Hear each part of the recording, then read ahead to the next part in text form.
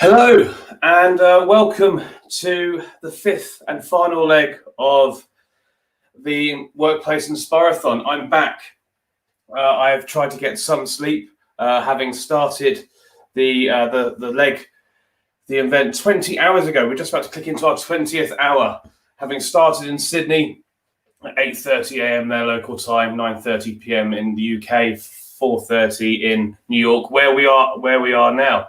We've gone through Australasia, Asia, EMEA, Africa, Europe, and the UK. We've traveled across the Atlantic. We've had multiple speakers and many musical gigs too. I'm really excited about our North American adventure right now. We have fantastic speakers, award-winning organizations, and people with just very different viewpoints.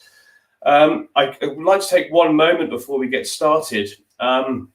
One of the themes, one of the challenges that has come out from around the world so far has been that the pandemic has actually created more challenges and it might have put gender equality and that movement backwards a bit because of women having to take on more responsibility in the home, with children at home in lockdown.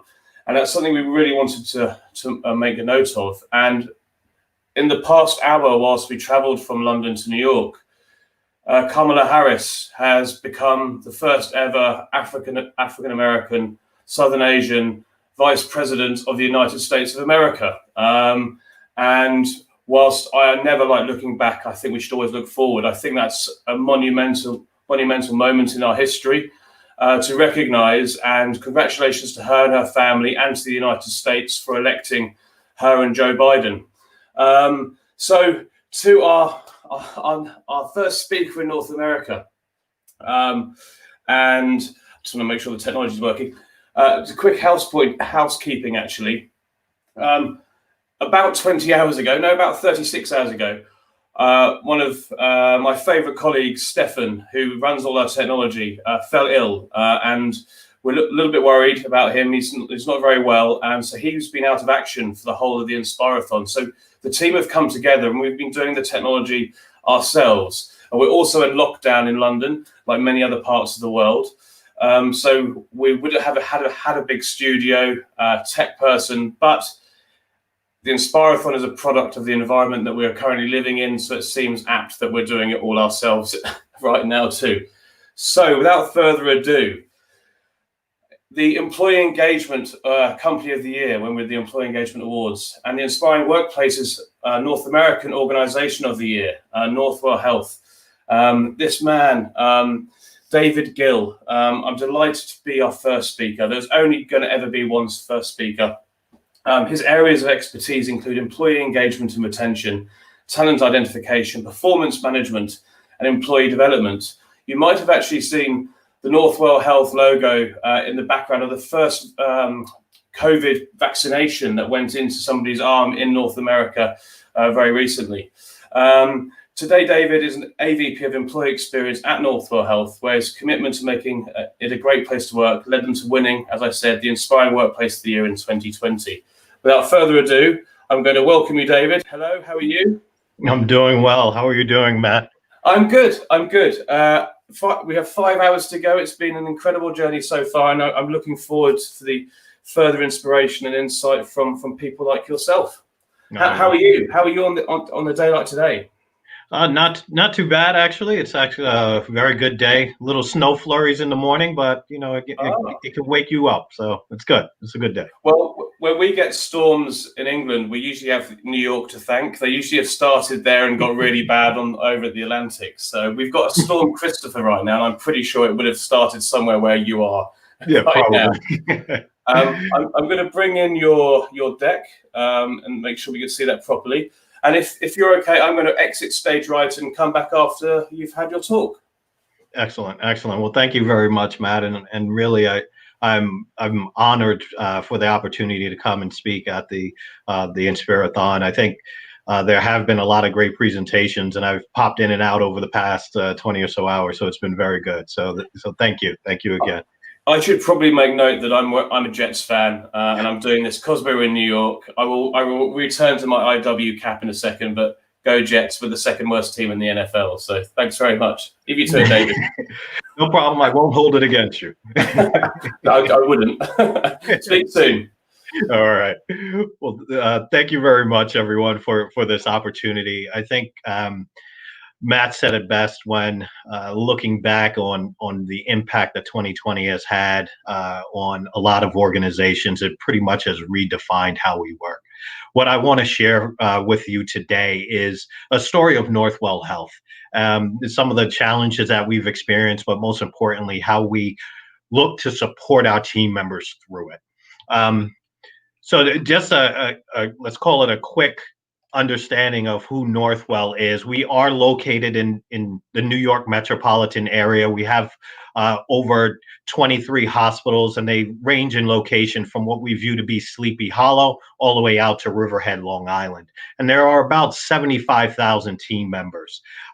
What I would point out is those 75,000 team members typically would serve and treat over 2 million patients.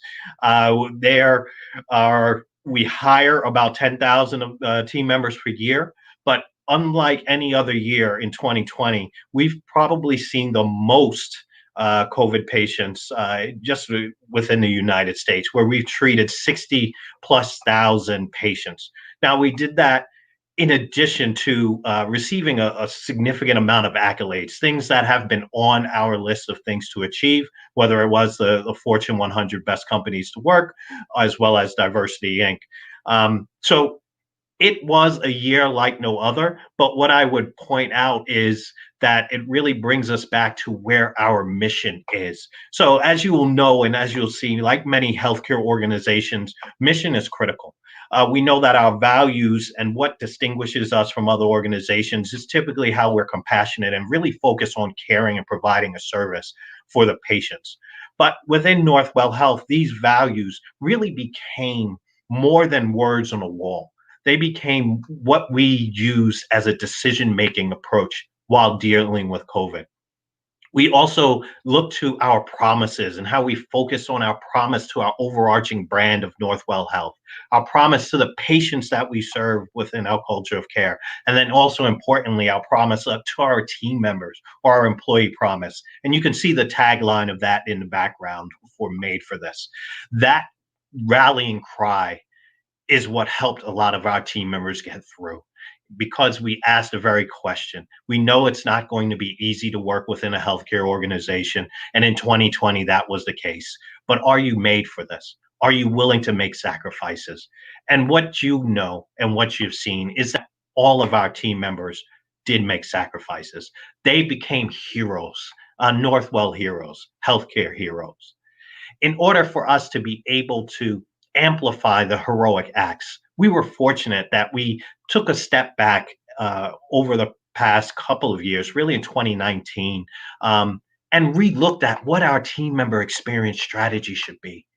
And we knew it had to connect to our mission, but we also knew that the ideals of being compassionate must sort of reign true. So it really began with, what is the biggest thing that we can focus on?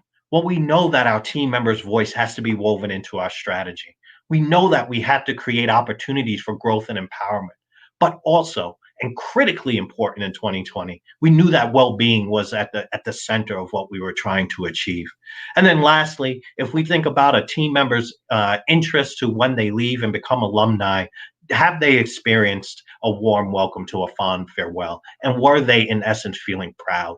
What I can say is, I think about an inspiring workplace, and I think about the team members, and the team members who inspire me to make heroic sacrifices. Those team members throughout 2020 did a lot. They were willing to walk into their homes and remove all their clothing, because they didn't know what they would potentially be bringing home with regard to COVID. They knew that they may had to potentially stay away, get get put in a hotel, so that they can continue to care for their team members. And now, all in the midst of all of this, somewhere in between, we were operating somewhere in between a pandemic as well as civil justice. Those things had an emotional impact on our team. And we used those very moments to ensure that our team members felt supported. We knew that there were a few things that we had to do immediately. When COVID hit and we were at its peak in New York during the March April timeframe, where we had in our facilities well over 3,200 patients at any one given time, we knew that we had to provide ongoing support. What did that mean? We leveraged the voice of our community. They were individuals who were willing and able to support us, whether it was through in-kind donations or even step out onto their porches or step out onto their balconies and cheer for our team members at 7 p.m. as well as 7 a.m. every day. We had to launch campaigns, whether it was a regional commercial spot declaring Northwell Health or healthcare heroes. We also ensured that from a digital perspective, our team members who were not fighting the day-to-day battle, which was approximately 10,000 or so, they had an opportunity to thank the ones that were making those day-to-day sacrifices through Thank You Heroes campaign. We also wanted to make sure that the support was provided at the point of care. What we found in all of our strategies is that we had to be cognizant of where our team members were providing the care and how they were going about receiving support. So we stood up tranquility spaces as well as a dedicated 24/7 support call center that was focused purely on COVID support. One story that I want to share with you, I had an opportunity to oversee sort of the stand up of this approach. And as we were rolling it out, I was at one of our facilities in Suffolk County in Long Island, and a team member came up to me. And we had the space set up. Usually, we had wonderful snacks and let's call it tchotchkes or gifts or takeaways to encourage people to learn a little bit more about the resources that were available. She bypassed all of those things. I believe her name was Emma. She was a respiratory therapist. She looked me in the eye and said, "I really need help." After handing her the flyer, I encouraged her to make sure that she contacted the number. Also pointed out that we do have on-site EAP resources that can help her. But what she did next was probably one of the most inspiring things and spoke to the resilience of our team members. Yes, she sat down in the corner of the cafeteria and dialed the telephone number. It looked like it was a fairly brief call. Maybe it was to make an appointment. But what she did was she then stood up, fixed her mask, and went back to the unit. So when I think about inspiration and I think about how an organization can ensure their inspiring moments, it was our team members who inspired many, many more. The dedication to providing exceptional care, bar none, made this a heroic effort. And it made me to even begin to understand what the sacrifices she was making to do this, putting her emotional support, herself on the line so that she can provide care. That is just one of many stories that we encountered over the past year. We will even have positive, more glaring highlights, if you will, where we made sure we captured a lot of the experiences of our team members through a video diary series.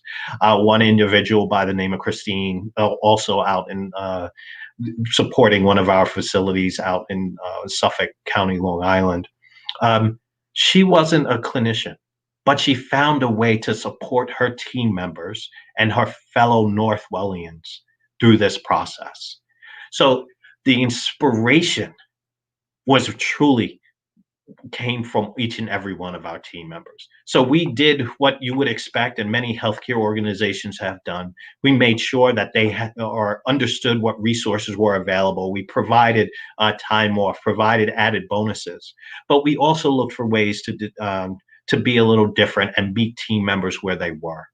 We reached out proactively to roles that were critically impacted, much like Emma, the respiratory therapist, providing the role of supporting COVID. We know that role, we never truly had enough respiratory therapists, and probably right now don't either. But that role was critical to the support and to the fight that has just occurred. We also ensured that what you saw in terms of kneeling for social justice, we made sure that we use that as an opportunity to have a broader conversation, a conversation that focused on where are there opportunities for us as an organization to ensure that there is civility, ensure that there is equity, and ensure that there is respect for all of our team members. That is no easy task.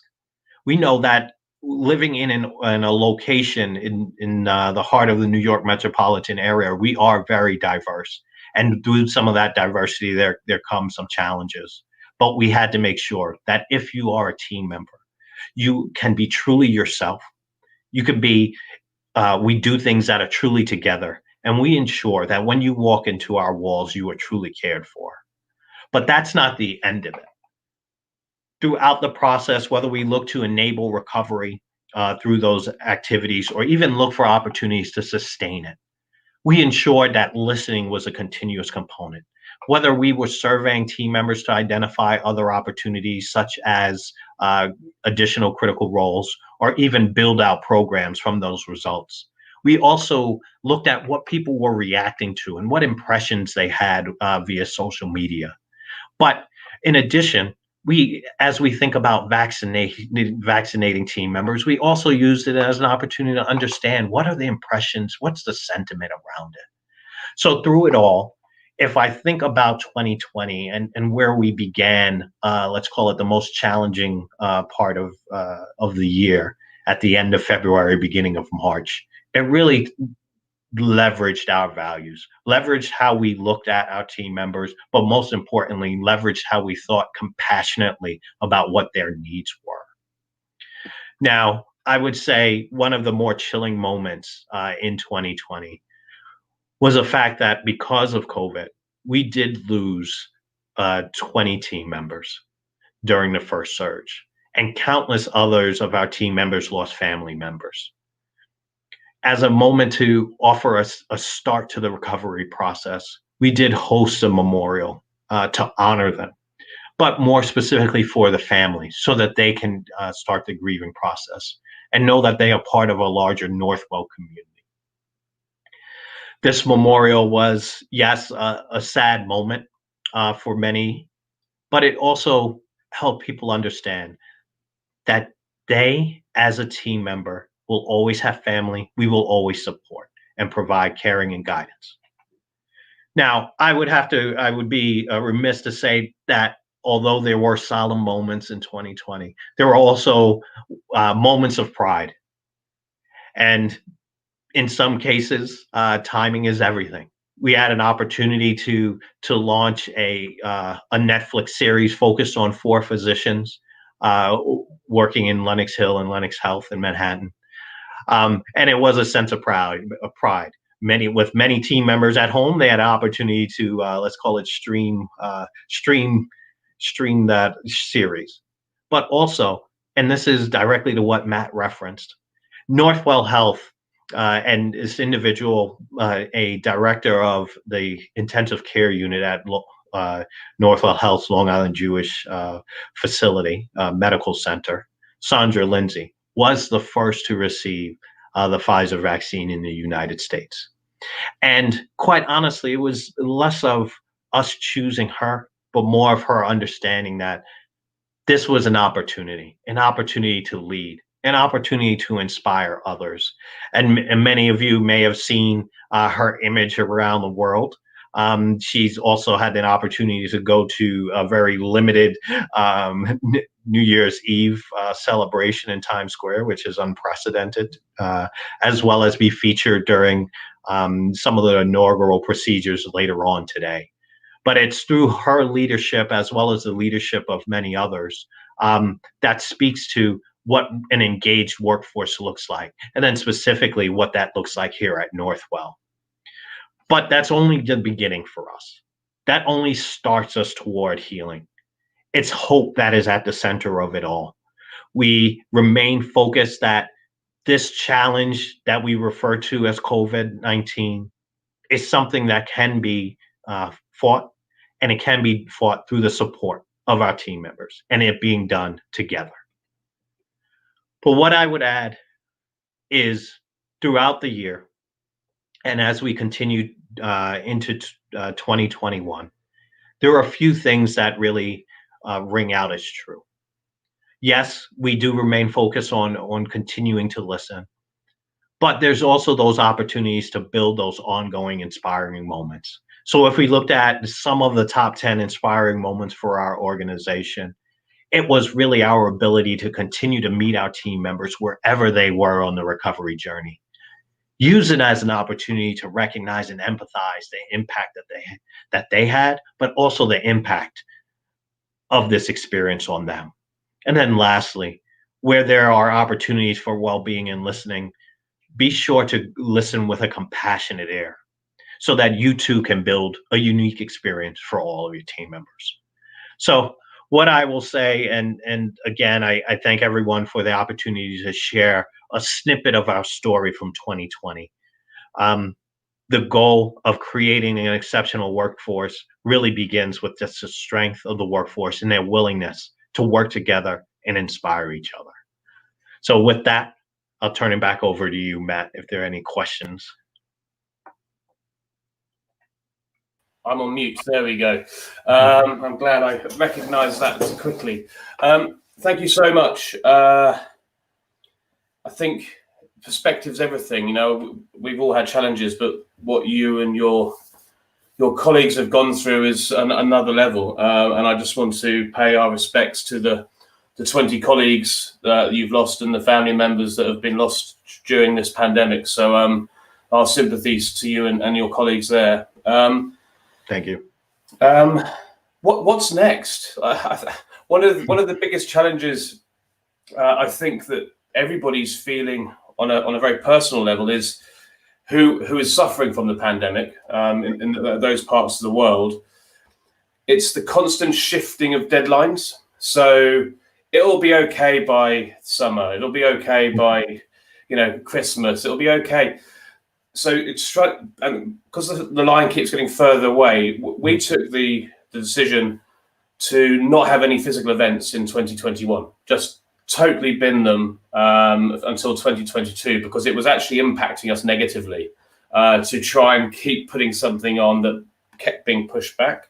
And I just wonder, how do you plan for that in the world that you're working in, which is just right at the very front line? Right.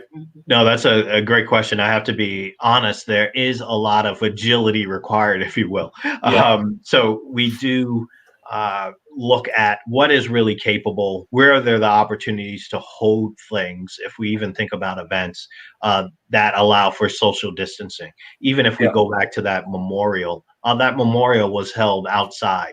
Now, fortunately, it was in June, and we had a big tent, so it wasn't too warm for us. But we look for those opportunities for where is social distance possible. Any event that we're looking to do is probably bordering more on a virtual event, much like you. Yep. Where we do have opportunities is how are we reaching people at home? And how are we ensuring that even at a facility, someone can grab and have a mini or micro experience? And what about just the day-to-day of the pandemic pushing regular life back? So and burnout, I suppose. I'm trying to imagine. We say empathy is a very important part of what we do, but it's very hard to imagine the strains and stresses that your people have to deal with. And then how you put processes in place to mitigate the pressure they're under. Right. It's let's call it somewhat interesting that this year, even we're in our second, let's call it our second big surge. And so although we're not seeing the same level of COVID patients within our facilities or within our practices or sort of interacting with our organization, there are separate challenges that make it a little different this year. Yeah. The day-to-day experiences are a fine balancing act. So we are taking the slew of resources and programs that we stood up, and I only listed a few highlights, and we're adjusting them to meet the needs today. Yeah. We know that even subtle things are causing certain triggers. So we're taking a different approach to Right. ensuring that team members still feel cared for. But it really, I think, goes back to a lot of our guiding principles, ensuring that it's the resources in a program are sort of within arm's length of a team member so that they can access it when they need it, but also continue to obtain feedback and adjust programs as appropriate. I think those are some of the bigger things. And then from just an organizational perspective, we do remain hyper focused uh, on the pandemic, including the vaccination of our team members and the Yeah. vaccination of the community. So it's a fine balance right now. Stress and burnout are a concern, but I think that the perception and why many of our team members almost felt joy when Sandra received that first Yeah. vaccine. It's that moment of hope that an end is near. So that's the hope is what a lot of us are resting our hat on. Well, your team members weren't the only one. I was watching CNN lockdown in England and seeing that, and I felt joy seeing that too. My brother's a healthcare. He's an MD. He worked at Mass General. He's now over in LA, so he's been at the front of this too. I suppose last question, and I need to phrase it correctly. Outside of the actual world that you work in, and thinking about the job role that you have,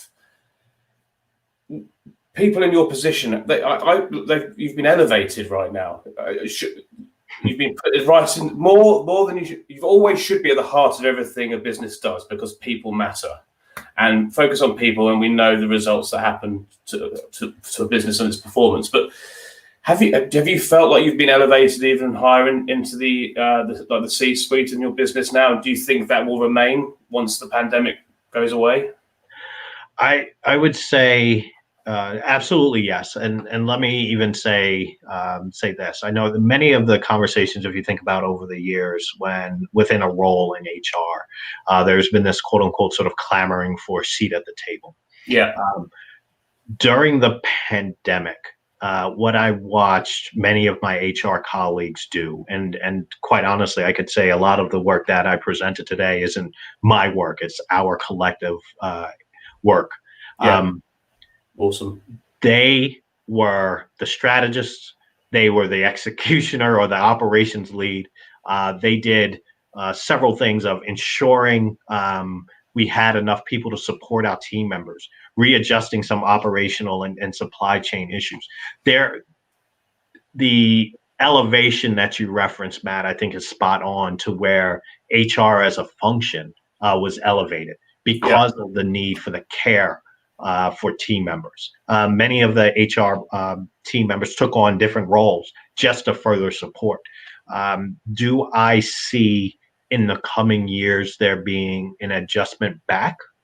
I would say no. I think this has just been a tremendous opportunity, even I would say personally within my role, that it really highlights the need for the team member voice to be critical and for team members' well-being to be even more important.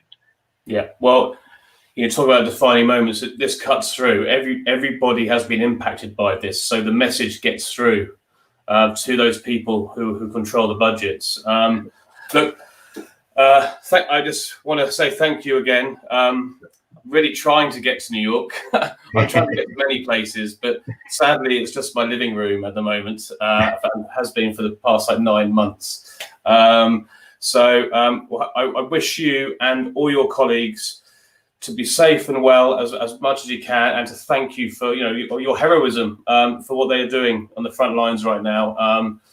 And I look forward to seeing you in happier times. And I really appreciate you giving up your time today on such a historic day in America. No, thank you. Thank you very much again for the invitation and welcoming us to share our story. I do look forward to maybe 2021 where we can all be together again. But thank you. Thank you very much, and thanks, David. Thank you. All right, be well, Matt. You too. So, what a way to kick off North America.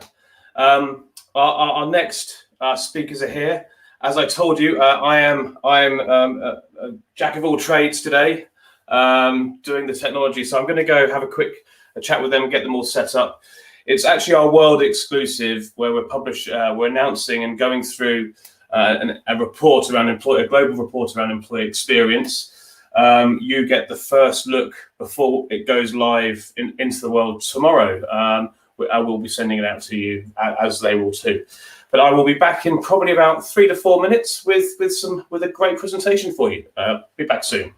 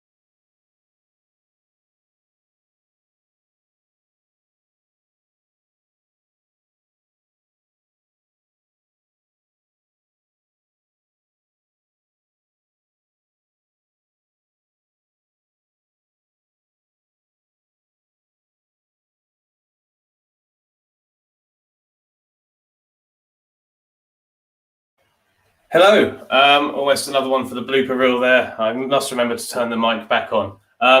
We're coming back to you right now with two incredible people. Liz, I forgot to ask how you pronounce your surname, Liz. So I've got 50-50. I'll say Clover and Hattie Roach, co-MDs of This Is Home. This Home is a globally award-winning employee engagement and employee experience and telecoms agency. They exist to help improve the experience for everyone and strive to help employees bring their best selves to work. I've known Hattie for many years, and they were a big support talked about our rebrand and merger of the Employee Engagement Awards and Employee Engagement Alliance into Inspiring Workplaces about a year ago now, before our last gala dinner before lockdown. They then helped us with Workapalooza, which was another event to launch Inspiring Workplaces, where we had concerts and different speakers. And since then, they invited us to be part of a global employee experience report called Roundel, which we jumped at the chance to help get insight from organizations around the world. And today, they are going to share insights from that report before, as I say, we publish it tomorrow, and put it all over our social media and through our channels and databases. So without further ado, I'm going to bring them in and let's see if this all works. Hello, Hattie. Hello, Liz. Did I get it wrong? Clover. Clover. Not so bad. 50-50. Yeah, okay. So welcome. Hello. How are you both? Yeah, good, Matt. Odd to be doing this from home and jealous to see that Liz is in the office. Yeah. Well, this is my office right now. I'm just going to bring up those slides. Who presents it, we might want to go into full screen mode. You might not be able to see yourself then, but the slides will look much better, I think, and any comments I can pass along at the end. So, as I say, it's an honour for us to be involved in all your hard work. Won't mince words, and I think we'll leave you to share the insights that you've garnered from the world of work. Thanks so much, Matt. Thank you. Liz, are we full screen? Yeah, I'm sharing. Can you see? No, we can actually just see your normal view. Okay, two tick.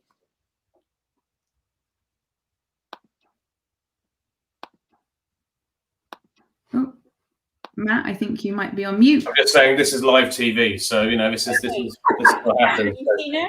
Add to stream. There we go. Yes. Okay, perfect. Great things are worth waiting for. I'm going to leave you to it. Amazing. Thanks, Thank you, Matt. Thank you. So, as Matt said, this is our second year of Roundel, and honestly, what a year to look into employee experience. As you can imagine, it's been literally fascinating. So we're going to be pretty speedy over the next 20 minutes. We've got lots to share. So apologies if there's loads of points and loads of messaging. As Matt said, we do launch tomorrow, so please do download, and obviously there'll be much more detail in the actual report. So 2020, I mean, where do you even start with it? I don't think we could have predicted the events. And I think if we did, then nobody probably would have believed us. And I mean, if you look at some of the images, obviously many of you will recognize lots of these events, but we did see last year wave upon wave of seismic change, whether that be working from home, Black Lives Matter, political unrest, Zoom fatigue. We've all been working in our PJs. I'm still wearing comfortable trousers right now, homeschooling. The list literally goes on and on and on. I think the one good thing that 2020 did offer us is an opportunity, I suppose, to hold up a completely unflinching mirror to both organizations and then to all of us as well as individuals.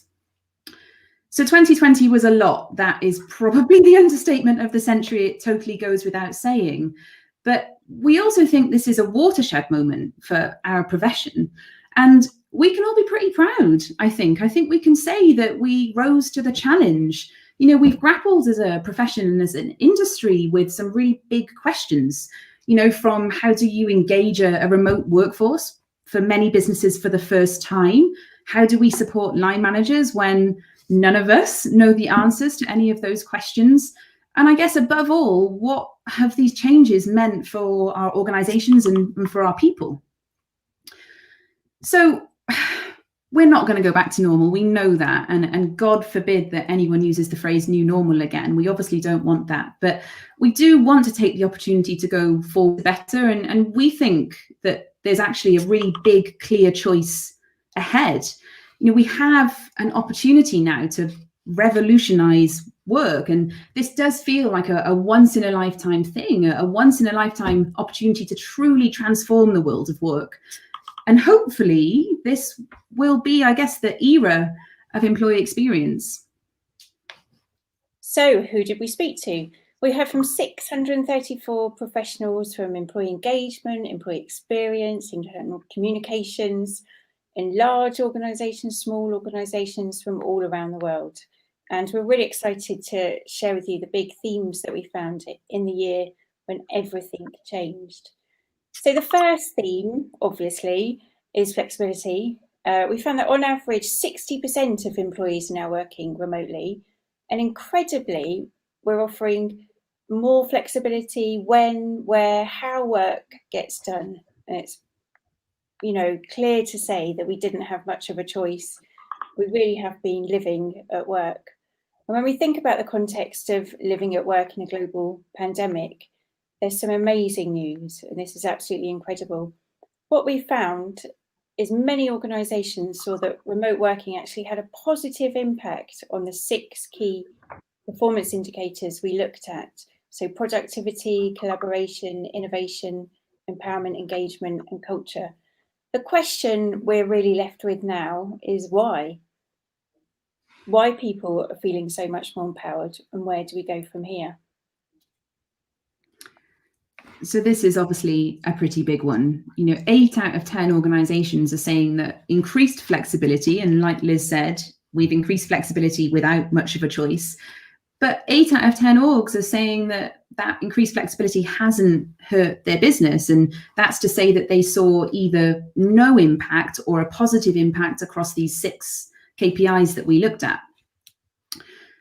And this is an interesting chart. So you'll see a couple of times throughout this data, we've sort of looked at some correlations between flexibility and the impact on the work and employee experience. And you'll see from this that those that offered increased flexibility about when, where, and how work gets done did see a bigger uptick, I should say, across 5 out of the 6 KPIs compared to those that didn't. And you can see them just sort of ticking along here, the difference between productivity, innovation, empowerment. And interestingly, the only one that saw a more negative impact, whilst possibly not massive, it's still an important point to make, was collaboration. And, perhaps that's just not a surprise. We have all not only struggled with needing to be in our houses and work in our pajamas and homeschool and all those things we mentioned earlier, but we've also had to learn how to collaborate with our teams remotely for the first time. So probably not a surprise on that one. So I guess where does that leave us? And, we've got here, let's go hybrid. We said earlier, we can't go back to normal. So perhaps where we need to go is this time where we start thinking about hybrid approaches that we might adopt in the future. So we need to balance, I guess, the need for in-person collaboration. And of course, we still feel that there's so much need for in-person collaboration with the opportunities or I guess the learnings that we've had over the last year. So the increased empowerment we saw, and we'll talk more about authentic leadership later, there's some of the benefits and things that we can take forward. I suppose where we are then is questioning what the new employee experience is going to look like for us and for you. So before we get there, let's have a look to see exactly what changed 2020 versus employee experience. So it's not all good news, and we asked organisations which employee experience touchpoints were most impacted by remote working, and we heard that learning and development, recruitment, unexpectedly onboarding and performance management saw the biggest challenges. So where we're trying to attract, educate, and then manage the performance of people, these things that normally have lots of face-to-face interactivity, there's no question that they're going to be impacted by remote working. And then we asked people if they could improve just one aspect of the hire to retire journey to drive a much better employee experience, what would it be? And right on top came learning and development, followed by performance management and onboarding. Those together were the top 3 priorities. So the events of 2020 saw discussions about racial injustice around the dinner table, across social media, in the news, and in the boardroom too. Of course, corporate D&I agendas are much broader than just race, but it's encouraging to see that in 2020, the things that happened led to much more conversations being opened up around D&I. That's a real positive. 25% of respondents said that that was, a real silver lining to the impact that 2020 had on their organisations. And then, oh, sorry, Liz, go on. No, go ahead. And 1 in 5 are saying that D&I had the most positive impact on their employee experiences. And the context of this question is us asking, which initiatives that you ran in 2020 did, I guess, most positively impact the employee experience and the people that work for you. And 1 in 5 is not a bad stat, saying that this had the biggest positive impact. And obviously we're reaping the benefits here of more forward-looking companies and companies that are reacting to the change, the seismic change that's around us. The downside, and I hate to say disappointing, but I think it was really, is that 20. Do you want to flick slides, Liz? 26%, and that's 26% are saying that D&I is one of their top 3 focus areas for 2021. Now, that's not to say that there's not a larger percentage of organisations that have D&I as one of their major priorities for employee experience for this year and beyond. I think we would have liked to have seen that as a bigger number, in the context of everything that has happened. There clearly is still work to do here, because for us, it very much should sit at the very top end of our agenda. So another big theme, this one is, and always was, I guess, inevitable. Liz and I are presenting to you right now in the UK, as you can probably hear, from another national lockdown. I think this is number 3, so probably not a surprise to see mental health and well-being. And we don't ask this question enough, especially when you look at the stat just to come. So 80% of respondents are saying that the events of 2020 negatively impacted employee mental health. That is literally massive. There is a catch here, and that's that 61%, and I will say only 61%, because there's obviously a gap there, have taken further steps to support employee mental health and well-being. We clearly have a gap, and I think the majority of organisations, of course, there with the 60%, they are adapting, and many are under financial pressures. Of course, that's understandable. But where is that leaving their people? And I think supporting mental health and well-being into 2021, and we'll talk more about that later, is going to be equally, if not more, important as we continue. So the big question around mental health and well-being is, are we always on, and where do the boundaries lie? We work in our living rooms, children jump onto our calls, we don't commute, we're uncertain about the future, we homeschool. Work life and home life has never been so blurred. There's increased flexibility, but like we've said, we need to make sure that there are boundaries, we need to find the right balance. When we asked our respondents what had the most positive impact on employee experience in 2020, it was definitely mental health and wellbeing initiatives. And really interestingly, this is another one of the cuts of data that we looked at to find the correlation. And we found that organisations who invested more in mental health and wellbeing saw that remote working had more of a positive impact on all of those 6 performance measures that we looked at across remote working. So it's really clear that organisations that invested more in mental health really reaped the benefits of that. And, the question is, what next for mental health as it becomes much more wide.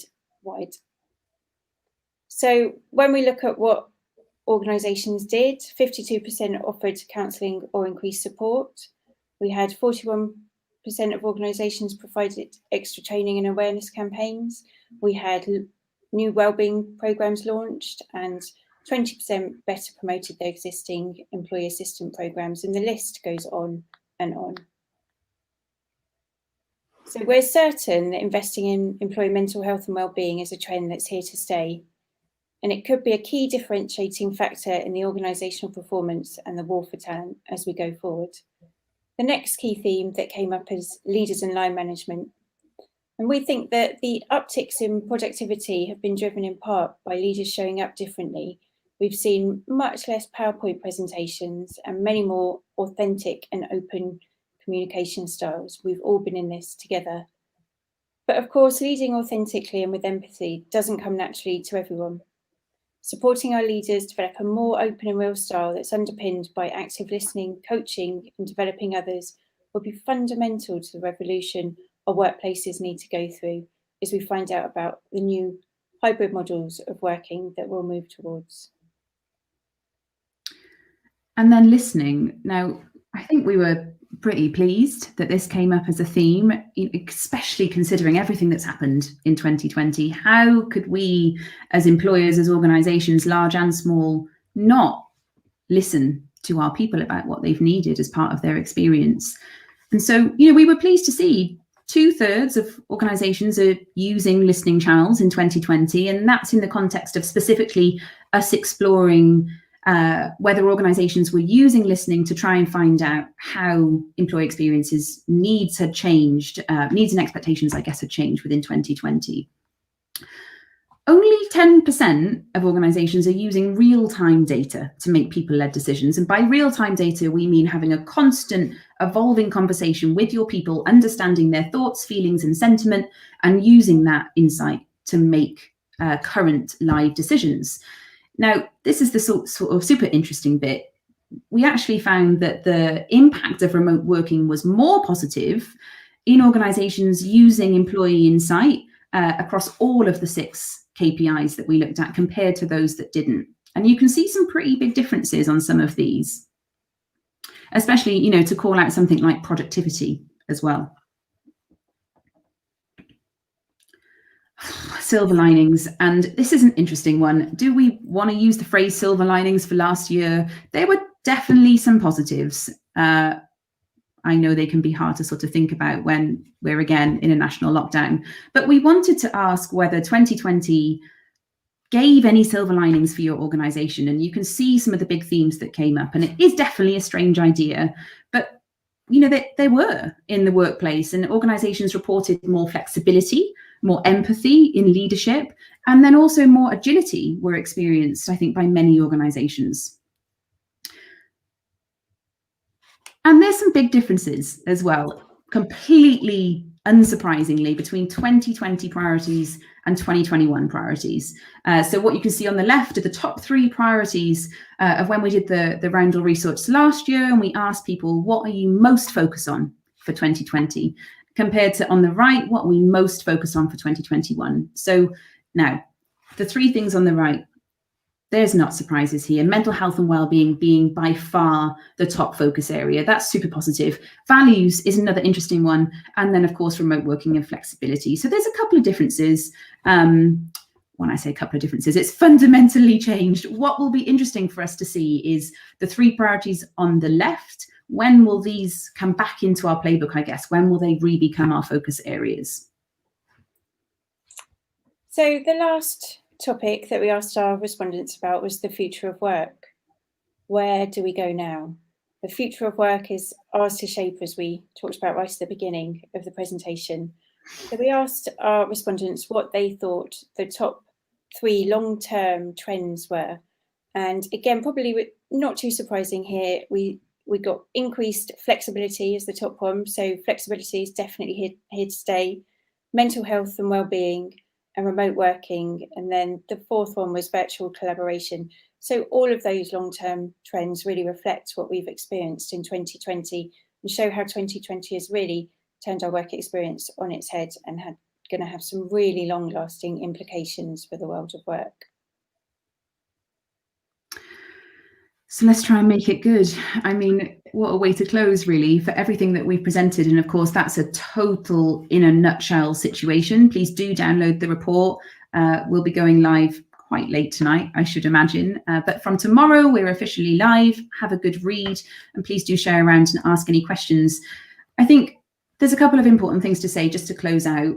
Like we said in the beginning, we do have this once in a lifetime opportunity to look at employee experience, to look at the world of work and think about how we can fundamentally transform it.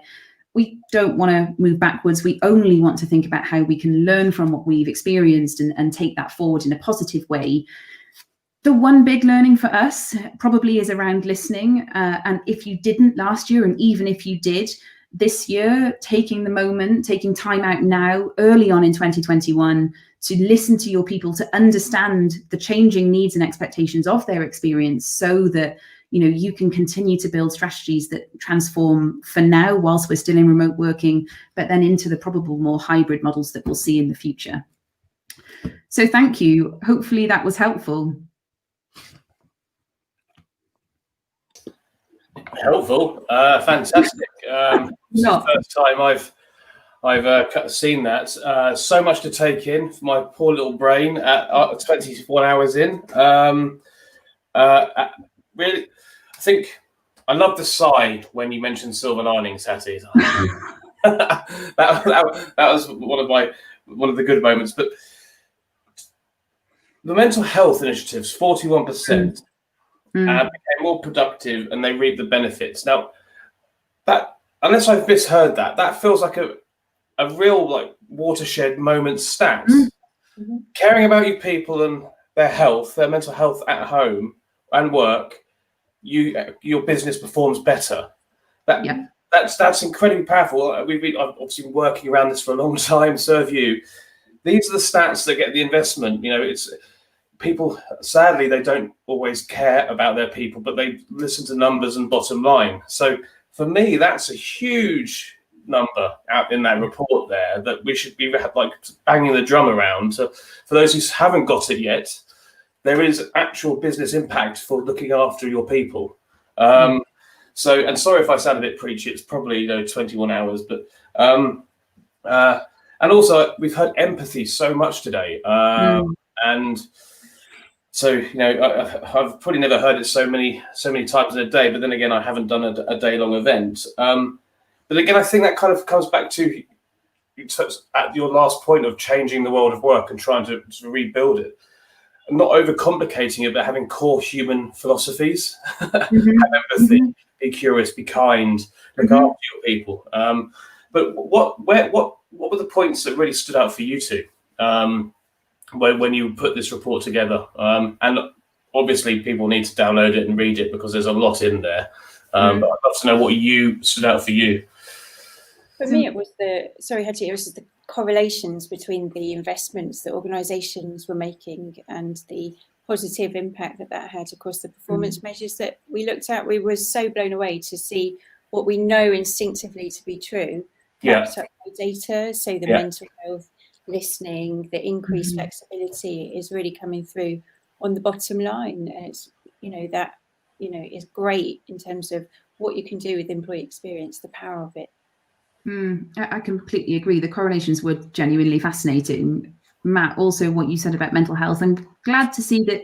I guess two things. The one is that organizations have reaped the rewards and those who've invested more in mental health last year, but to see it also as the top focus area for 2021 shows that organizations in our industry is recognizing that. And look, even if you sort of take away the detail of the stats, we have experienced, all of us globally, for the first time in our generation, a completely, I suppose, a consistent experience for all of us. We've all been in this together, and that's been the same in the workplace. So all of a sudden, workplace cultures understand that we've got to group together.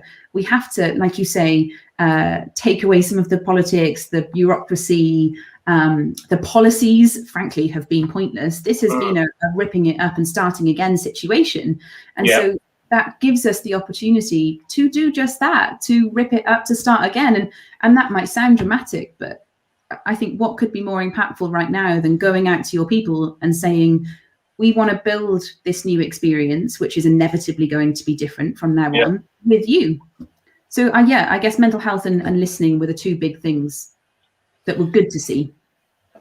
I'm just coming back to the empathy piece again, and why it's suddenly there. I'm just thinking, and maybe I'm still on the uptake, but leaders suddenly had to become very accessible and very visible very quickly, and or it was business critical. They actually had no choice. So leaders who were always at an arm's length, they might have put an email out once a year or something. Suddenly you had a Zoom call or a town hall into their bedroom.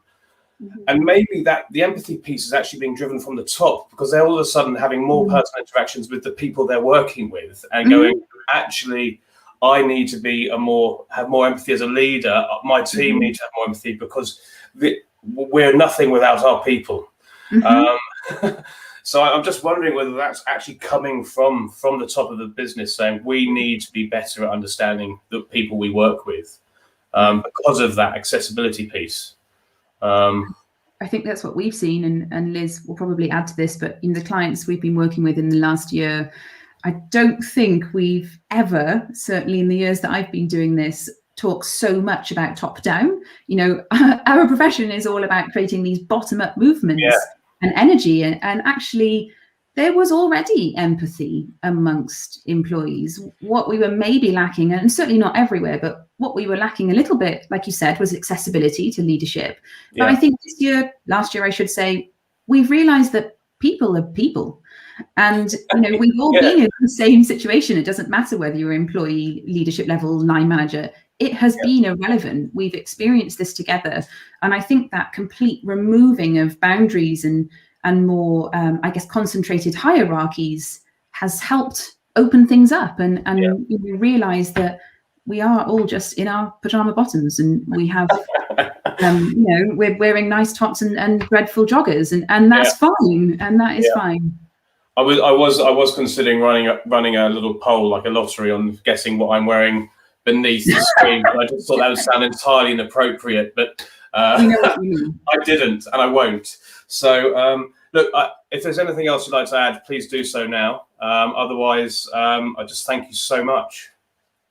No, thanks, Matt, and thanks for having us. Yeah, thank you. Thank you, and thank you again for this. This information gives people potential, empowers people to go try and get investment in certain elements to improve their business. So I thank you on behalf of those people, and we'll no doubt talk over the next 12 to 24 hours to get this report out there. So take care, have a good night's sleep, and speak to you tomorrow. Thanks, Matt. Good luck. See you later. Take care. Bye-bye. Thank you so much to Hattie and Liz. Some real thought-provoking insight there from them. And just from looking at the slides, definitely need to get into the report to actually study it a bit more. I have seen our next speaker has arrived. So if you'll bear with me for 1 or 2 minutes, I will go make sure they're okay. We'll be back. We have 2 more speakers in this side of the North American leg. Then we have a short networking break before we go into our final session. And we've just gone into our 21st hour. Or is that the 22nd hour? I'm not entirely sure. But that, I don't think it matters at this stage. I will be back shortly. Thank you very much.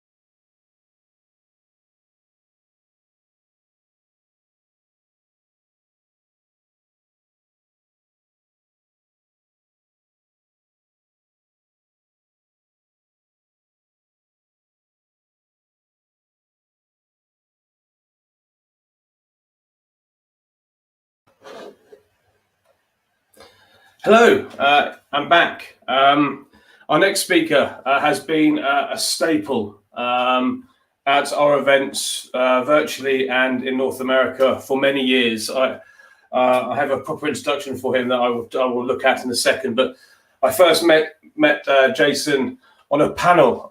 We were both invited to be on by the Star Conspiracy in Chicago a number of years ago.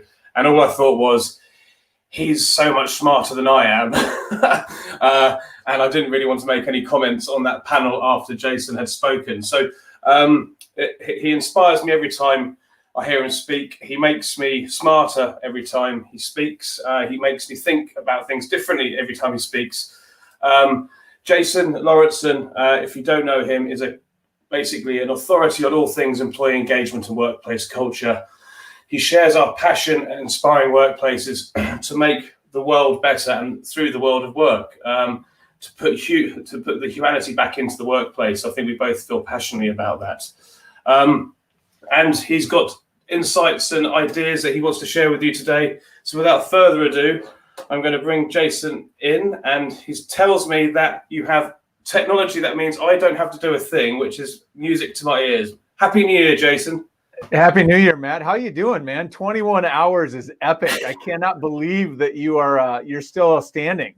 Well, yeah, I'll be honest. It was 24 hours nonstop when I went to bed, and then I didn't really sleep. So it's going to be close to 48 hours. But once it's a product, I'll say this again, it's a product of the environment we're living in.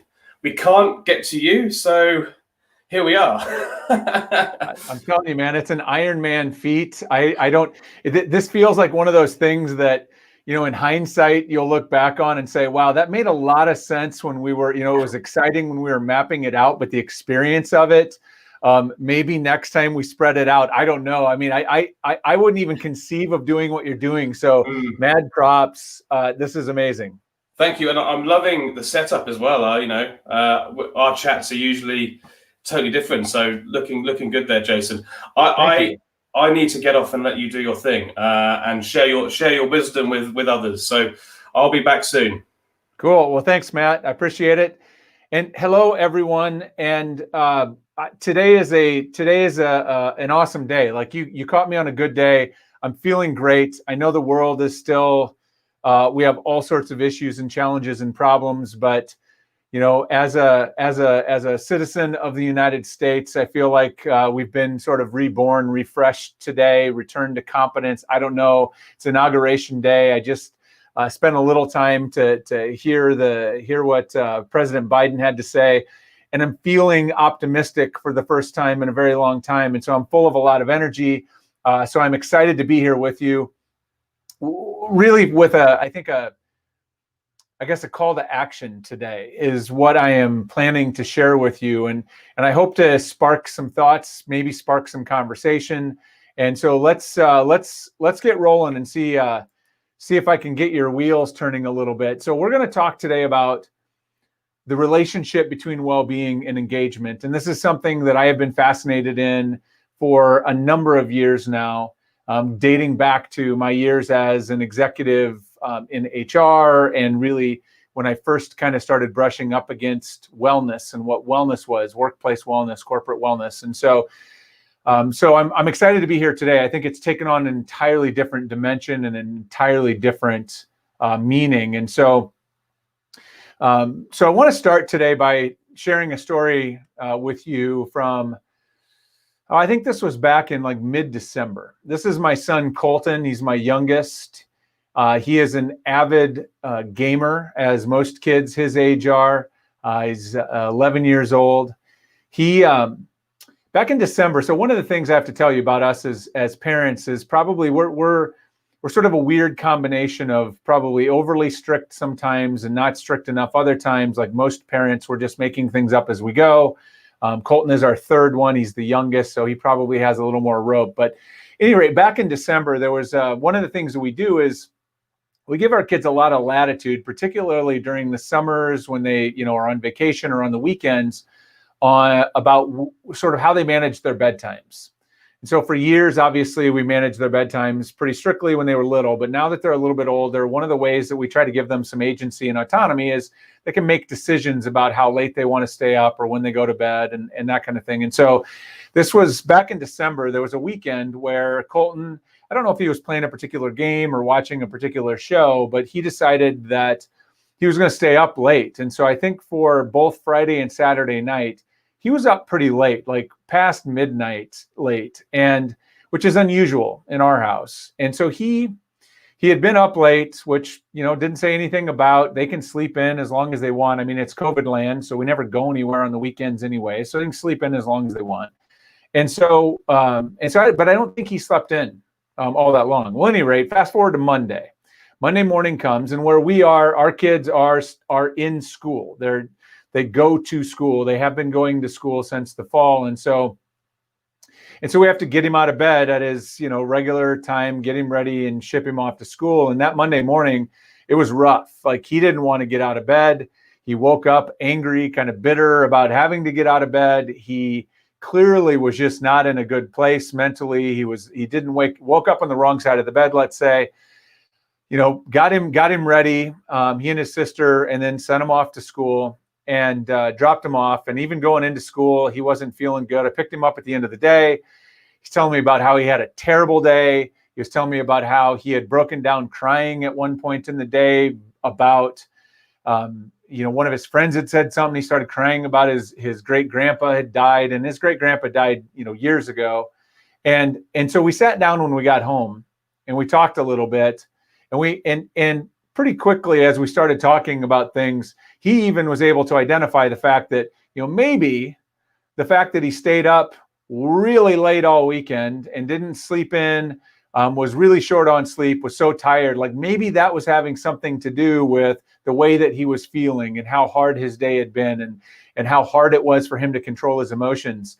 And he decided, and ever since then, very honestly, he's been a lot more sort of regulated on putting himself to bed a little bit early and making sure he's on top of his sleep, which is kind of interesting. But this really struck me. It reminded me, I guess, of how, this conversation about engagement and well-being, like for years and years, it feels to me like we've kind of overlooked the role of well-being and engagement. But all of us, even kids, right, even at 11 years old, it's pretty obvious that when we don't take care of ourselves, when we do the things we need to do to make sure that we're in a good place, we're rested, or we're eating well, or we're eating enough, or not eating too much, or whatever it is, that when we feel good, we show up better, we perform better, whether it's going to school to learn, whether it's going to work to perform, whether it's just showing up in our life. And so that I think is really interesting as we all have a sense of how important well-being is. But I think it's interesting that well-being has been in the background for us for so long. And so what I want to talk about today is to sort of unpack the role that well-being plays in engagement, because I think we know that that well-being is important to engagement. We've had some sense of that. It's become enhanced over the last year. But I want to explain why. I want to get into the why to sort of help us maybe reposition, even reorient our priorities towards well-being as we head into the next year and beyond. So let me first start by defining a few terms, because when we talk about engagement and other things, often we throw terms around without really being clear on what they mean. So when I say engagement, what I mean is that engagement is the degree to which an employee is willing and able to perform up to their potential. Now there's a couple of things in there.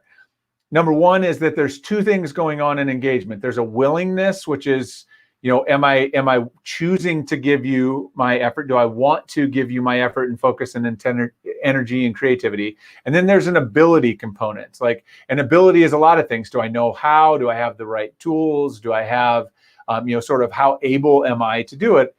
But it's not just willingness and ability to show up to do work. It's about performing up to our potential. So engagement, by my definition, is really about helping employees unleash their full performance potential at work in a way that fits them. And so that's what engagement means. Now, when we break out engagement works, I like to use this equation. And the equation really is is this. There's three elements that go into this equation. And I'm a math nerd. I grew up, I'm really good at math. And so as a math nerd, I hope you'll forgive me, but I've turned it into a math equation. And here's how it works. Engagement is well-being, which is the degree to which we as individuals are well and whole and sort of operating at our individual capacity as humans, where our needs are met. I'm going to define well-being more detailed later, but it's well-being multiplied by satisfaction.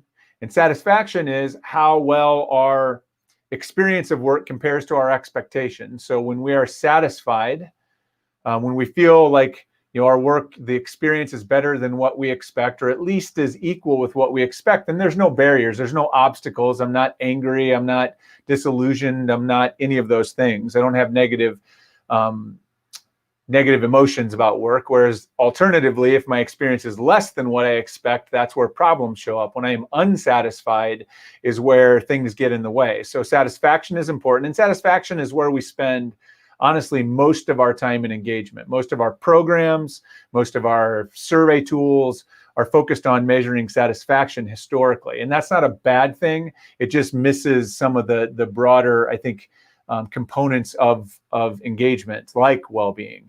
And then the third factor is drive. And drive is do I know what's expected? Am I motivated? Do I know what direction to head in? Do I know where to put my energy and effort to create the biggest impact?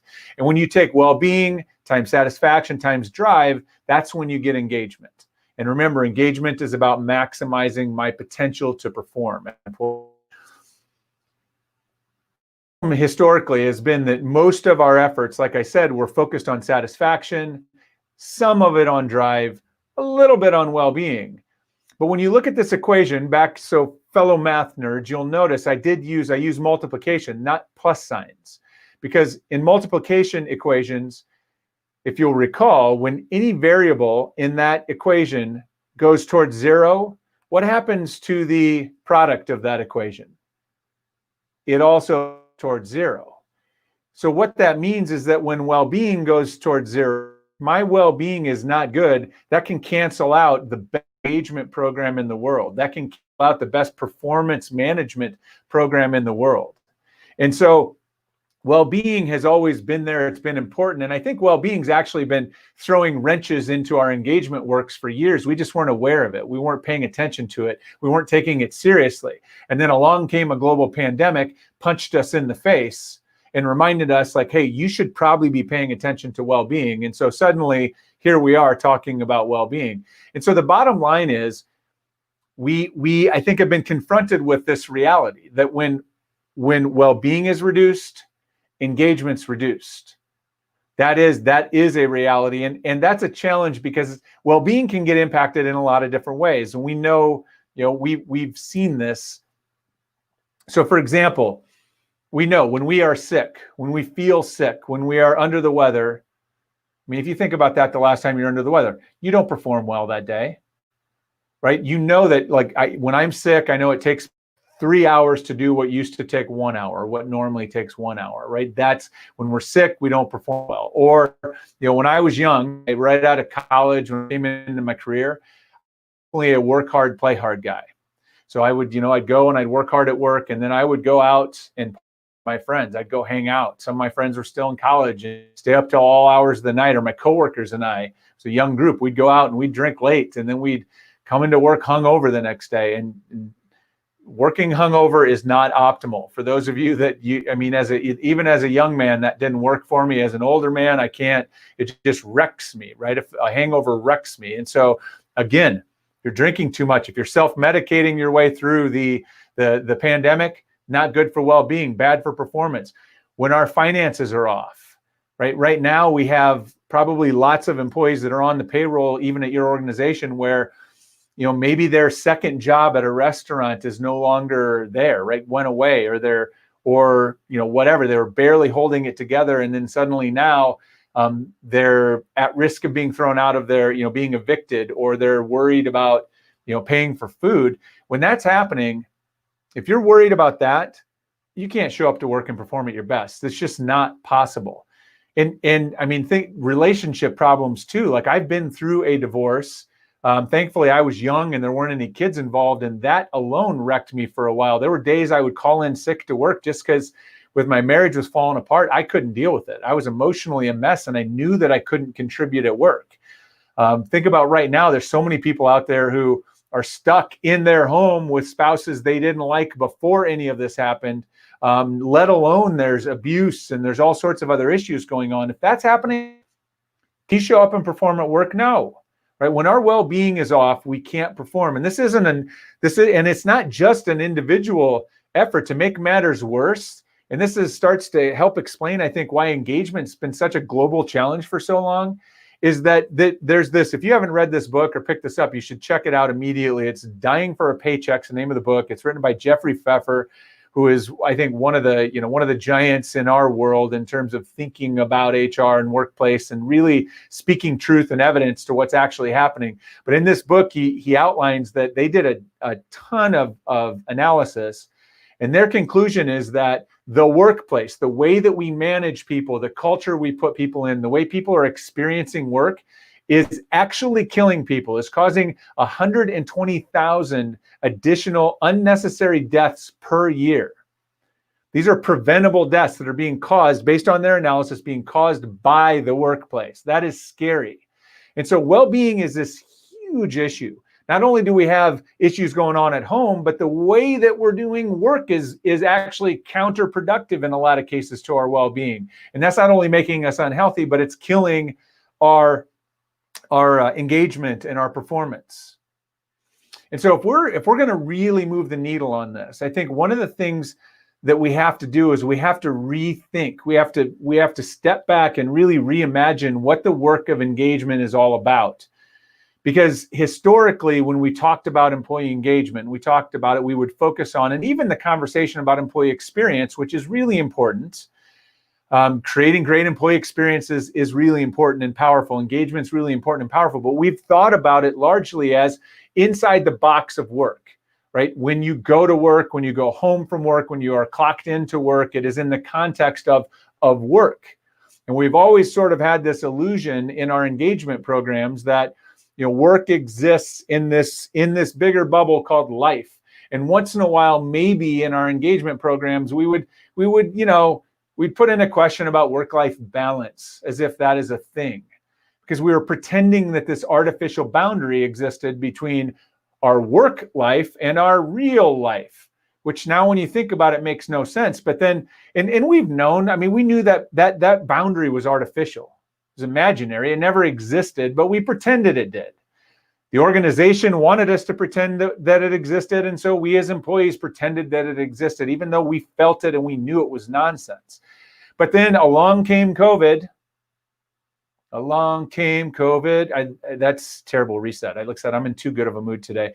But blew the boundary completely apart. It's gone, invisible. It just revealed that this was nonsense. This didn't even exist. And so all of a sudden, we're now living in this world where work and life are finally being viewed or seen as all the same. Work is just something we do at different times during our life. It has to just fit in. There is no separation. That boundary was nonsense. And so this is what the work of well-being looks like.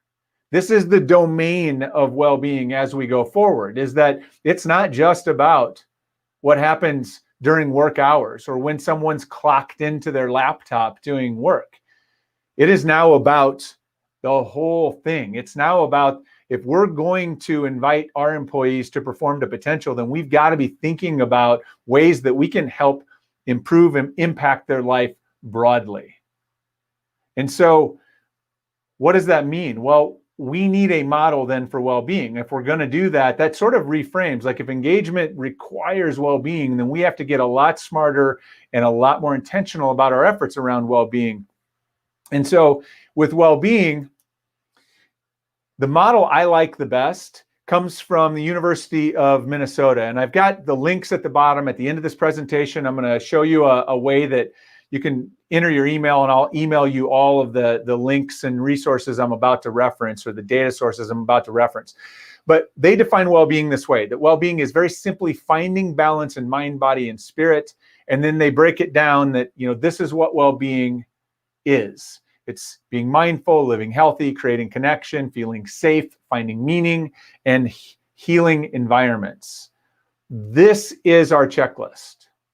This is our checklist. This is what we are all hunting for. And when you think about the work and the conversations we're having right now about work in the world of COVID, in a pandemic universe, this is the list, right? This is our to-do list. These are the things. So what I would encourage you to do, I'm not going to go deep into any one of those today. I don't have time, frankly. But I would encourage you to go to that site and dig in, or go find another model of well-being. There's a lot of models of well-being out there. Most of them are pretty good and holistic.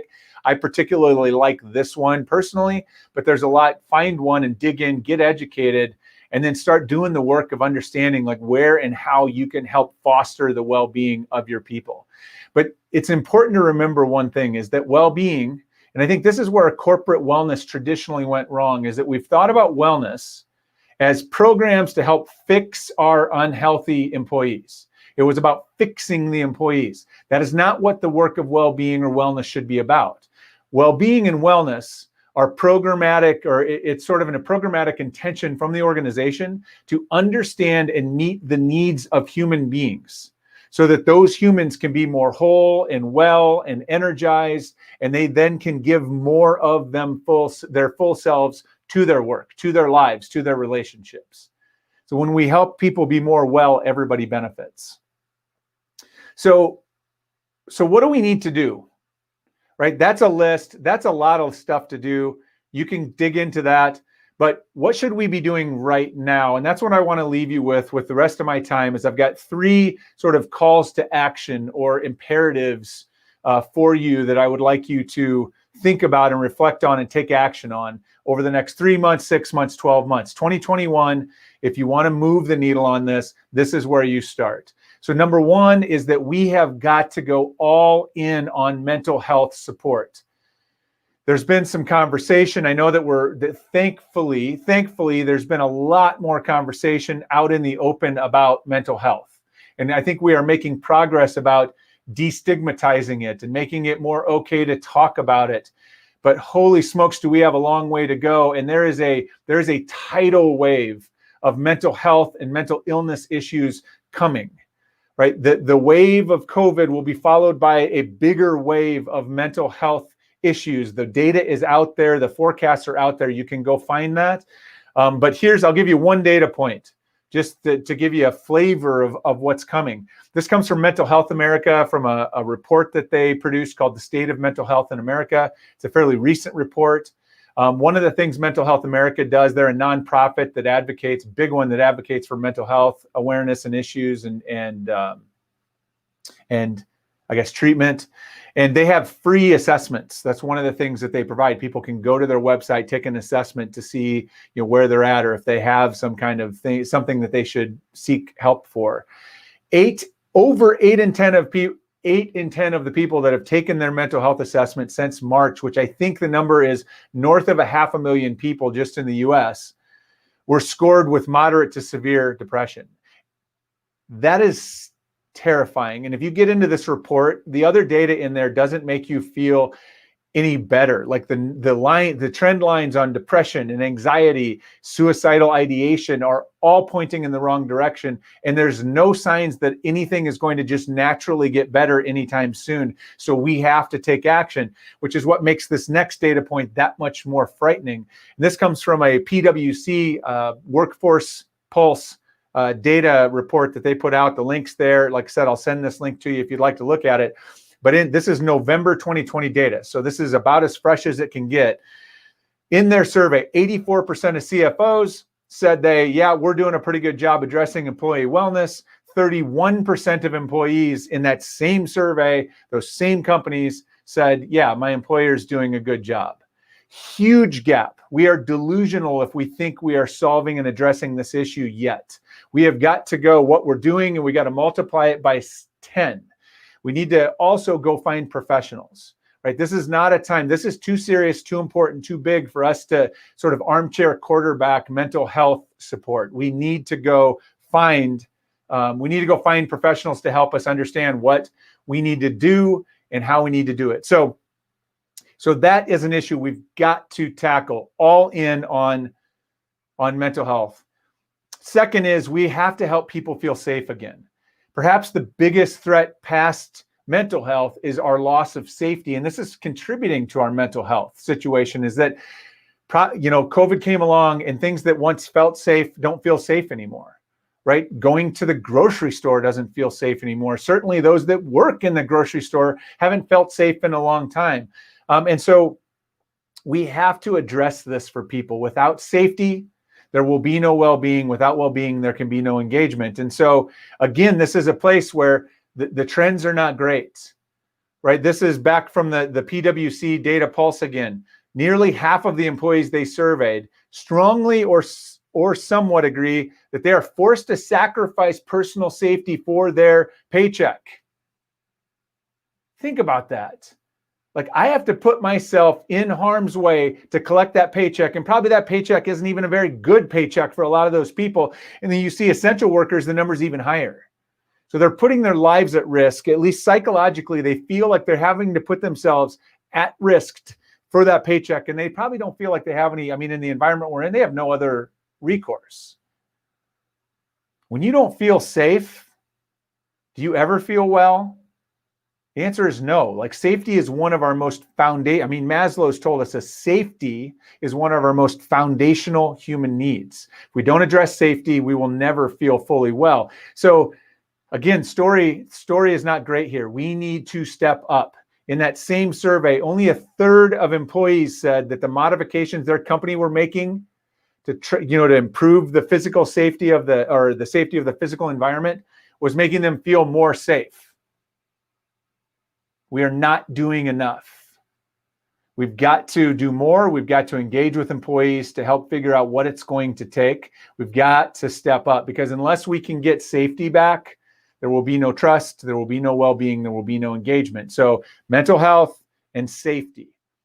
Now, those are big issues to tackle. So how do we make progress on that in the short term? I'm going to give you the killer app for that. And the killer app for that is management compassion.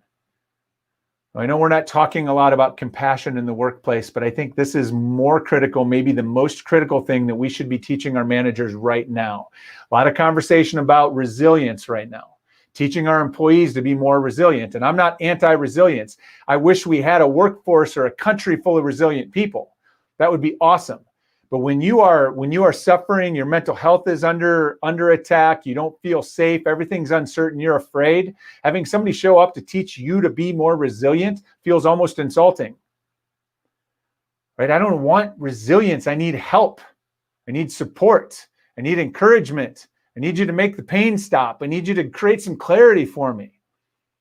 That's what compassion looks like. So when I say compassion, let's be very clear about what compassion is. Compassion is about recognizing suffering in others. So it's bringing awareness to that someone else is suffering, feeling emotionally moved by that suffering. So like, you see their suffering, that matters to you. You wish that they weren't suffering, and then you try to do something about it. That's compassion. We need to give our managers permission to do that. We need to teach them how to do that, because compassion will get us through this if we let our managers sort of do this. We need to move past some management BS baggage that we've had for years. So what does that look like for managers? Well, here's a couple things. Teach your managers to see beyond behavior. We get so focused on behavior that we react to an employee's behavior. Well, right now we got to see beyond the behavior, because there's probably a whole bunch of stuff going on underneath that. When we are scared, we're uncertain, we are feeling unsafe, when our mental illness or our mental health is shaky, we don't behave at our best. We do weird things that are out of character. As managers, we need to be able to be curious to go past the behavior to figure out what's going on there. Because, like, let's say you have someone that keeps showing up late to your virtual Zoom meeting every week. Well, you could get after that employee for being late, but it'd probably be smarter to ask some questions. You might find out that you've scheduled a meeting that's at the same time that that person's trying to juggle getting 3 of their kids started with virtual school. Like, you put them in an impossible situation, right? Compassion will help us figure out how to solve those problems. We've also got to really lean into getting to know our people, because when we know our people, when we build trust, we build relationship, we're more likely to give them the benefit of the doubt. We're more likely to, be a little more flexible with them. We're more likely to give, not assume that when they're behaving weirdly that it's intentional or it's some character flaw, right? We cut them some slack. That's what we do with the people that we care about the most, that are closest to us. So get to know our people. And finally, help till it hurts. Our people need support. They need help, right? They're struggling. They're dealing with things that they're not equipped to deal with. You're dealing with things you're not equipped to deal with. Your managers are dealing with all sorts of things. Like, we need to help. We need to give our managers help, and then we need to give them permission to help. Don't worry about what people should be doing right now. Like, should I have to help this way? Should I have to be this involved in my employee's life? Doesn't matter. If we're going to be serious about well-being, then that means we are involved in their life. We got to help them make their life work so that they can make work. So that's what this looks like. Those are my 3 imperatives. I hope that has been helpful to you. If you would like all of these resources, the slides, all of the links and data I just referenced, all you got to do is go to this link that I'm showing you here on the screen, gettalk.at/IWP21. Go there. It'll ask you for your email. As soon as you hit enter on your email, it'll land in your email box, all this stuff. Hidden in there is something really cool. Today, just ironically, I just launched or opened up registration for a online managing virtual teams course that I teach. I offered it last year at the end of the year. The feedback was tremendous. This is for managers who are newer to managing virtual teams. I just opened registration again today. Next class starts the first week of February. I offered a great discount to those that are subscribed to my email list, but because you're here, you're watching this, you can benefit from that as well. If you request the slides, there'll be a link to the page. You can learn more about that in case that's something that you are interested in, or that maybe somebody in your organization would benefit from. And so with that, Matt. Hello. There's my contact information if anybody wants to reach me. I hope that woke you up a little bit. I got a little preachy there, but man, am I excited today. Today is a good I was going to say, who needs Red Bull when you have Jason Lauritsen? Fired up. I need to go to sleep at the end of this.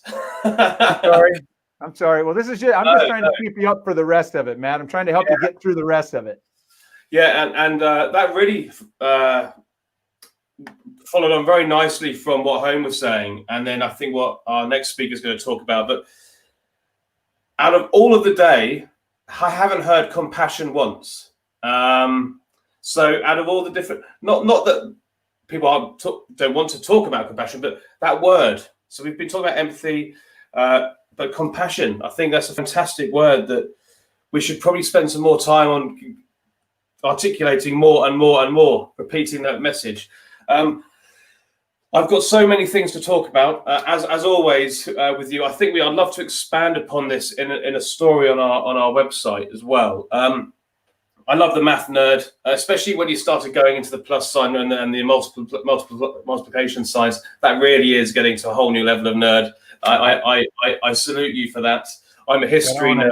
That's why today for me is great to see. And what was going on in the world over the past few months actually impacted me, and what you were talking about actually the last few months of last year, getting into that cycle. And I wondered, there's 2 quick questions I suppose I wanted to put to you out of the 50 that came to mind.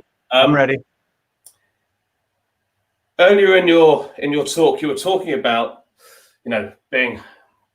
getting into those bad cycles, so self-medicating. And is there a way of breaking that cycle? Because when you're in it, it's almost impossible to see a way out of it, and there are so many people at home in lockdown getting into those bad routines and habits. And how I know it's a big question to ask you, but Yeah. Well, I mean, I can tell you that, I mean, I'm not immune to any of this. I mean, what I can tell you is that I'm not an expert in wellness or well-being. That's why I recommend, like, there are lots of great people out there, you know, go find like Wellness Council of America. WellCoA is a great resource. They're experts. I understand the power of it in the context of engagement. At a personal level, what's worked for me is you have to interrupt the cycle somehow by taking some small bit of action. And so for me, it's either, you know, like introducing, you know, sometimes it might be like, okay, I'm going to introduce just some small change. I'm going to try like a little thing. So it might be start doing something different from an exercise routine. I'm just going to start walking every day for 30 minutes, or I'm going to, the other thing I have to do, and I know this is going to sound really lame, but when I am really self-medicating, it's down to like, I limit myself, you know, how many glasses of wine can I have every day? There's been times where that's what I needed. Like, okay, no more than 2 glasses of wine. And that feels like progress, because if I can get to 2, I can get to 1. And if I can get to 1, then I can get to 0. And so it's little things like that. The other thing is find a partner, right? That is the most powerful thing is, you know, Matt, when you need an accountability partner to break out of one of those ruts, just call me. Just call me. We'll create something, and then we'll hold each other accountable. And like that can snap me out of a rut too. One of our speakers in Singapore, Natalie, works for LinkedIn, said that she was getting it. Well, I'm not putting words into her mouth. One of the things to stop her getting into a negative cycle, being locked down, was using that time she would have been commuting at the end of the day and saying, right, I would have been commuting now, I'm going to go for a walk, and actually saying, that's time I have back, I'm going to get out of the house. And the change and impact that had just been going for a walk and putting the AirPod, whatever they're called, pods in, had a huge impact. The last question, because we have to crack on, and this is in your wheelhouse, so I'm sorry I threw a well-being one at you. That's all right. Talk about the box of work and the bubble of life, preaching to the choir here. Threat and opportunity. So it's awesome that that's been obliterated. I mentioned this 22 hours ago, that blurred line has just gone. But I suppose, guardrails is something we've been talking about a lot in the news. What guardrails need to be put in place so it doesn't go too far the other way? That's a great question. And I think that's a big question. I think a lot of that starts with, the simple answer is that I think we have to reframe and redefine how we think about and measure productivity. Yeah.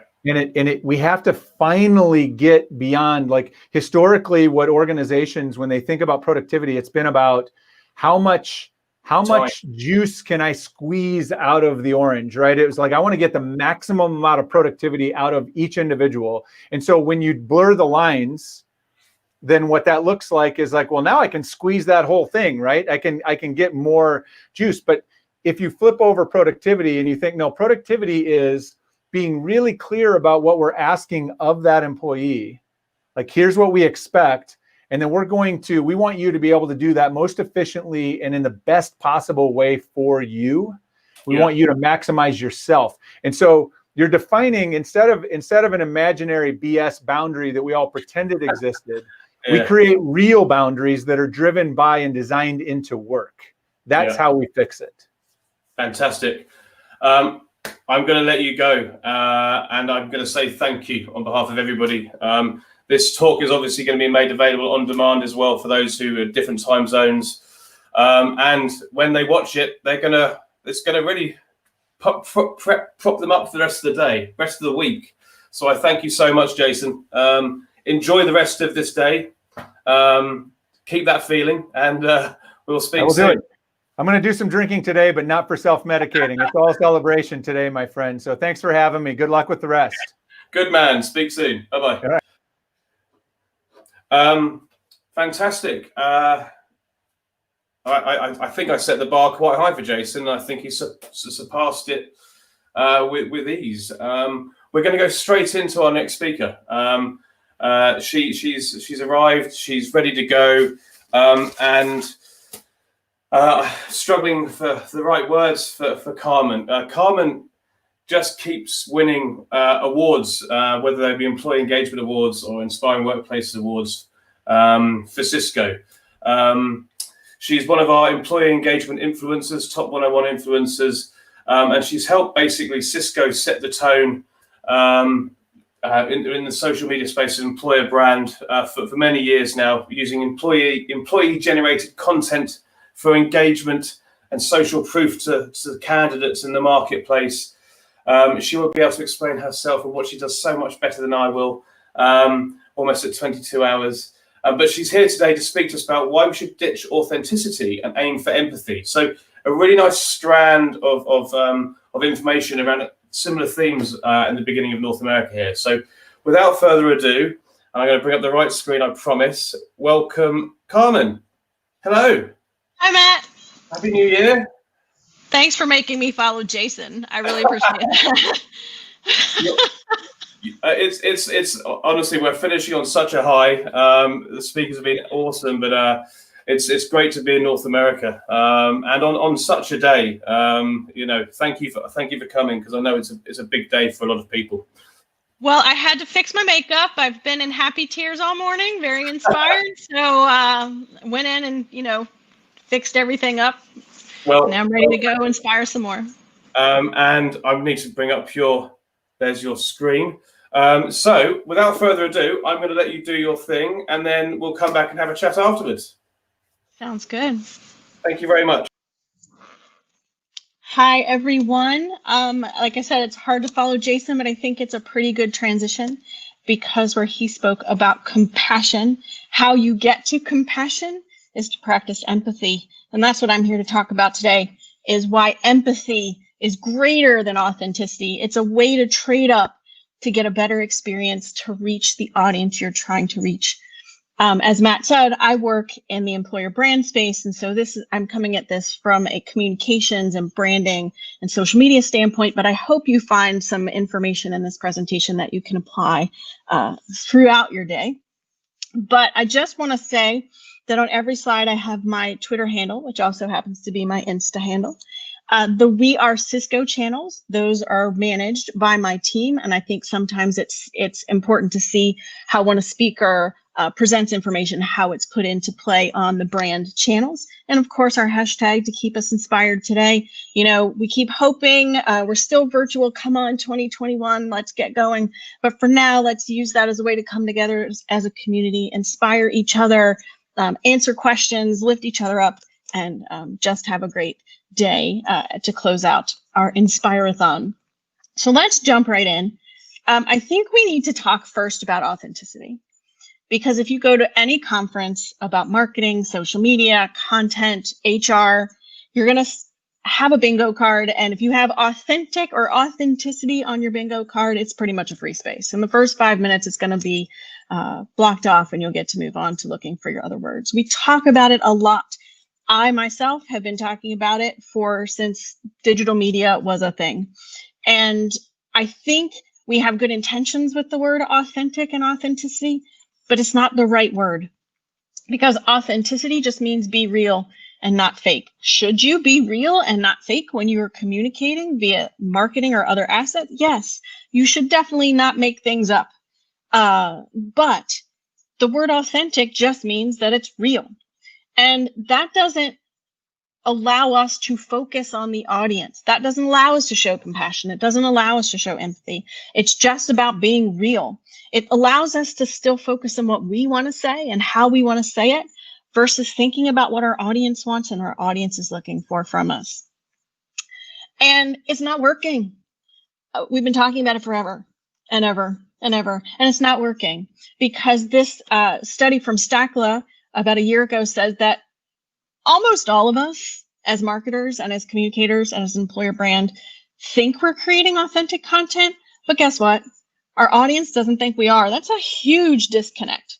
That's a huge disconnect. Clearly, we're not using the right word to get our points across, because we intend to keep doing what we're doing. 67% of us as marketers and communicators plan to continue to create brand-created content. As Matt mentioned, my team relies on employee-generated content to gather this authentic feel. But again, I don't think authenticity is the word, because 15% of our audience says that this is what they want to see from us, brand-created content. So clearly something is broken. And I have started in this past year doing some research about empathy for a book I'm writing with a colleague of mine.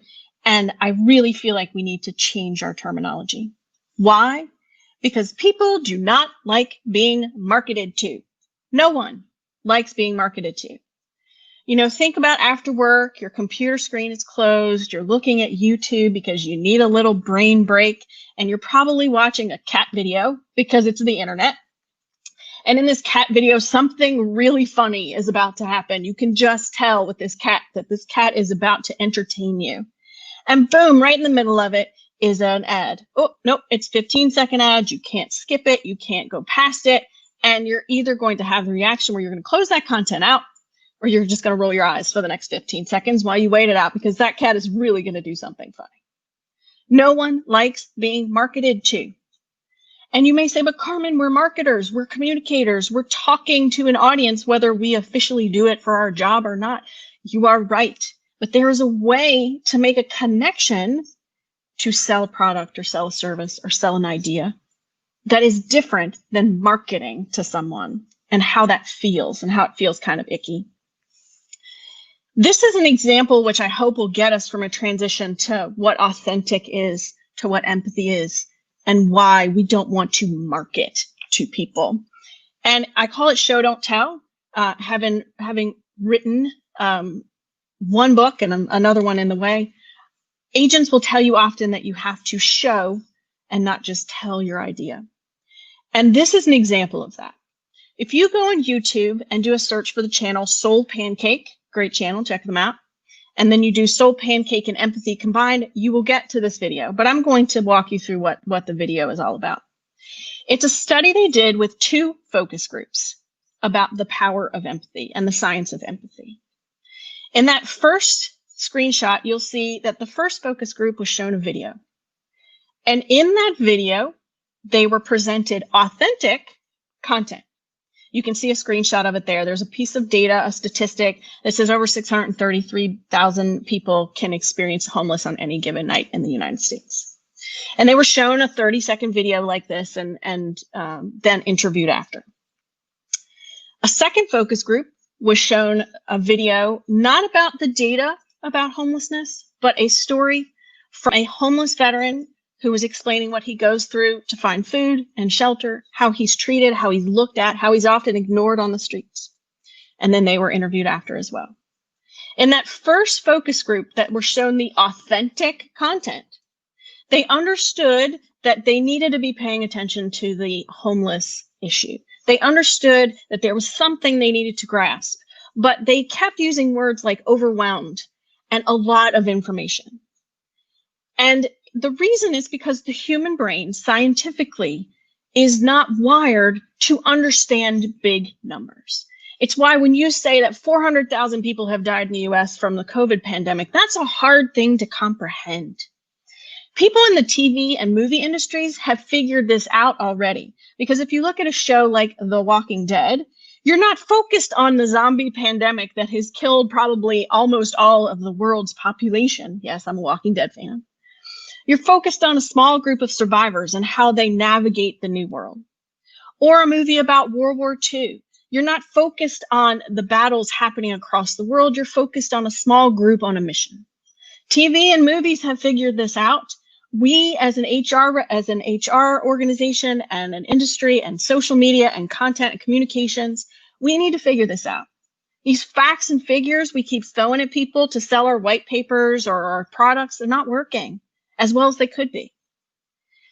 The second focus group, when they were asked their question, every single one of them was moved to visible emotion, moved to feel what this homeless vet felt. And they really understood that this is something they really wanted to do something about. That's why I love that I followed Jason in a way, because he talks about compassion. Compassion is an action caused by empathy. It's the next step of empathy. It's an action that you take. And the focus group, the second focus group, was compelled to take action. They further tested this by having an actor outside of the studio after the focus groups who was posing as a homeless person and asking for money. The good news is almost everybody gave him money. First group, second group, didn't matter. But the second group's donations, in some cases, tripled what the first groups did. So there is an impact to how you market, to how you tell the story. And talking just about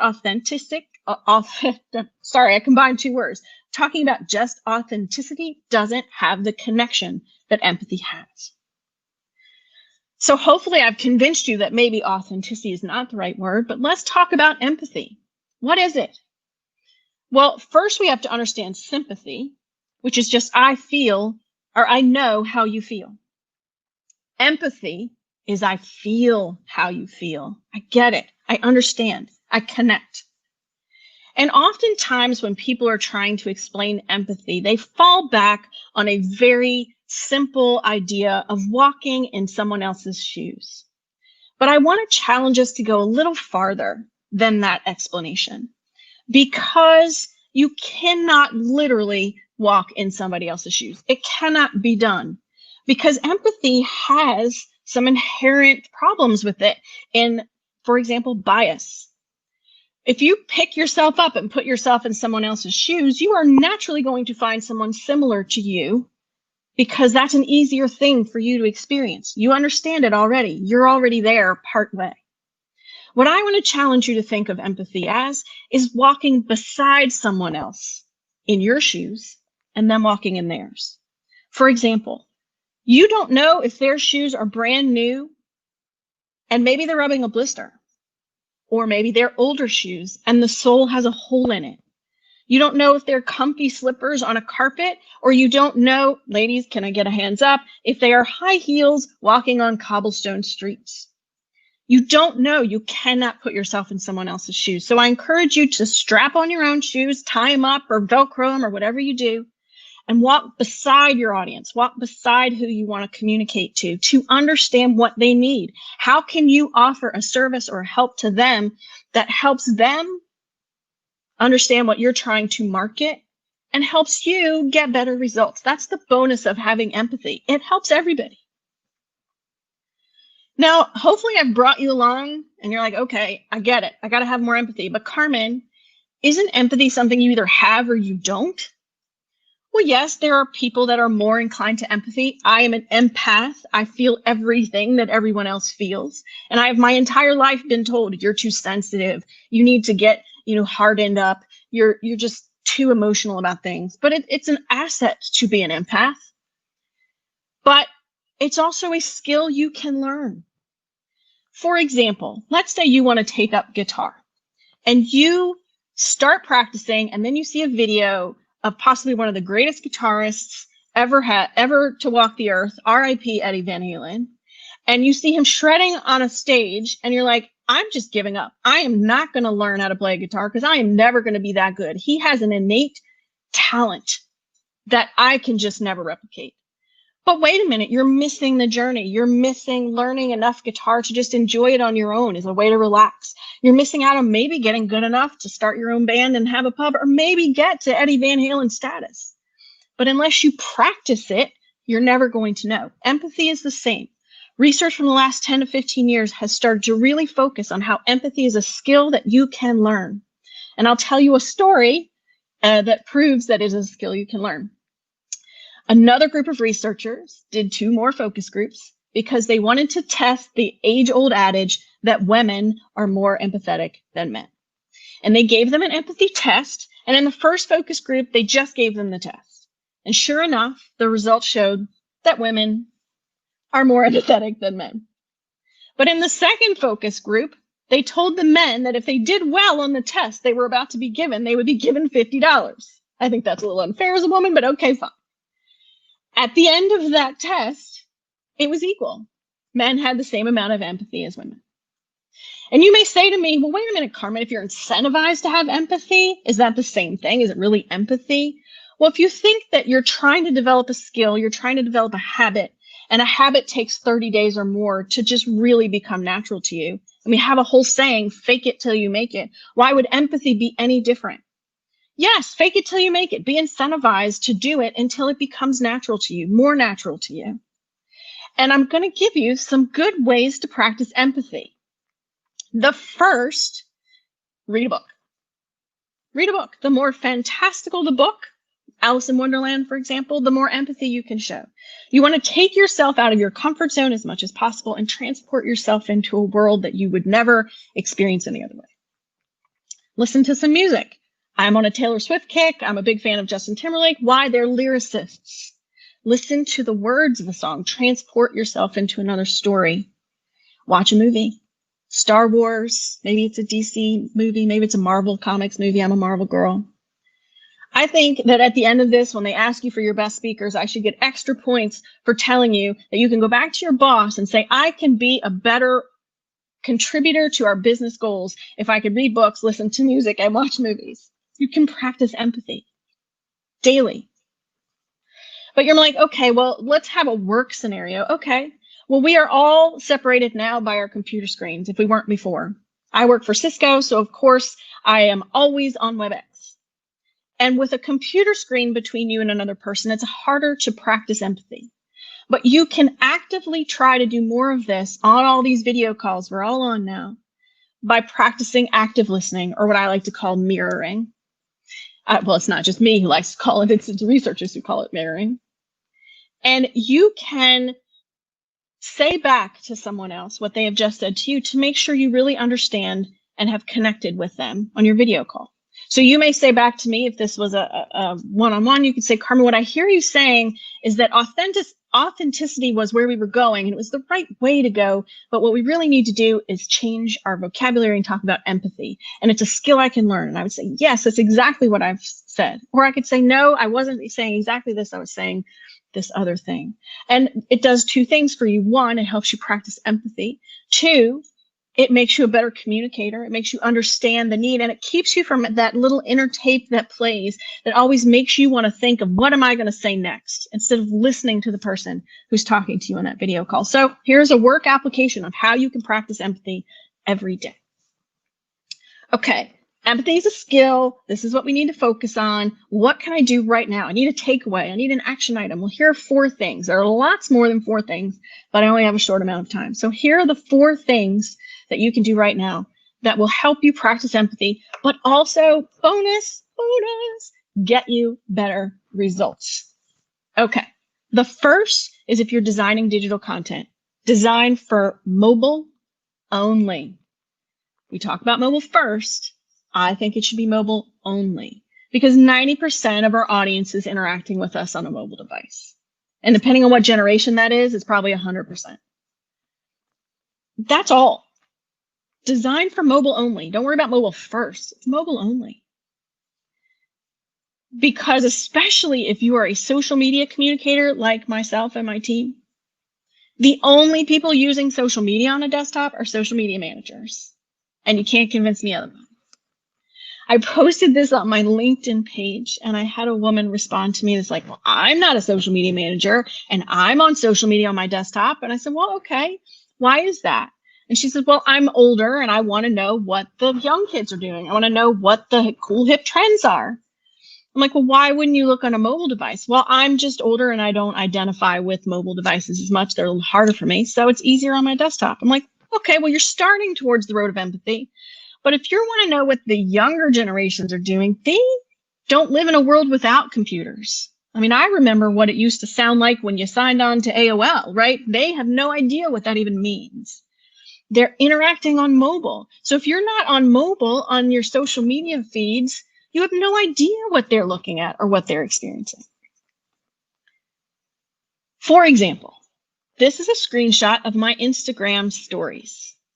And Instagram stories is a vertical medium because Instagram up until about a year or so ago was mobile only. You couldn't access the app on your desktop. So why are we putting a horizontal image on a mobile phone like this? No one is flipping their screen. And it's a joke, right? As communicators, as marketers, we used to be told, flip that screen over, or don't film video vertically. And there's a GIF where a guy comes by and slaps your screen over. But that's not the world we live in anymore. If you're on your mobile, this is our new reality. So stop doing this. People are clicking out of this. I can guarantee you they're clicking out of this Instagram story, and it's hurting your metrics. Designed for mobile only. Here's another example. On Instagram, putting a link in the caption. It's not clickable. No one is trying to cut and paste it. And I can guarantee you that they're not opening their browser and looking and go, okay, 2R, oh shoot, what was the next letter? XS. They're not doing that. At least if you're going to do this, use a vanity URL so we can, remember it in our minds when we're taking the extra steps to go open our browser and find the link. But this is showing no empathy for, this is a mobile post. Why are you putting a link in your Instagram captions?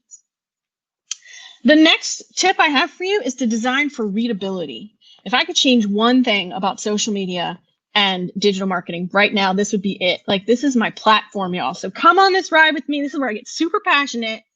Stop putting text on images. Stop putting text on images. Here's a screenshot from my Twitter feed. It is literally a screenshot from my phone. It is not Photoshopped for any purpose. Can you read that? Can you read what is on those graphics? And this is on a bigger screen than your mobile phone. Can you read this? No. You have a split second on almost every digital media platform to capture someone's attention. Think about how you read digital newspapers. You look at the headline and you move on. That's why disinformation is a thing. You don't get all the information in just a headline. When you're on your Twitter feed, it's moving so fast, especially today, because we're like, yay, and it's an inspiring day, and we're flipping through our news feeds, and you're looking for that thumb-stopping moment. These are not thumb-stopping moments. Conferences and webinars and do this all the time. They take a speaker image, they put every bit of information on the image. They put the speaker's name, their title, the company they work for, what time they're speaking, what day they're speaking, the link that you can click on to speak. And it's so teeny that we can't read it. And it's not going to make anybody stop. Use the photo of your speaker, this wonderful headshot, put your logo for your event over top of it, and then put the key information in the text. Come on, y'all. Twitter gave you double the characters now. We were also used to 140, 280 should be no problem. Put the key information in the text. Capture them with that visual storytelling, which our brains process so much quicker than reading text. The second one, I always have to pick on UVA. I am a UVA grad, so you only tease the ones you love, but this is a football player at UVA, and the only words I can read on that image are thank you, and I care a lot about UVA, wahoo wah. I stopped on this only because I am really, really passionate about UVA, but people who are not, or aren't even aware, they're scrolling right by this. Stop putting text on images. Design for readability. Now I'm going to sort of transition into my next tip a little bit, which is to design for accessibility, but these are also not accessible. They're not accessible. Over 300 million people are visually impaired. You're leaving out an entire audience for your content. Someone using a screen reader to interact with the internet, that screen reader cannot read text on a flattened image this way. It can't pick it up. It has all it reads is the alt text for the image. So at least try to use alt text. It can't read this image. All it can read is the text. It tells the person who has that visual problem that they need, that there is a graphic there, but it doesn't tell them what's on it. So let me just ease right into my next tip, which is design for accessibility. I could have a whole talk about this. So Matt, invite me back for the next one. We'll talk about accessibility. But one of the easiest things you can do to make your content more accessible, aside from not putting text on graphics, is to use camel case in your hashtags. Camel case, I've demonstrated it here on this slide, is to capitalize the first letter of each word in a hashtag. So if you look at embrace accessibility with camel case and embrace accessibility without camel case, if I am visually impaired and using a screen reader, the screen reader will pause for me when it sees the capital letters. So it will read it like embrace accessibility. If I do not capitalize, it'll read it as embrace accessibility.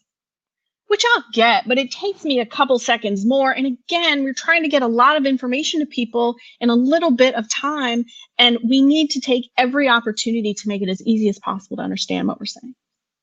But let's take the accessibility part out of it, and just as people who can see this hashtag, which is easier to read? The first one.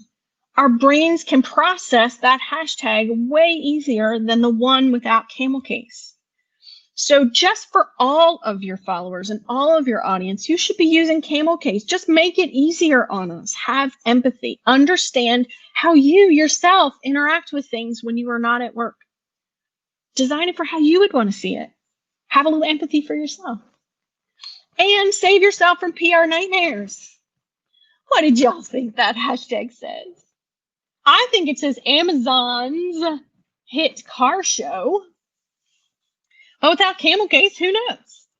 Now, I would argue that Amazon probably did this on purpose, but is that the right conversation they wanted their audience to be having? There are lots of examples like this, by the way. This is just one of my favorite ones. But again, it can save you from a PR crisis, and it helps your metrics. That's the great thing about having empathy, is it helps you look good to your manager and your execs. The last tip is design for the channel. And I'm going to show you a series of slides, and I bet after the second or third slide, you will know immediately what is happening in my Instagram newsfeed. This is my Instagram newsfeed. It is a screenshot from my newsfeed. And this is the first post I saw on my newsfeed. And I'm like, I don't even know what that is. And here's the second post. I'm like, glasses? And these all came in a row, by the way, one after the other. And then, wait, okay, I don't even know what this is. Has everybody figured out what's happening? If you're on Instagram, you know what's happening now. Someone has taken one beautifully designed image that on its own, posted on Instagram, would have gotten killer engagement and amazing numbers. And instead, they've used an image splitter to split it into 9 tiles so that on their profile page, they have this beautiful tiled image. So when you land on the page, it's very branded and pretty. Why? Look at your metrics. How many people are engaging with you on your Instagram profile? My bet is it's 5% or less. So you have spammed 100% of your followers in their newsfeed with 9 images, one right after the other, that say nothing to anyone, suffering with your metrics in the process, just so for 5% of your followers, they can see a beautiful image. And you've completely made your life harder, because the next time you post, you're going to have to post 3 images to keep that, that tiled graphic in place. Have a little empathy for how people use the channel. Design for the channel. So I hope this has also been inspiring. I hope that you want to now go practice empathy by reading and watching movies and listening to music. But let's recap. So we want you to embrace embrace empathy instead of authenticity. I think we always had this in mind when we talked about authentic content, but we really want to change the way we talk about it to make it clear, because the numbers clearly prove that something is not working. Understand what empathy is, and it's not as simple as putting yourself in someone else's shoes. It's walking beside them in yours and holding hope that you can learn empathy. You can learn empathy, and it can be fun to do. And then remember, I've given you at least 4 actionable ways. Please go Google or follow me on any social media channel. I talk a lot about this. There are lots more, but design for mobile, design for readability, design for accessibility, and design for the channel. And that's it. Matt, are you still there? Have you gone to sleep yet? Still here, and I'm not asleep, and you can come back. And I'm a massive Taylor Swift fan. Shake It Off. Shake It Off saw me through the snow in Massachusetts when I tried to bring the business to America. What a song. So much, Carmen. Thank you. Things that resonated with me. I'm sorry for the text on images. I apologize. I did that for you. Now you know. Yeah. We do try limits of 4 words and make them massive, but yes, I apologize for that. But I love the idea of the storytelling, and I've never thought of it like that, where you think, Hollywood gets it, so that World War II, but you think about, Saving Private Ryan, the group of men, the band of brothers, and because without maybe not knowing it, this is what we're trying to achieve with the IW. We're trying to change the world, but we're focusing on the people like yourself and your stories that are trying to make that change day by day by day. And if we're all doing it, then bigger change happens. And so we're actually going to be, and I'm not trying to talk about the business, but we're going to be bringing those Inspire, like San Francisco and New York, different communities, so we can share. And it is actually going to be a storytelling event where people are just sharing their experiences. So that's got me really excited. And then practicing empathy, I didn't even think that was a thing. So I like the way you practice. So our wedding that was cancelled was going to be Alice in Wonderland themed. But I didn't know you could read a book, or by reading books, watching movies, and putting yourself into those in different environments. So that's actually practicing empathy. And you can pay me $50 to to be a better cafe any day. I was a little offended that they didn't pay the women to score better, but whatever. Whatever proves the point. That's such a moral victory for women that So I'd definitely take that. But no, thank you so much. There is so much information that again, we do make this available afterwards, because I think people are going to want to go back through that and unpick it and take more notes, because there's just so much in there. And thank you for everything you do, for being the example, the beacon of positivity that you are, and that you share and impart this knowledge. You could just hold on to all this, but you share it to the world. So I really can't. It bubbles over. I couldn't keep it in if I wanted to. But thanks for giving me the platform to share. It's my new passion this year is really practicing and learning empathy, and it changes how you look at entire things. Especially from outside of the U.S., a lot of countries look at us as very divided. But if you practice empathy and look at the map a little different, it's shades of purple. It's not blue and red. It's shades of purple, and that's what I'm trying to get us to. We're shades. It's shades of purple, and let's just understand each other. And I don't want to be cliched, but we much more unites us than does divide us as a human race. And people are forgetting that. And it's not yes or no. It's not black and white. We are 90% in agreement most of the time. And I celebrate your passion and your mission this year. And if there's any way we can amplify your voice, then please just let us know. It's a great one. Will do. Well, take care. Enjoy the rest of the day. Thank you for being part of this. I don't know what this is now. 23 hours in. It's a lot of fun. And thank you. And take care, and we'll speak soon. Bye. Bye-bye. So, Carmen, Hattie, Liz, Jason, and Carmen, all following David as our first session. We have one more session to come of the Workplace Inspirathon, with 5 speakers, all very, very different, bringing their different expertise, ideas, know-how to the table to inspire you for change. And then we have our last concert, which is a New York-based jazz duo, obviously in lockdown, performing from home for you. So we have a short break, probably 15, 20 minutes, where you can interact on Slack, get a drink, get a bite to eat, and then we'll be back for the last leg of the Inspirathon. I'll be welcoming back Ruth Dance, who's been in the background with other team members throughout, to say goodbye. But I'm really looking forward to the last session. See you all in a little while.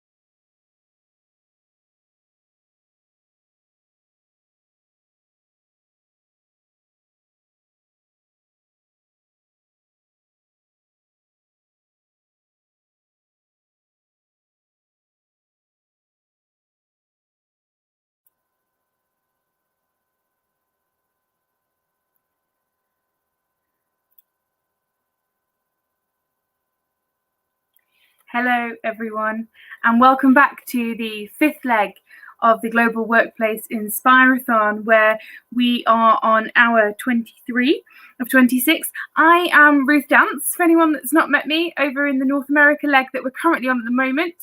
I am the co-host with Matt Manners, and me and Matt have been seeing it through over the last 23 hours. I spent some time over in Middle East and Europe and Africa and the UK today. I just took a quick break to put the kids to bed, etc. And I'm back on, and then me and Matt will see you through until the very end of this hosting. So I'm really excited to introduce the next speakers to you. So for our next slot, we are joined by not one, not two, but three incredible speakers. So we've got, and please excuse me if pronouncing incorrect, Gary Van Sook, Mark Ike, and Kelly Hansen, who are all joining us from the Colorado Department of Transportation. They are the winners of the North American Innovation in the Workplace Awards for 2020. And today they are here to inspire us all to innovate and improve, including inside government, and share all of the lessons that they have learned along the way. So I'd bring you all on screen, Mark, Gary, and Kelly. Hello, welcome. Hi. Can we hear you all? Say hi. Hi, Ruth. Thank you. We can hear you. We can hear you. Great. Hi. Hi. So I'm gonna hand over to you, Mark, Gary, and Kelly, and you've got a presentation that you'd like to share with us as well. So I'll bring that up on screen too. Okay. So it's over to you three. Thank you, Ruth, for that wonderful introduction. And hello and welcome everyone to Colorado Department of Transportation's presentation on Lean Everyday Ideas. We're really happy to have all of you joining us today. We would first like to say thank you to Inspiring Workplaces for having us be a part of the Inspirathon. We're really honored to be here and to be sharing Lean Everyday Ideas with you all. My name is Kelly Hansen, and I am a current intern with the Office of Process Improvement at Colorado Department of Transportation. My background is in engineering, and I worked as a water resources engineer for the past 5 years in the private and public sectors. And after finishing my internship here, I am planning on accepting my offer to London School of Economics for a master's in social and organizational psychology. Hi, my name is Mark Ike. You did pretty well with my name. Most people don't get that right.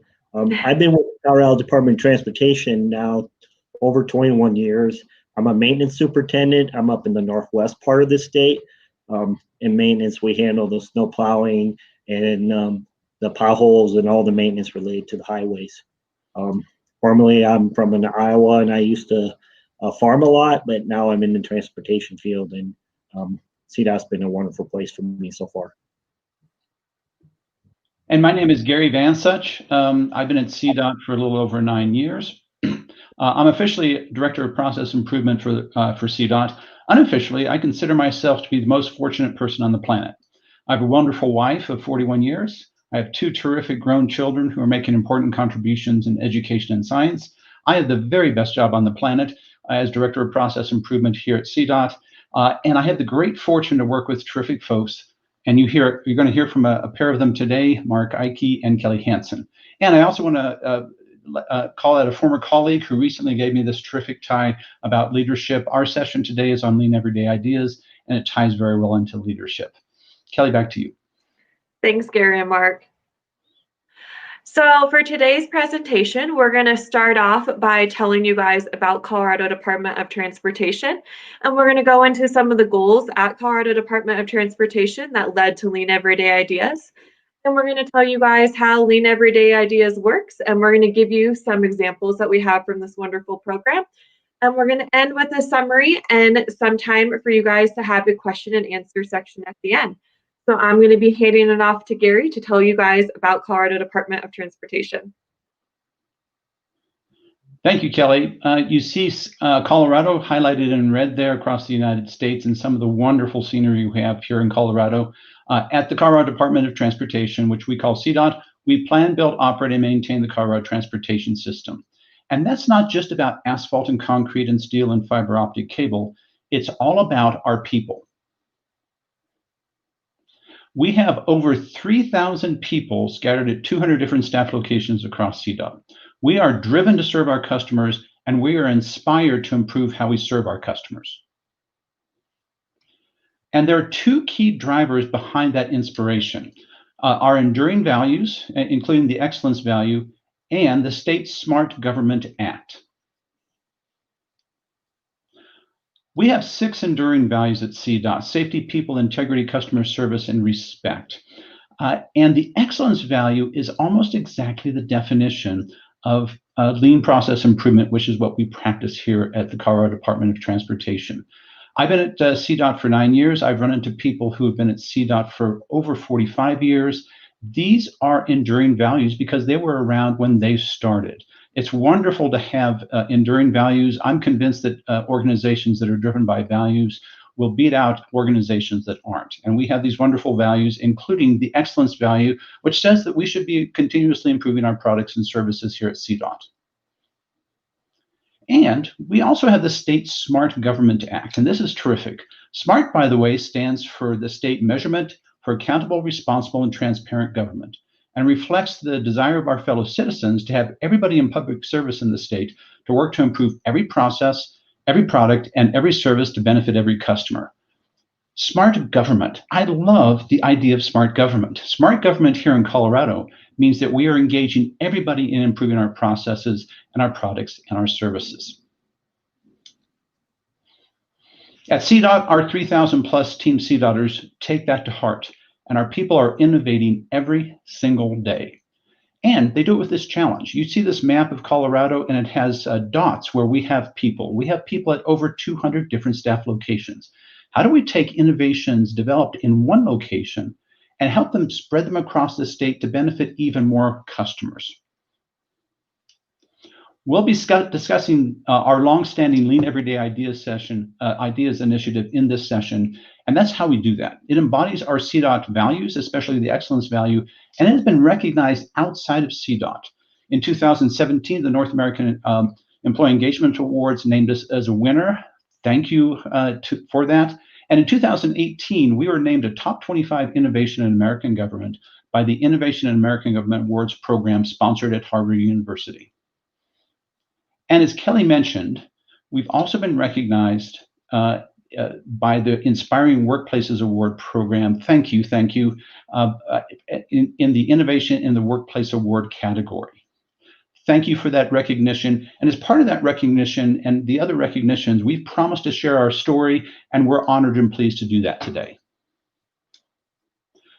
During the Inspirathon, I have heard, and I'm sure all of you have heard too, some wonderful stories from wonderful presenters, and many of them have underlined the crucial importance of culture. Here at CDOT, we are working to build a culture of improvement where new ideas are tested and valued and shared by engaging everybody at CDOT in improving our business. And our leaders are working to build that culture. And by the way, not just leaders that have official management titles, but leaders across the organization. They are working to build that culture so that everybody can participate. And why is that so important? Well, we know that management, particularly top management, sees only a fraction of the issues that are in our business. It is great that we can engage people at the front line who see all the issues and empower them to work on doing something about all those issues so that we can continuously improve every product, every service, every process to benefit every customer.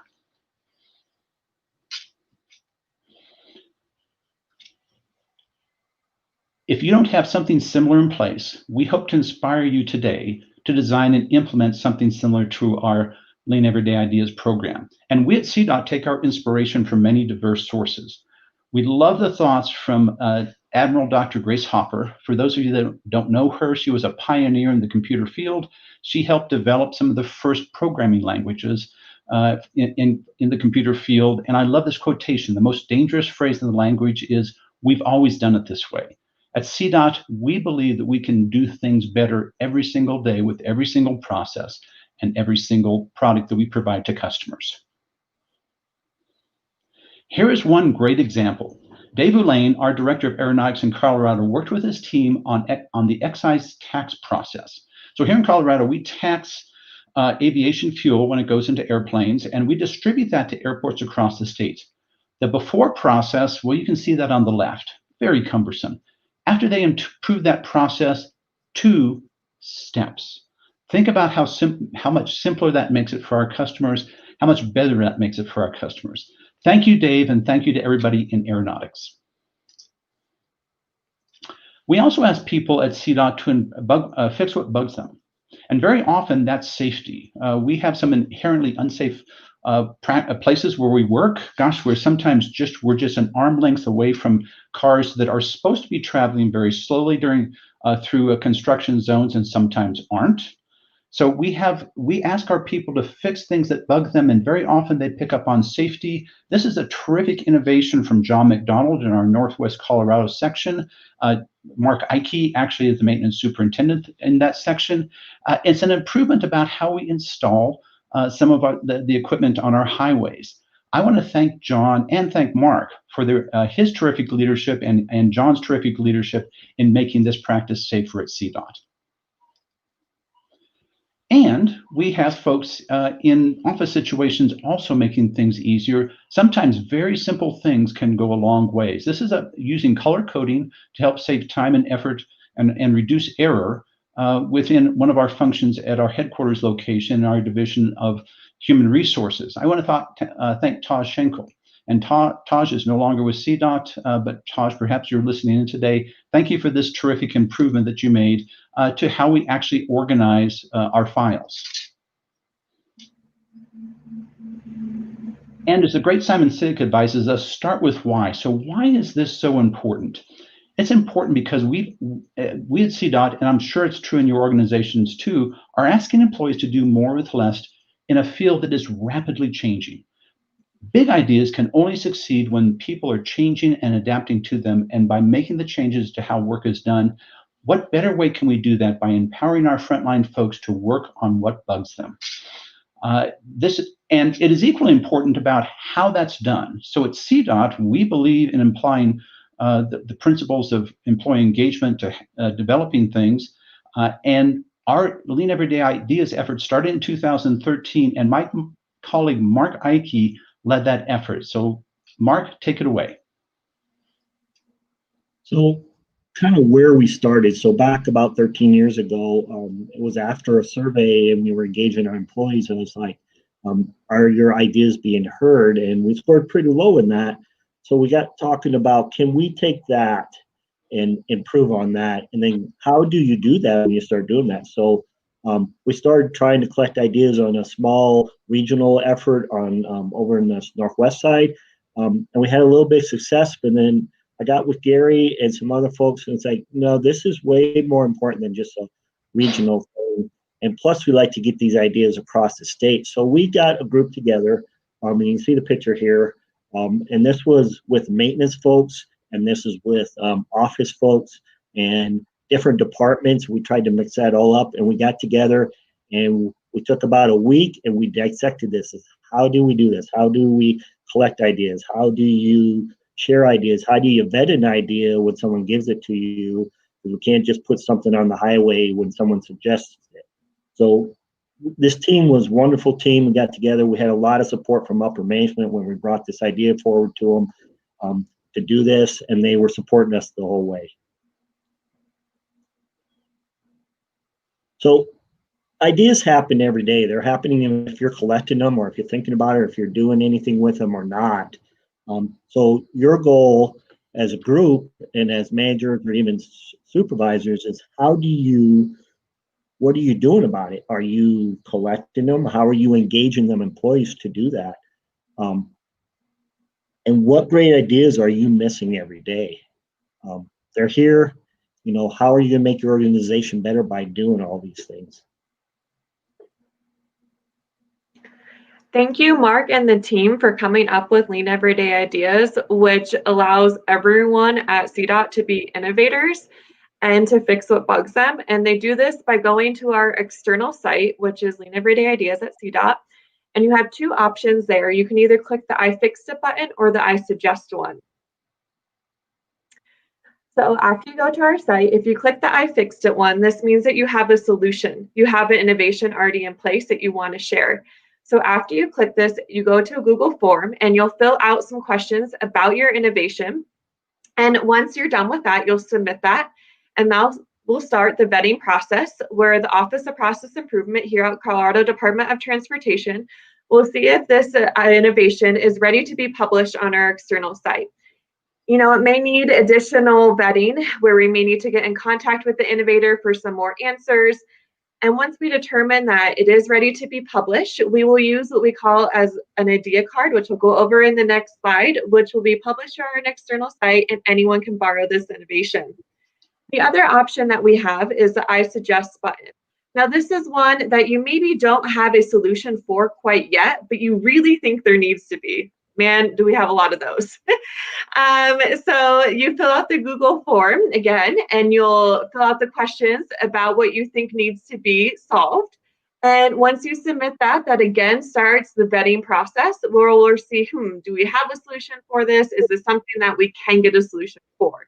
And if we really feel like we can, then we connect with subject matter experts and work towards getting that idea card out and spreading the solution.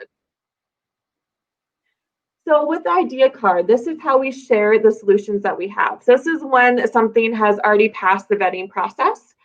So with the idea card, the goal here is to give a snapshot of the innovation. We want everyone to really quickly know what the innovation is and within minutes to really see, is this something that I can use in my daily work? So right away, you know what the challenge is, you know what the innovation is, you know the parts used and the benefits. And if you figure out, this is something I want to use, I want to figure out more information about this, it's real easy, and you can click the button down there that says click here for more details, and it'll link you to a Google Drive, which will have a document on a step-by-step on how to implement this innovation, and it'll also have information on who to contact for more information. So on our external site, we have 352 ideas so far, and anyone can view them. So if you have your cell phone out, you can use that QR code on the side here, and it'll directly link you up to our idea cards, and you can look and see what great ideas we have out there. And don't worry, we'll have that QR code multiple times throughout the presentation if you don't quite get it on the slide. So one of the great things about the Idea Cards site is that we have a searchable database. Now, I love this because 352 ideas is a lot to look through. So you can use this searchable database to really search quickly by date. You can even type in some keywords. You can go by category. We have a lot of different divisions here at Colorado Department of Transportation. So maybe you want one in maintenance, and environmental, and engineering. You can search with the categories there. And you can also search by region. So real quickly, you can narrow down your search and see, is there innovations that fit your job that you can use? So this is an example of one of the innovations that we had come through Lean Everyday Ideas. And this is the earthwork tool. So this is one that is in our pre-construction category. And with this tool, the pre-construction group noticed here at CDOT that a lot of the contractors that they were working with, where the contractors would bid on CDOT projects, were really unhappy with how to estimate soil quantities. So CDOT employees weren't really sure how, they didn't like the tool that was being used. The contractors didn't like the tool that was being used. So they sat down and they worked with the external client, who was a contractor, to figure out how can we make this tool better. So this ended up with modifying the earthwork tool. And really, it was a win-win for CDOT employees and also for the contractors. So one of the things that we hear about Lean Everyday Ideas is that it's great and people love it, but they just don't know about it. They don't know about some of these great innovations that are already out there. So one of the things that we try to do when we started this summer was having series. And this summer we had a maintenance series where we try to share videos that were 5 to 7 minutes and highlighting ideas that we already have and hoping to spread that throughout our state. And so this winter, we're also having another series, and this one is the Sharing Innovation Success in Engineering and Construction series. And the video here is the one where I interviewed the earthwork tool innovators. And we're hoping to have this out in a few weeks and to have other videos following this. Thanks, Kelly. Here's an example of a card that's we use in maintenance. And the first thing I try to do for our folks when they're starting to talk about an idea is I encourage them to go in and see what's already there. You know, you may have a great idea, maybe already done. You may be able to take that idea and then expand on it, improve on top of that idea. But your first thing is check out what's there. And the beauty of these cards is everything's right there. It's an easy look at it. You can check it out if you're just interested. Hey, what are they doing? You know, does this apply to what we're doing? You know, and if you like the idea, everything you need to build this thing is actually in here, or at least one click down for more details. This is one that actually has a video attached for those who may be a little more like visual better. So you can click on there and watch the video actually in action. It really pops out at you when you see these ideas.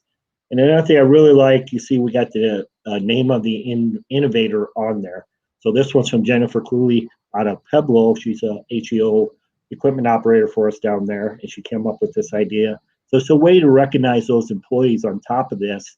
It's like, here's an idea. Thank you, Jennifer, for what you've done. And here, help yourselves out.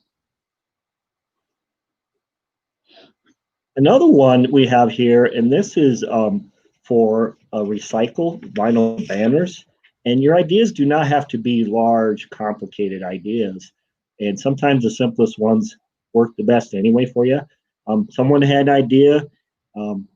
We run through banners with CDOT quite a bit, but then what do you do with them when you're done with that program? And then, so this person found it, found some ways to do it, brought that forward with ideas. We're able to do this, and then here we're helping out the environment by quite a bit by recycling here. So it's very encouraging, and this is even, this is from the communications department in CDOT at headquarters, and you may not always think of them as coming up with those type ideas versus communicating them out, but it's for everyone in CDOT to bring your ideas forward. We want them, and we're going to collect them, and we're going to share them with you. And we're applying those principles, as Mark noted, to even how we are distributing information about innovation. We used to have a pretty clunky system. It wasn't very visual. It still provided information to people about how CDOT was improving, but we knew that we could do better. So a big shout out to Geneva Houghton, Shawarat Barapadecha, and Carl Onsager for actually developing and implementing the Idea Card program that you actually see highlighted today. Shawarat moved back to her native Thailand, and I know is doing great things with innovation and improvement there. And we're very fortunate to have Geneva Houghton and Carl Onsager still serving in public service in Colorado, Geneva in the city and county of Denver, and Carl in the city of Littleton. We're working at CDOT to engage everybody in improving our business, and we hope we've inspired you to do the same. This is our contact information. We are very glad to have you reach out to us after the session. We can provide you with more information. And Matt and Ruth, thank you again for the opportunity to present during the Inspirathon. I want to turn it back to you, and we are open to for questions.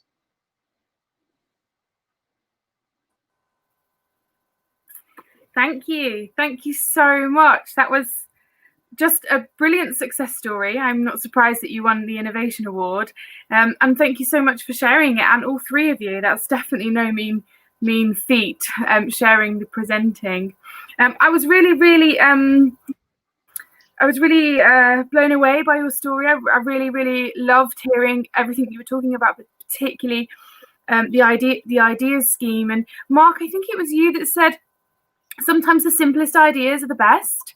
And you've really got me thinking about a very similar story of a big grocery superstore chain here in the UK called Waitrose, which is very similar to Walmart, or your Walmart, who ran an ideas scheme, not dissimilar.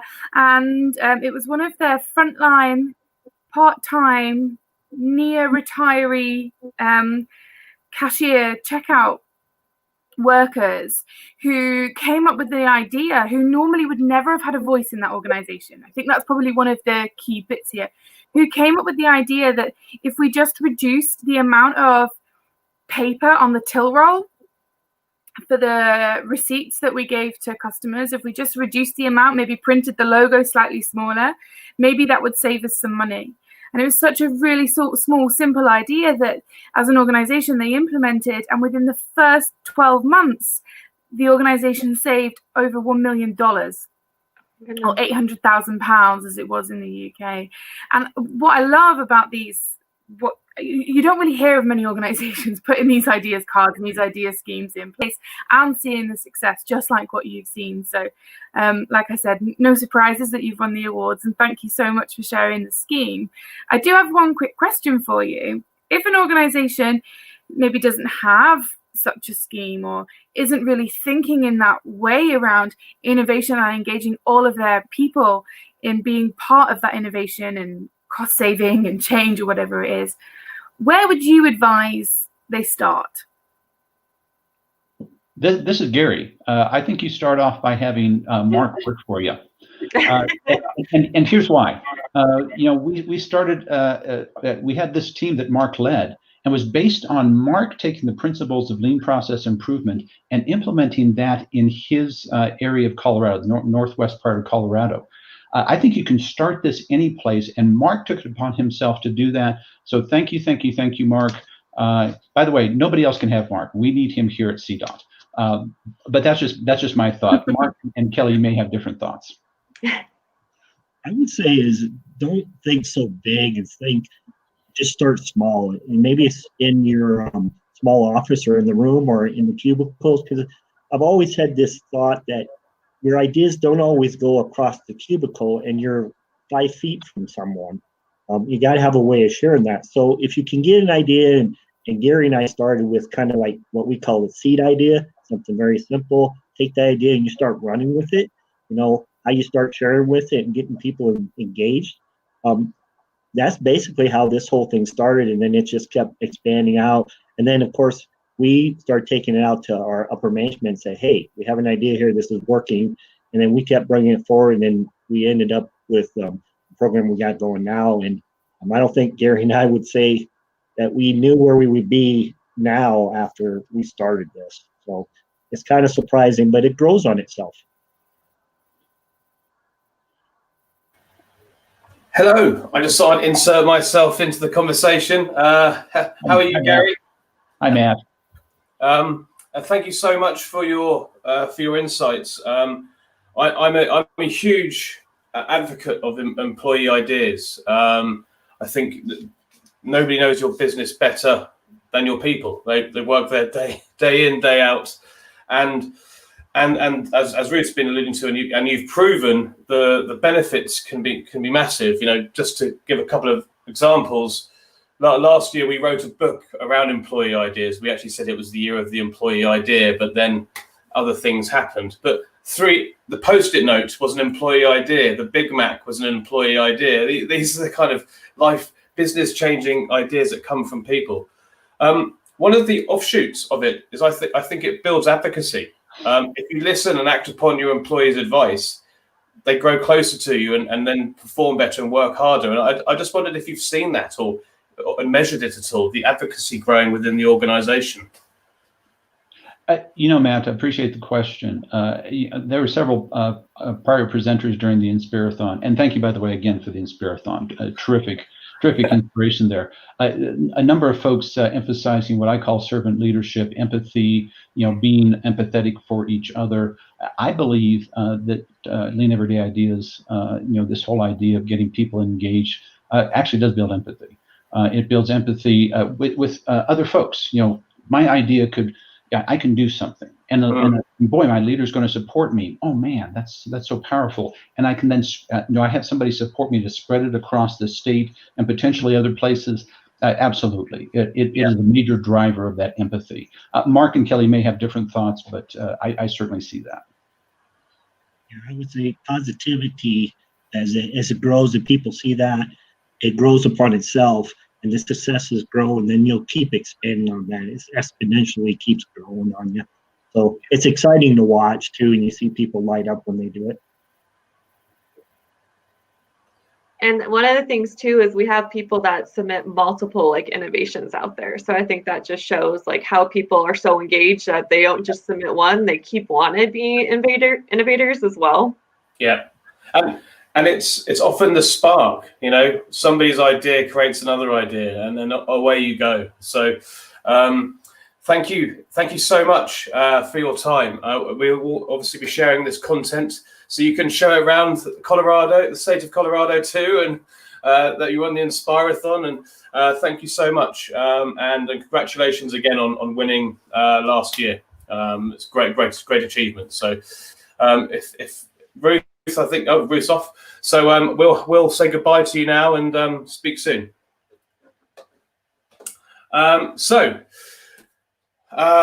We are getting even closer. We're in our 23rd hour. There we go. Have to celebrate these hours now. I think I'll wake up tomorrow and go, did this really happen? And it did, and we have the proof and the content that we'll share with you. I've learned so much today, and we're going to learn even more now. It's hard to introduce this next pair of speakers. Essentially, without Kimberly Lanier, I probably wouldn't be here, I don't think. She saw the potential in the Employee Engagement Awards when we first started 7 years ago, and put her backing behind it, and was a mentor to me. And like I say, we just wouldn't be here. We wouldn't have evolved and developed into what we are now. Kim has moved on from where we originally started working to a company called Protivity with a former colleague and now current colleague, Michael Allenson.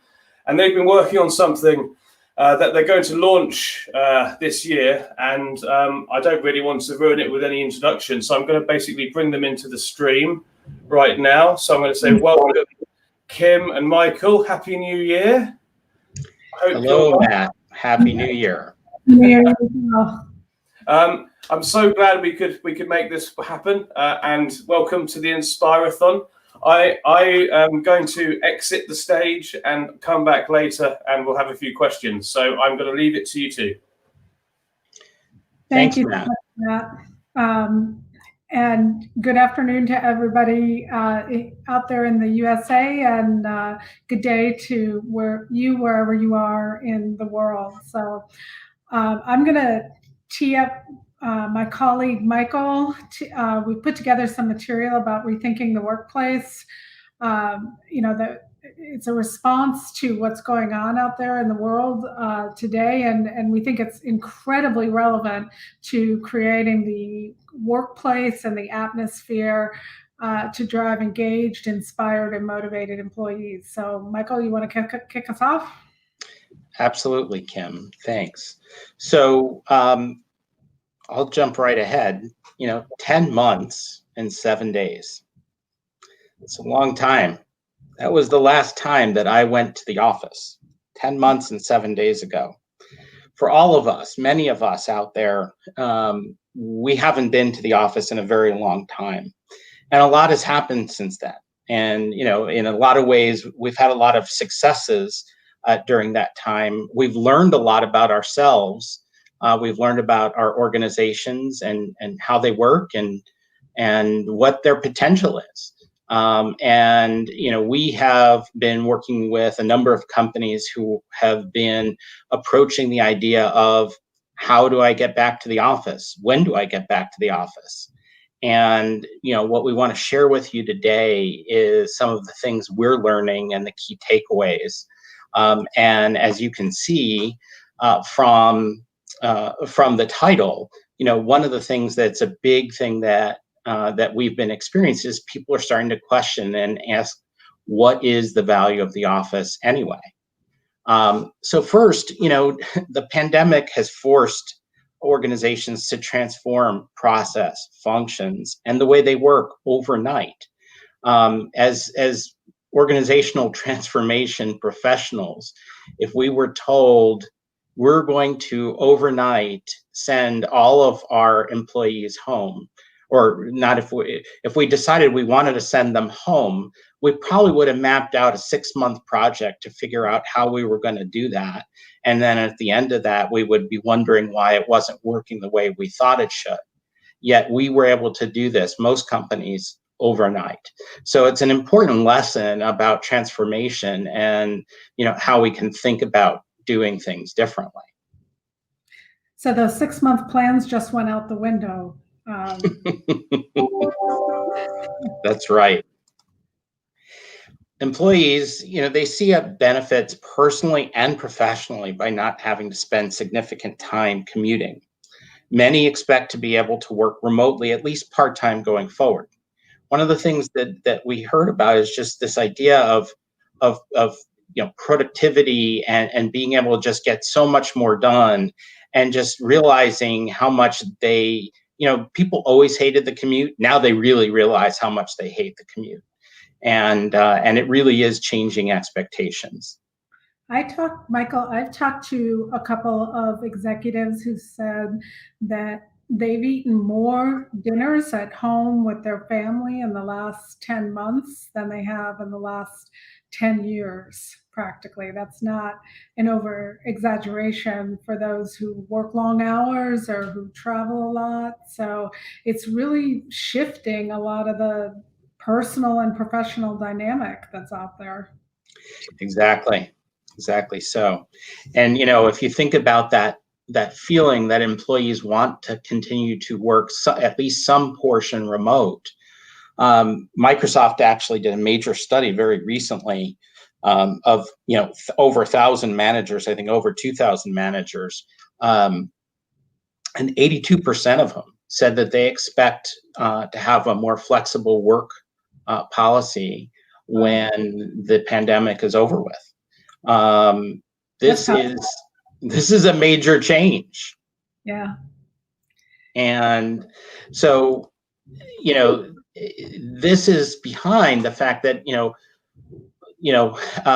leaders are starting to ask the question, what is the value of the office anyway? And we've actually done this with some clients and with their employee groups. And it's not that there's not any value of being in the office. It's just different than what, managers and leaders had thought they were. It sort of really highlights the importance of employee engagement and culture and collaboration and innovation, which of course is the province of the employee functions within the business. And so it's a powerful reminder of the importance, but it also tells us that we need to maybe think differently about the future of the office, almost more like an experience than like just a place to go and sit and work. But Michael, I think you just hit on an important point, which is what is the experience of people working from home. There are a lot of companies that went the extra mile to make it a good experience. They've helped support employees with additional equipment. They've connected all the employees with great collaboration tools to make it an easier and better experience. So, it's not just about being able to show up in your pajamas, and roll out of bed and get on a conference call. It's also about having the right tools, being able to stay connected in the right way. And so organizations are having to think through what that experience looks like for their employees. Exactly. And, as we've worked with different companies, one of the things we've seen is that employees don't seem to be having any trouble collaborating and communicating within their teams. Where it just really breaks down is cross-functional engagement. And we know how important, we hear people talk about the silos on and on for decades. And in some ways, this situation is actually reinforcing the silos because it's limiting that cross-functional collaboration. It's limiting those 5-minute conversations that you can have in the hallway when you're in the office. One of the things that go ahead, Kim. No, I was going to say that while those can be issues, I've also heard of companies that, or leaders that will schedule open office hours, and team members just join those open office hours, and they're able to kind of in a neutral way hear what's going on and exchange ideas, get their questions answered in ways that hadn't happened before. So you have to just be mindful and listen and pay attention for the dynamics within the work environment, and always be thinking through that lens of how do I make this a better experience for my employees? Yeah, and that's a very important point, Kim, because communication is always important, but it's especially important right now. And I'm sure many of the people who are listening into this have been travelers, business travelers, fairly frequently. And we've all probably experienced being on the airplane when we're taxiing and we get put in the penalty box and the pilot doesn't tell us anything. Yeah. And we're sitting there wondering what the heck is going on. It could be 2 or 3 minutes and it seems like 20. And that's what employees are experiencing right now. There's an information vacuum. And even if management doesn't know what the future holds, they need to be able to communicate with people and say, we don't know. And let people ask them questions like Kim was describing.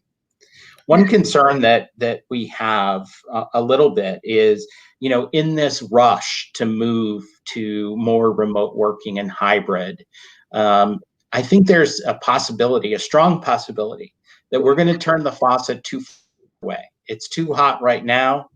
It may be too cold pretty soon. So all those organizational benefits of the office, may be overlooked as people shift to a more remote situation. And a year or two from now, they're going to be like, we need to get back to the office. We need to reopen our office or expand our office because we've lost all that culture. At that point, it's going to be hard to put the genie back in the bottle. So important to realize that now. Sure. I think, as Michael highlighted, working remote has just impacted in so many different ways the work-life balance. You've got the absence of the face-to-face, the day-to-day. The culture and engagement are a challenge, and they're going to continue to be, whether you're in the office or whether you're remote. It's just thinking through and being deliberate about building the kind of experience that you want your employer brand to become known for out in the marketplace. It's funny, Kim brought this up like soon after we all went home when we were talking about this, that, after we went home, it's sort of like Humpty Dumpty fell off the wall.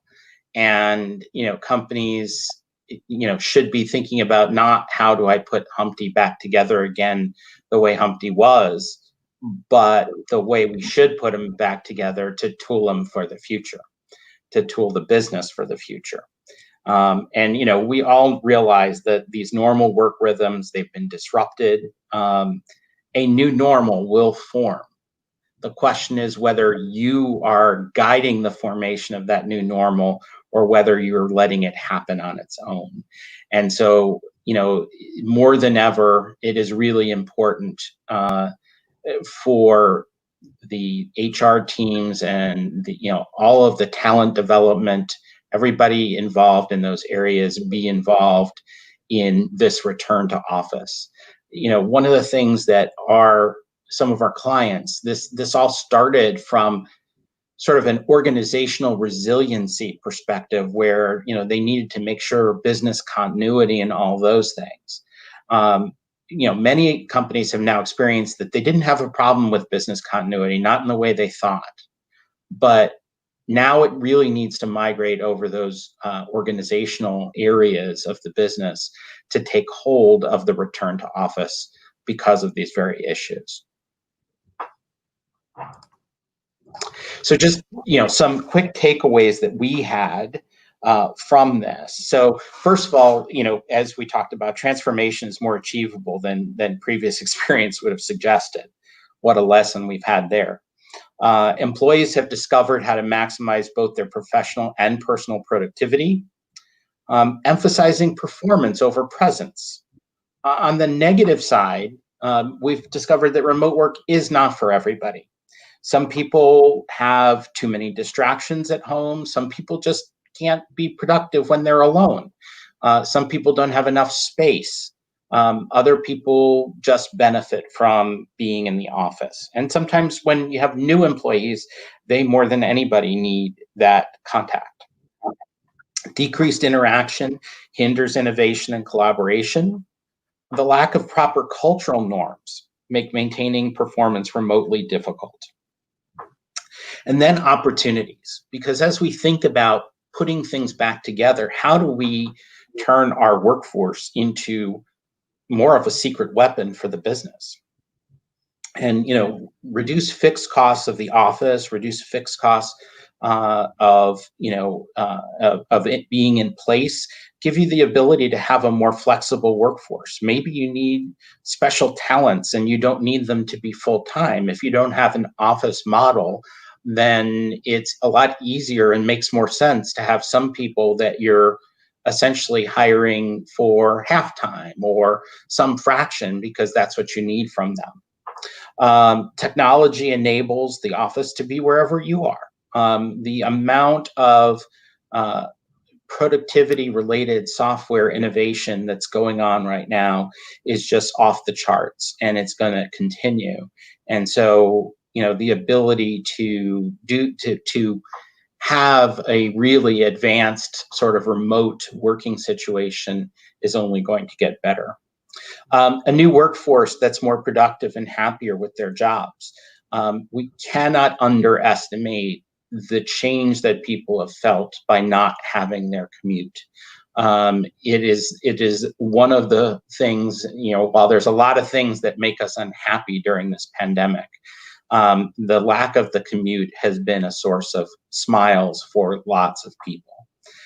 And so that cannot be underestimated. And I think over time, we're going to see people who want to spend a week going to a vacation spot and work remotely because it just makes them feel better. So let me turn it over to Kim, and she can talk to you about how to think about how do you guide to this solution. Yeah, I think when you put it in the context of this fantastic program that Matt has put together for all of the attendees, this 24-hour Inspirathon, and you think about creating an inspiring workplace, what does that mean in the context of today? And we want to wrap up our talk with the thought that it's inspiring by design. It doesn't just happen, that you need to lay the groundwork for a market-leading employee experience. And our model where we work with clients is built on 5 key dimensions across thinking strategically about the workforce. What kind of workforce do you need? What kind of contingent workforce do you need? Developing a skilled and sustainable workforce to take you into tomorrow.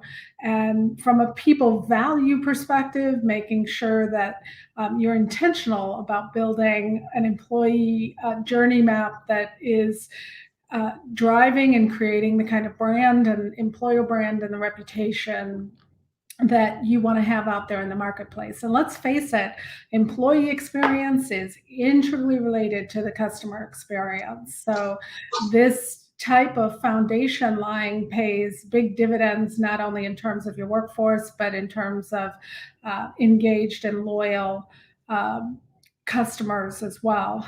The experience side, and having the right kind of digital core, the right kind of technologies that are integrated and aligned is incredibly essential, and having the right organizational structure. So at the end, if you're intentional, if you're thoughtful in laying the right groundwork across these dimensions, you're going to attract the best talent. You're going to have the best people. You're going to have the best employer reputation out there on Glassdoor and other employment sites to be able to attract the best people. You're going to be able to engage your workforce much more effectively, whether they're distributed, whether they're virtual, whether they're in the office, and you're going to be able to retain the best talent because you have the best experience and the best culture virtually and in person. So we hope you are enjoying the 24-hour program and that this material has provided some insight and value into how you think about the office going forward. And please feel free to reach out to either Michael or I to extend the conversation, learn more about how to turn your work environment into the best place to work. Thank you, Matt. Thank you so much. I just want to read something that was posted into our Slack community whilst you were having this chat, from an actual award winner, Organisation of the Year, a couple of years ago in what was the Employee Engagement Awards. Cooper Parry, April Bembridge, says, "I love this topic.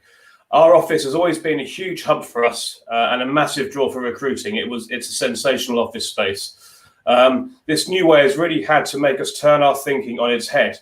With the work from anywhere, anytime, forever policy, our office going forward is going to be much more of a social hub than a work hub. This will completely change how we use the space."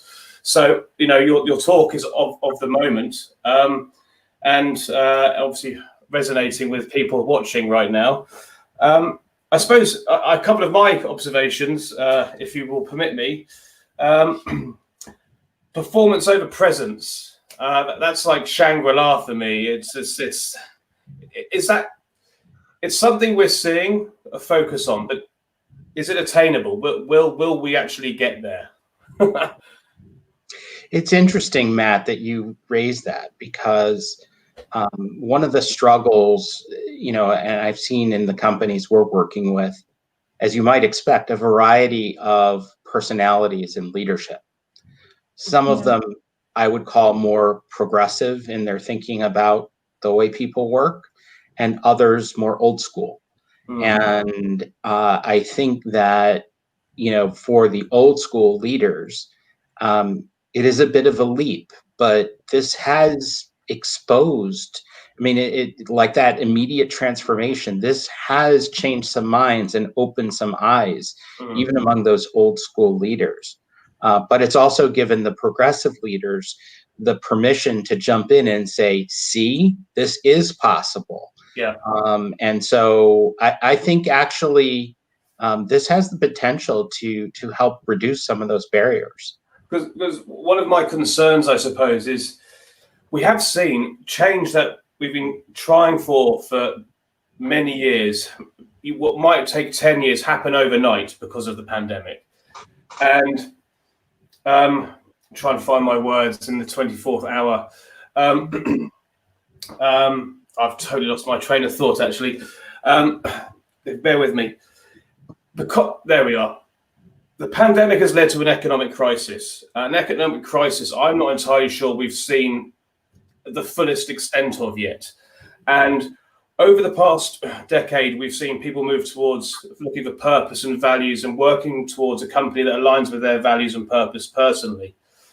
I fear, I don't want to be negative at the end of the Inspirathon, but I fear that people will just look for the paycheck, and those bad bosses who like presenteeism over performance will be able to keep doing what they've always done. And I suppose one of the main reasons for this event and why we exist is to stop that happening. So if there's any advice that you can do to try and give people some ideas to really champion this within their organization, I think we'd welcome them. Kim, do you want to jump in on that one, or you want me to? Go. Why don't you start and I'll finish up? Yeah. So it's interesting. I think, you know, I think about it in terms of, you know, I've done a lot of work in the customer space as well as the employee space. And, you know, we always talk about the importance of the voice of the customer. And, you know, for years, I would have quantitative results of something that we studied with customers, and a senior leader would not believe a word of it because they had a different opinion of it, but they would see one person say it in a focus group, and it would be like, aha. And so this is a place where, using your employee surveys, using employee focus groups, and really, with one client, we did some of this, and we had literally 30 pages of verbatims. I don't know, most people out there, you do a anonymous employee survey, you're likely to get, maybe 20, 30% of people to respond. This client, 90% of the employees responded to this anonymous survey. It was just a very quick pulse survey. Yeah. We ended off of one open-ended response. We had 30 pages of open ends. We gave them to the senior management team. And literally, and I was not there, but my client, who was in the room with the senior leadership team at the time, said literally they were sitting around and each of them were reading verbatims that they had read and that resonated with them and started changing their minds.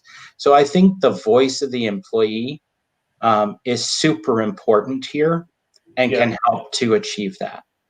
Okay. I'll just tag on to that in summary, that leaders in organizations have to get good at managing from a diversity in mind. I mean, diversity is not just about your typical demographic aspects of diversity, but it's diversity of opinions and comfort levels around working styles. And some of the people or the employees feel very, very differently about this. I mean, if you have 3 kids under the age of 5, you feel very differently about the work from home experience than somebody who has, no kid, or you're an empty nester. So you have to infuse a broader view and a broader lens on your workforce. You can't just see things through your own tunnel vision. That's leadership. And that's definitely one of the silver linings. We can't of all this, and we've talked about it, and it's been spoken about for a whole year now.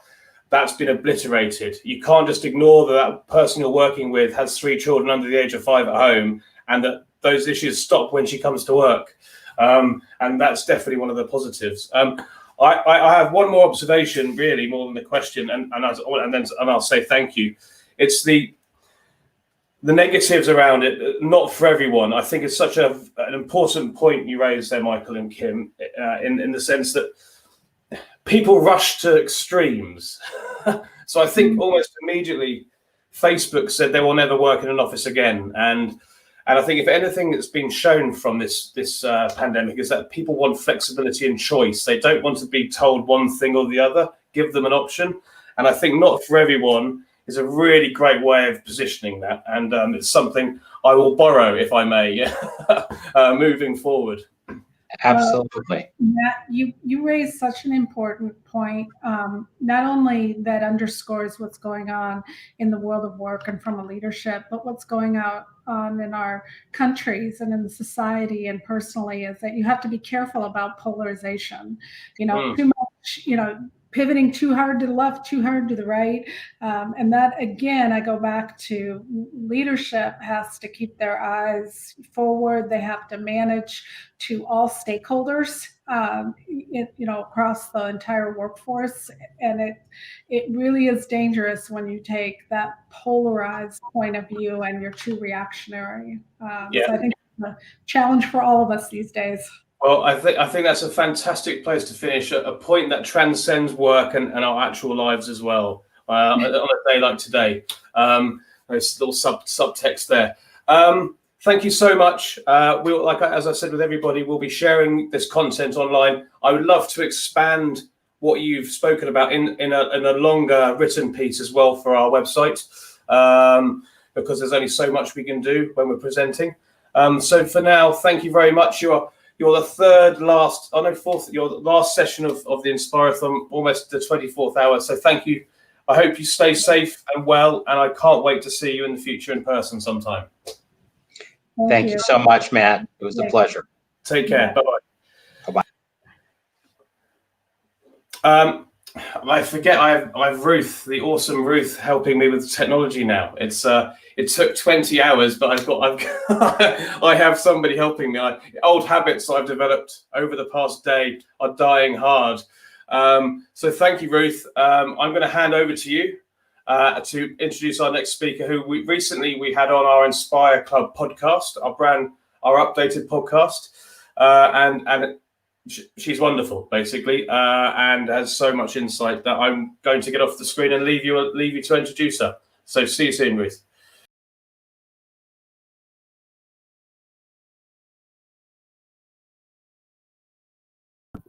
Sorry, blooper. I was on mute. Wasn't that such an interesting session with Kimberly and Michael? And my ears definitely pricked up when we were starting to talk about what the workplace is going to look like, and when Matt was asking those questions around creating these one-size-fits-all solutions and knee-jerk reactions. I'm also one of those people that fits into the 3 children under 5 bucket. So whilst me and Matt have been going for the last 24 hours, we are in a UK lockdown situation. We are also undergoing quite a storm here at the moment, and I do have they are all asleep at the moment, twin babies and a 4-year-old. So thank you for that, Matt. Thank you, Kimberly, and thank you, Michael. I'm super excited for our next speaker. I think we've got a real treat. Matt's already alluded to that. I've even heard people refer to our next speaker as a dynamic and engaging speaker with an inspiring story. I'm really delighted to introduce you to Heather Younger. Heather is on a mission to equip leaders with the skills that they need to tap into employees' passion and their potential and identify issues before they even become a problem. Through her research, which has combined over 25,000 employee engagement survey results and more, probably, I'm sure Heather, and her time spent facilitating over 100 employee focus groups, Heather has earned her reputation as the employee whisperer. We are so lucky to have you speak today, Heather, on a topic that is really, really close to our heart and we're really passionate about here at Inspiring Workplaces. And this is also a subject that came up back when I was hosting maybe 12 hours ago now, when we were in Nigeria, which is around how to build a culture of belonging. So I will bring you up on the screen, Heather. Welcome. Hello there. Hi. You see me okay? Okay. You can hear me, see me? Yeah, we can see you. We can hear you. You look great. Your background's amazing. I will hand over to you now, Heather, and I'll be back soon. Well, right now in the US, it's like the day of moving forward from one administration to another. This is the inauguration day. So it is not lost on me that we're talking about creating more diversity, belonging, inclusion inside of our workplaces and really inside of our world. Right now, when you think about it, the world feels upside down. We just heard Ruth talk about what's going on in the UK. Many of us are grappling with working in a new environment, faced with new challenges, working from home, homeschooling, and the pressure to meet the needs of business and family while we're distracted by all the stressors that are around us. But many of us really are able to focus, less when we think about the ongoing racial and political divides that we're facing right now. And the problem is that all of these challenges, all these distractions can act as barriers to us thinking outside of our own bubbles in order to consider what other people are going through or what they might be experiencing. So one question I like to ask myself is, what are the advantages that I had or that I have from the person who's standing in front of me or the person who's standing next to me? And when we ask ourselves this question, we put ourselves in the other person's shoes. We can begin to become really aware of how our leadership can impact whether or not somebody else feels like they belong or like they're cared for by us or our organizations. Those topsy-turvy times that require all of us as leaders to really think about and make us consider our own ways, how we're able to influence everybody around us and influence the world, influence how we make people feel in a more intentional way to make them feel good and treat people better and focus on that more, not less. And that starts with us really considering the role we have to play in ensuring that others feel included and empowered. Now, I know all too well what it feels like to be excluded. Growing up in the 1970s, the product of interfaith and interracial marriage was difficult, to say the least. My mother is white and Jewish. My father is Black and Christian. And so you can imagine the kind of friction that took place in our home pretty often. My maternal grandmother, in particular, took issue with the fact that her daughter married somebody outside of her own race. And so my dad was never invited to my grandmother's house or any family events. And on the very rare occasion, I was allowed to go, and I'd go to my grandmother's house and my dad wouldn't go. And so most nights when I wouldn't go, I would just stay home with him and we'd watch our favorite movies on the television. I'm going to be honest. He and I, we didn't talk so much about the sting of the exclusion that we both felt on a regular basis, on what it meant that our extended family couldn't even be in the same place at one time. When I would visit my grandmother's house, my Jewish grandmother's house, I would see my white cousin's photos lining the walls of her house. But my photos were in her bedroom where no one else could see them. In the Orthodox Jewish community, family is simply everything. But I was relegated to the margins of my own family, an outsider whose affiliation wasn't even verified by a portrait on the wall. But despite this, as I grew up, my maternal grandmother and I, we actually managed to develop a quite strong relationship that had an intimate connection. We were very close despite all the exclusion she put me through, intentionally or not. I could see that she cared for me, especially in all those times when she would call me her little Loya, and she'd cut off that last R on account of her thick Bronx accent. Cut two decades later, and you'll see that my grandmother passed away. And I'm faced again with this complex decision, whether or not I should attend her funeral.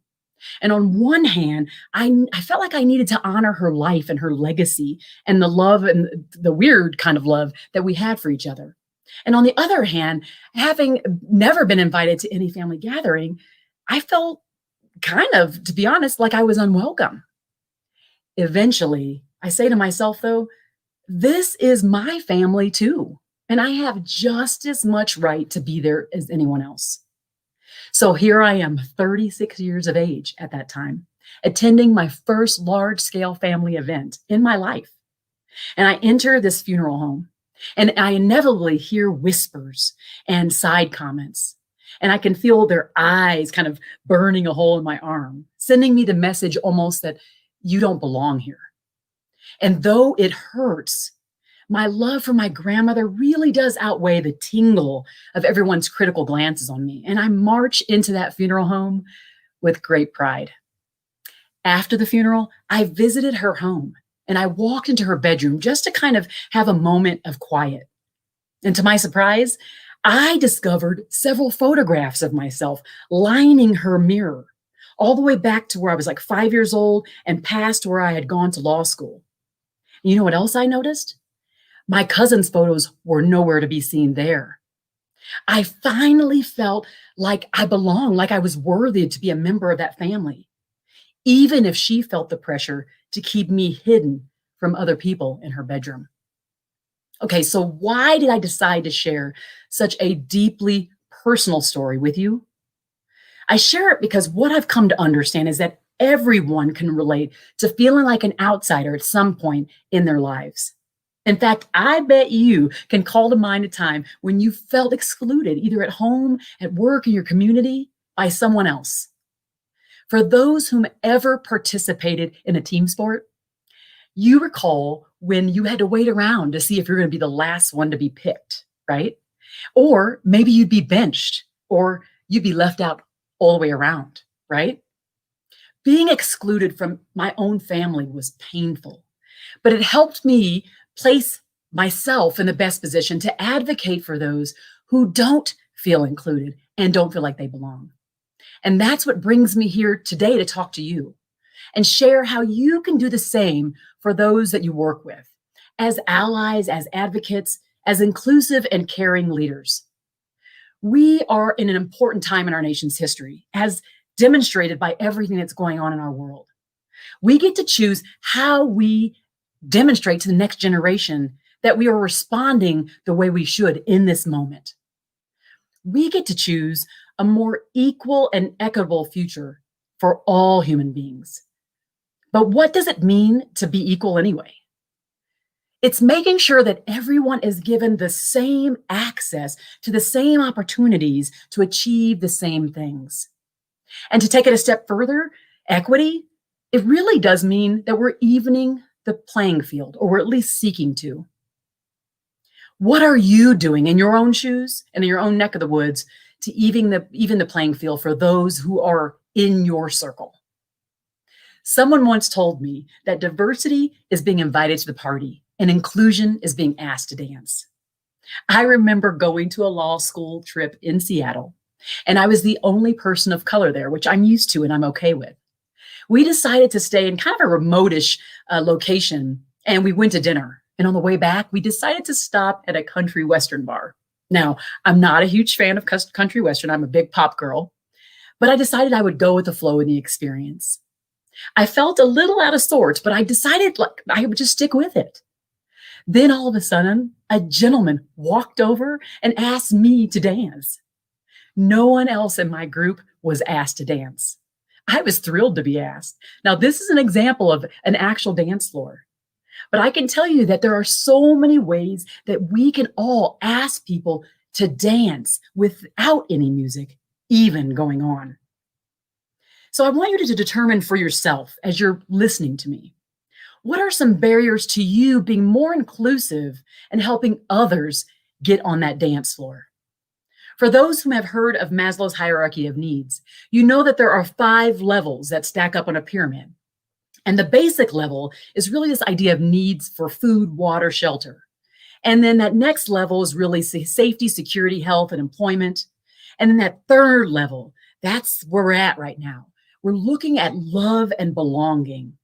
And in order for us to move up to that last one, the very tip of the pyramid, self-actualization, we have to go through all the other levels. And so we have to reach a point where we feel like we're loved and like we belong somewhere.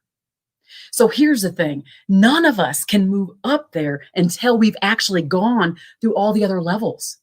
If we don't feel love and belonging, we cannot be all we want to be, which is what self-actualization is. We aren't able to determine or to reveal the best of ourselves if we can't get there. So we all want to be able to grasp on relationships and friendships that make us feel like we belong. It is innate in us to want and to need this, and there's no way around it. It is possible at work. So here's the thing. Despite the title you hold, you have a choice how you show up. You can be a leader who pretends that diversity, equity, inclusion is kind of side of desk responsibilities that has nothing to do with your day-to-day. Or you can look at it as through the lens of everything you do and everything that you stand for, your core values, how you walk, how you talk. I always love to say that you have more power and influence than you think. What will you choose? If you choose the path of the inclusive and caring leader, there are 5 behaviors that you can start implementing today that will go a long way to ensuring that people you work with feel safe, included, heard, and like they belong. The first one is self-awareness. We cannot be there for others, show up for them in a full way if we are not aware of ourselves. And so we need to make sure that we are recognizing and working against our own personal biases and our weaknesses. If you think about the earlier case study with my family, they were led by fear of what others might say. They were led by fear of the unknown, fear of the different. But self-awareness really is the doorway of this work. And we must know all of these things about ourselves before we can meet other people where they are and to embrace them as we should. And that's where my family left off. Number 2, having courage. Having courage basically not to go along and get along.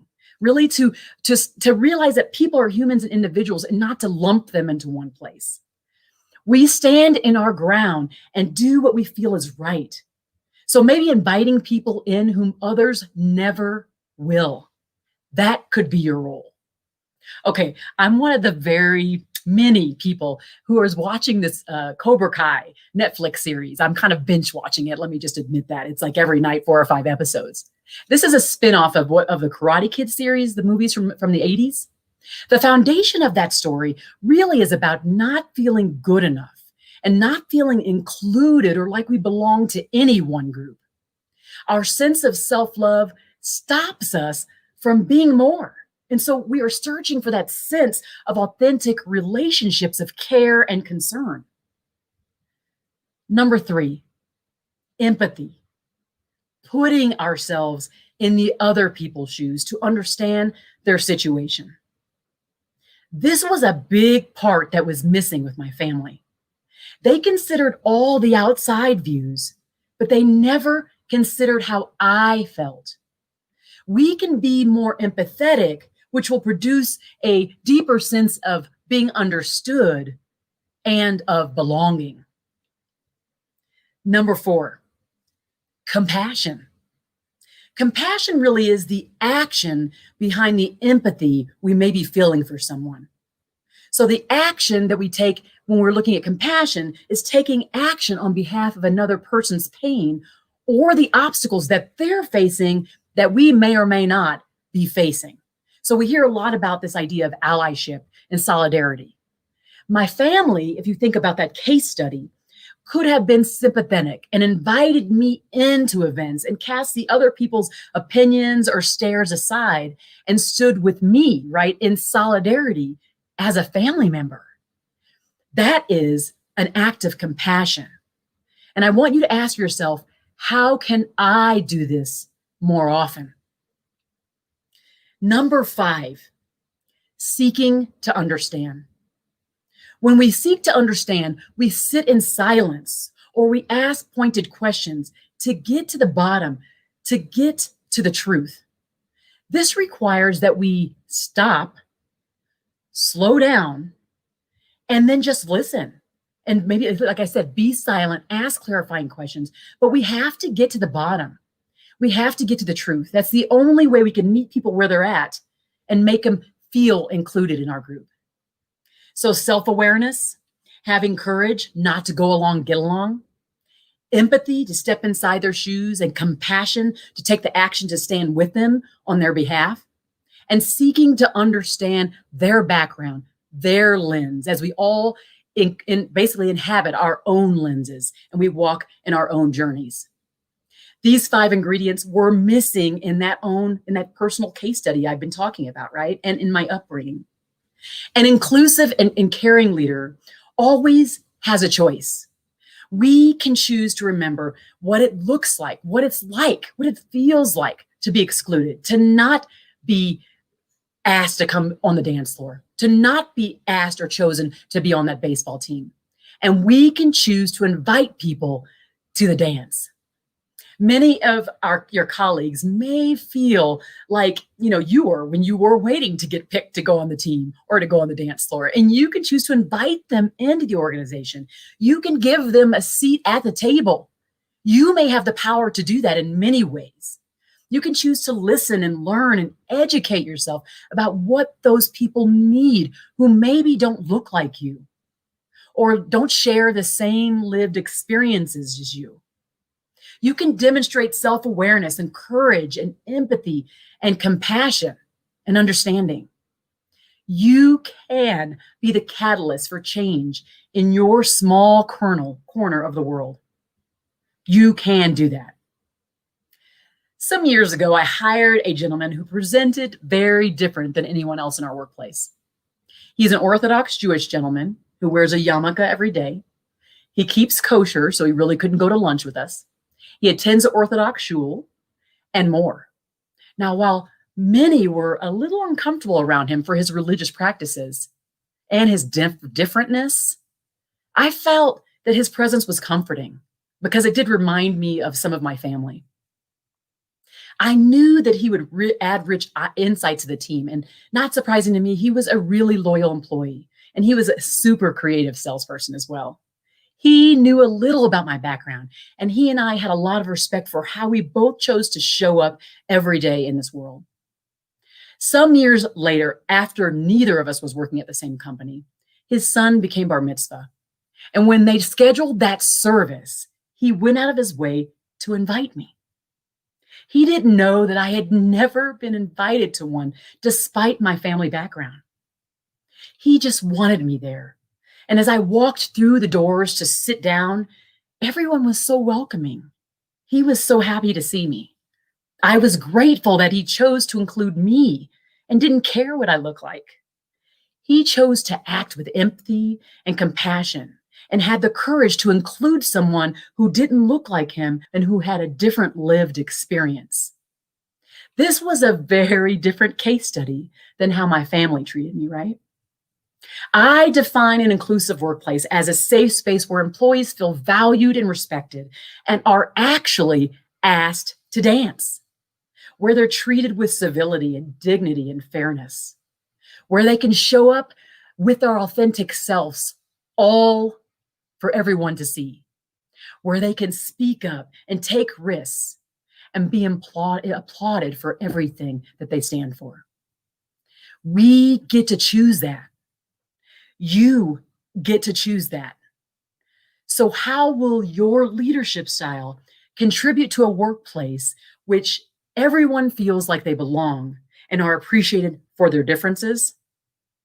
In the end, we can choose to make people feel embraced for who they are and all they bring to the table. Or we can make them feel horribly excluded and discounted. Let's make the right choices together.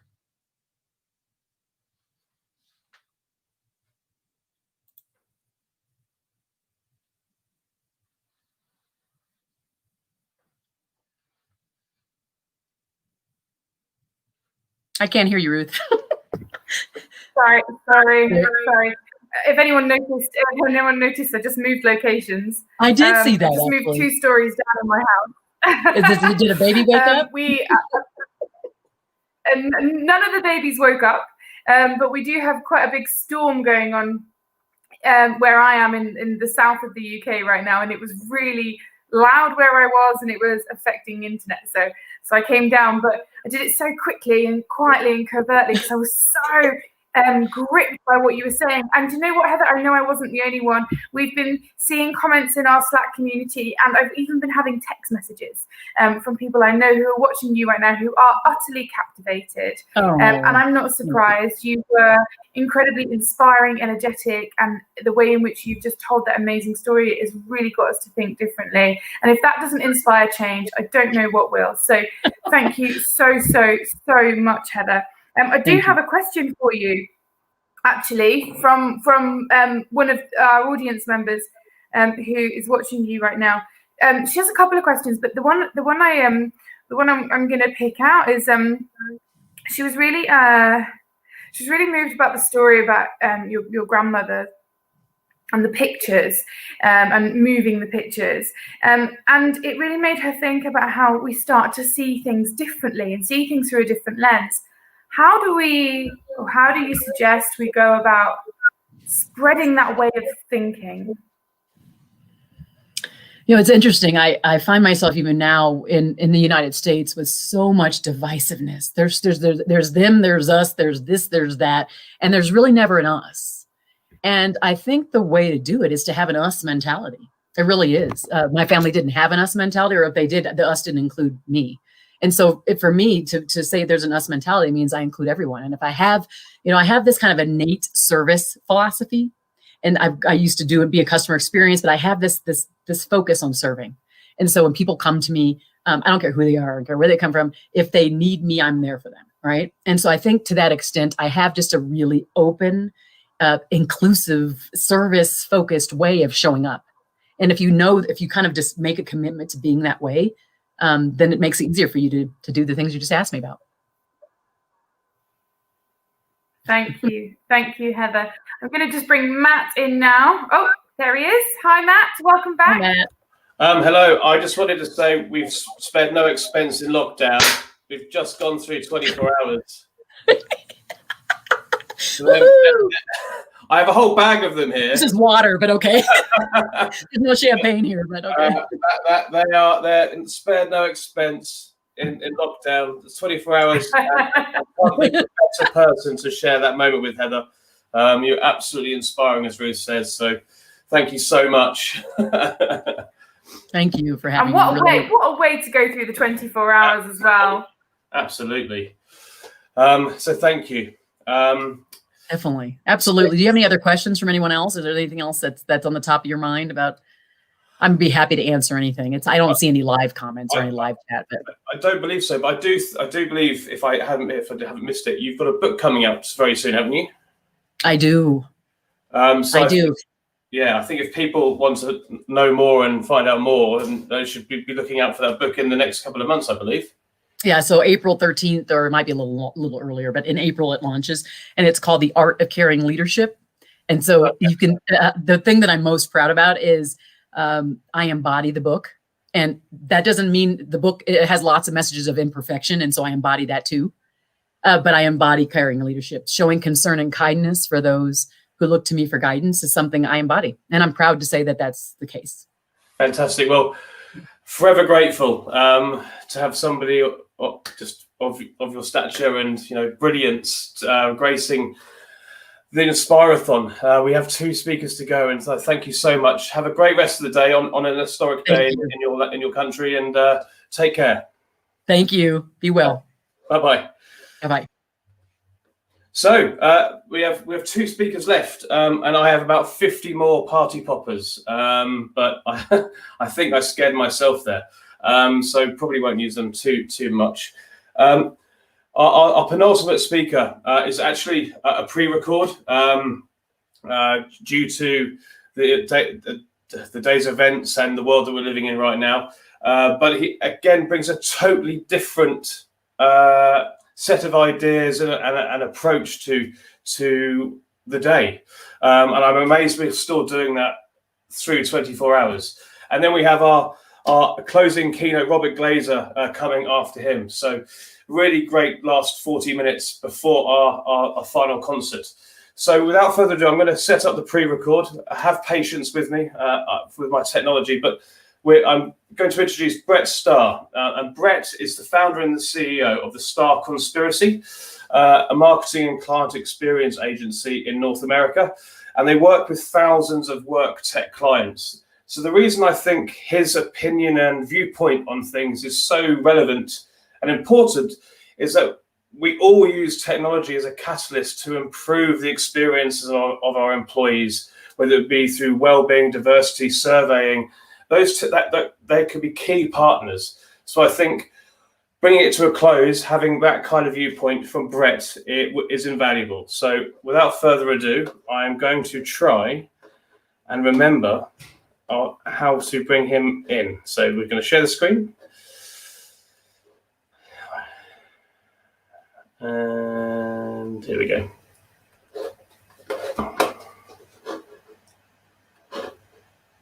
Hi there, Brett Starr here from Starr Conspiracy. I hope you're doing well today, wherever in the world you are.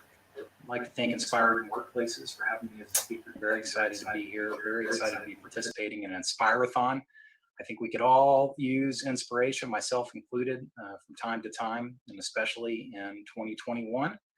And just really happy to have the opportunity to talk about a topic that inspires me a lot. First of all, if you'll indulge me, a little bit about the Starr Conspiracy. We're a strange mashup of analysts and management consultants and marketing folks who work only in the field of work tech. So mostly working with work tech vendors who are building solutions to change the future of work. And we also get the opportunity to talk to a lot of people who are implementing these solutions and who are implementing other strategies to create transcendent work experiences, inspiring work experiences. And yeah, that's what we do for a living. So today I wanted to talk about 6 topics that are near and dear to my heart. Those topics are the abundance mindset, situational awareness, locus of control, chaos, waste, and our own initiative for transforming the agency in 2020, my agency, the Starr Conspiracy, which we call One Team. So I want to talk first about the abundance mindset. And all these things, all these topics I'm going to talk about, by the way, are related. but they're all underpinned by this notion of the abundance mindset, which to me is the most important of all of the topics that I'm talking about. Some hallmarks of the abundance mindset are thinking big versus small, seeing plenty versus lack, experiencing happiness in other people's achievements as opposed to resentment, embracing change as opposed to fearing change, being proactive instead of reactive. We need to have a learning mindset as opposed to a knowing it all mindset. Focus on what is working and the opportunities that you can pursue as opposed to what is not working and the problems that you may be experiencing. If anything, in 2020, I think the abundance mindset was a tool that allowed us to make some really good decisions at the Star Conspiracy. You know, in 2020, we had the opportunity, all of us, to really rewrite the script for anything that we were trying to achieve, whether it was what we were trying to achieve personally in our careers, whether we were trying to drive a business forward, whether we were trying to help people. 2020 really gave us the opportunity to enlarge, change whatever we wanted to change. And the part of the abundance mindset that I think is the most significant, touches on some of the other concepts that I'm going to talk about today, is this notion of focusing on what is working and the opportunities that a situation presents, rather than focusing on what is not working or the problems that are created by any set of challenges that we might face now, that we faced in 2020, or that we'll face in the future. I would just ask you to think about a typical leadership meeting. Most of these meetings are focused on what's not working and how to fix it.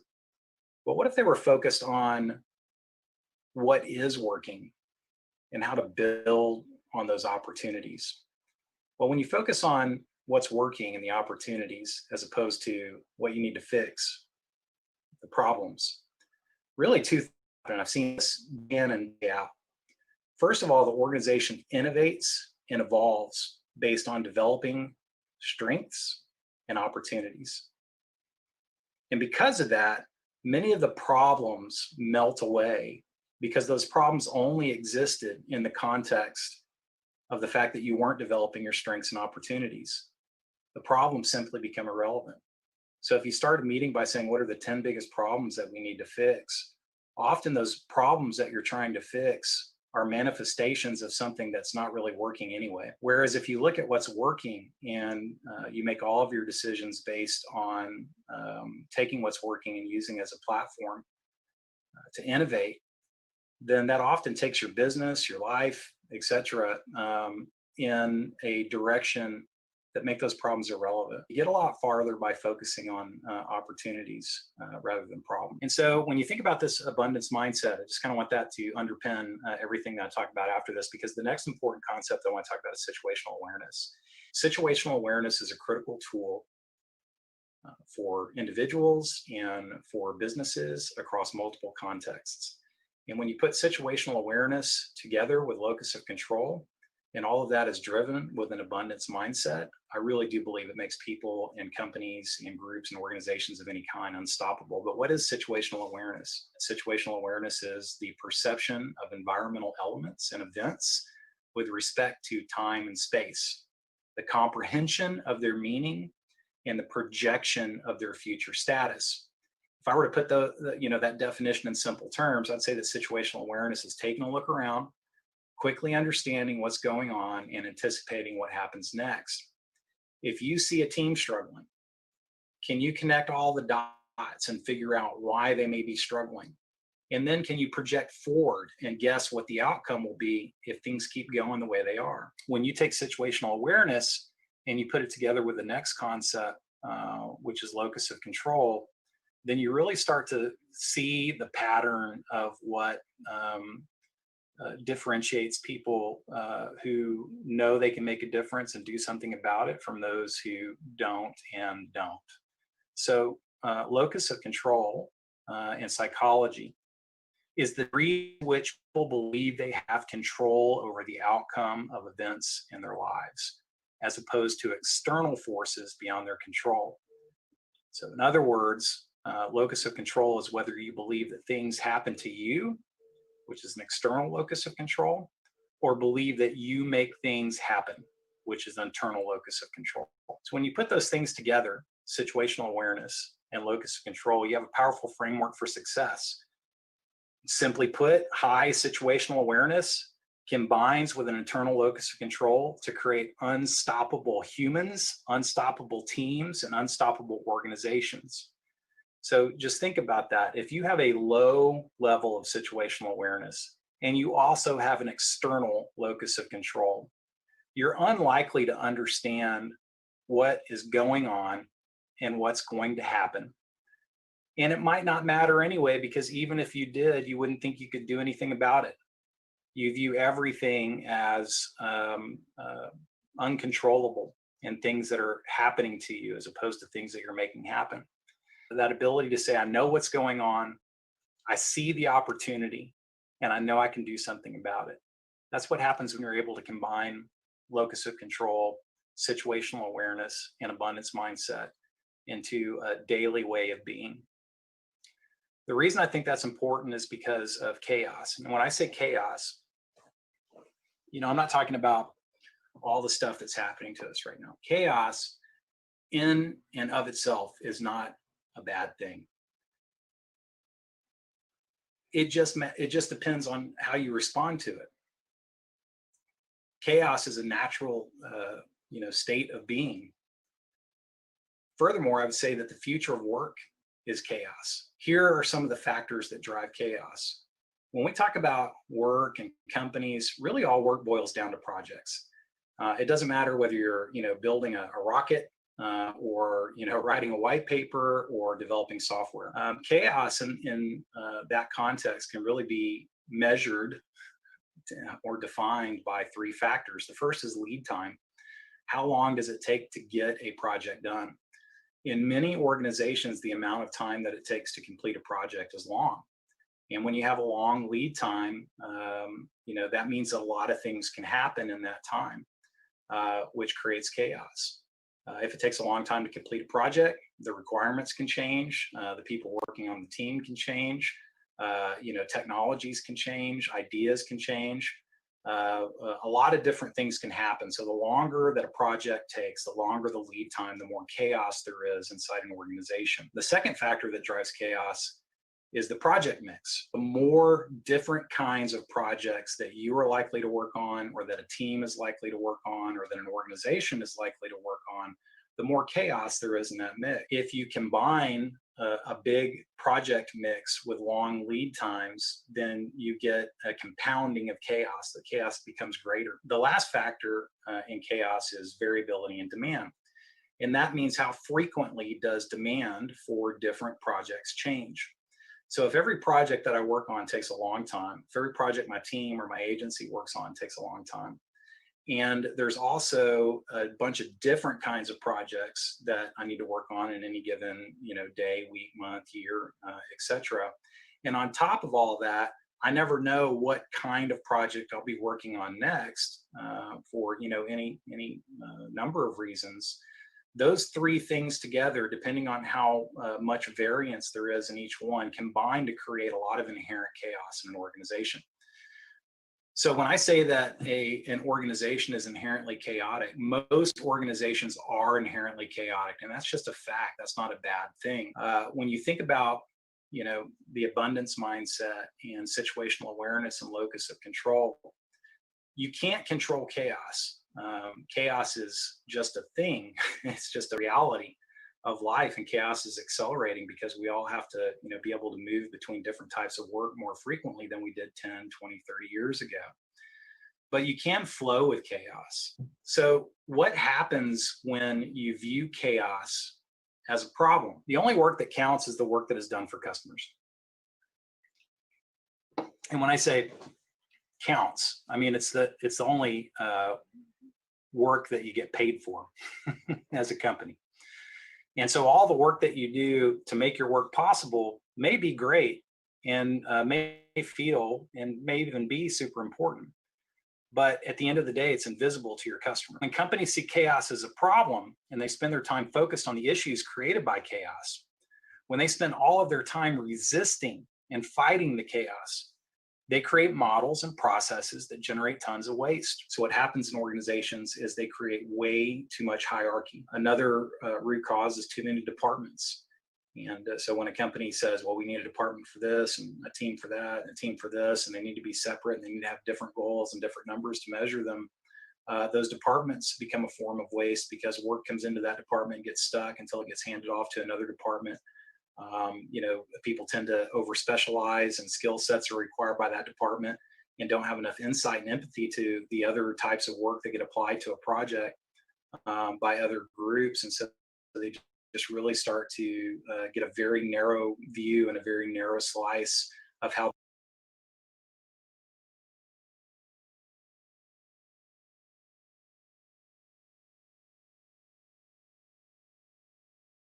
their work fits into the bigger picture. Just too much process in general, too much system, and too much specialization.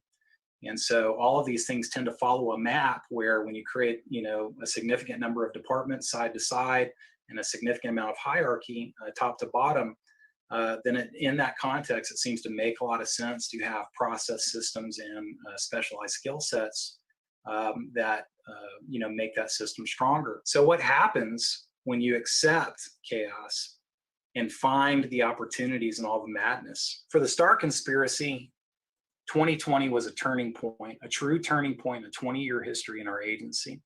For 20 years, we've been fighting the chaos. And in 2020, we decided to embrace it and flow with it and make the changes that are necessary to pursue the opportunities that are presented by the chaos. So we embraced the chaos and we focused on the opportunities that it creates. We became situationally aware and we unleashed our internal locus of control in order to become the agency that we've always wanted to be. The manifestation of all that stuff for us was something that we call One Team. So One Team started as a response to how we needed to come together to get work done in the middle of a once in 100-year pandemic.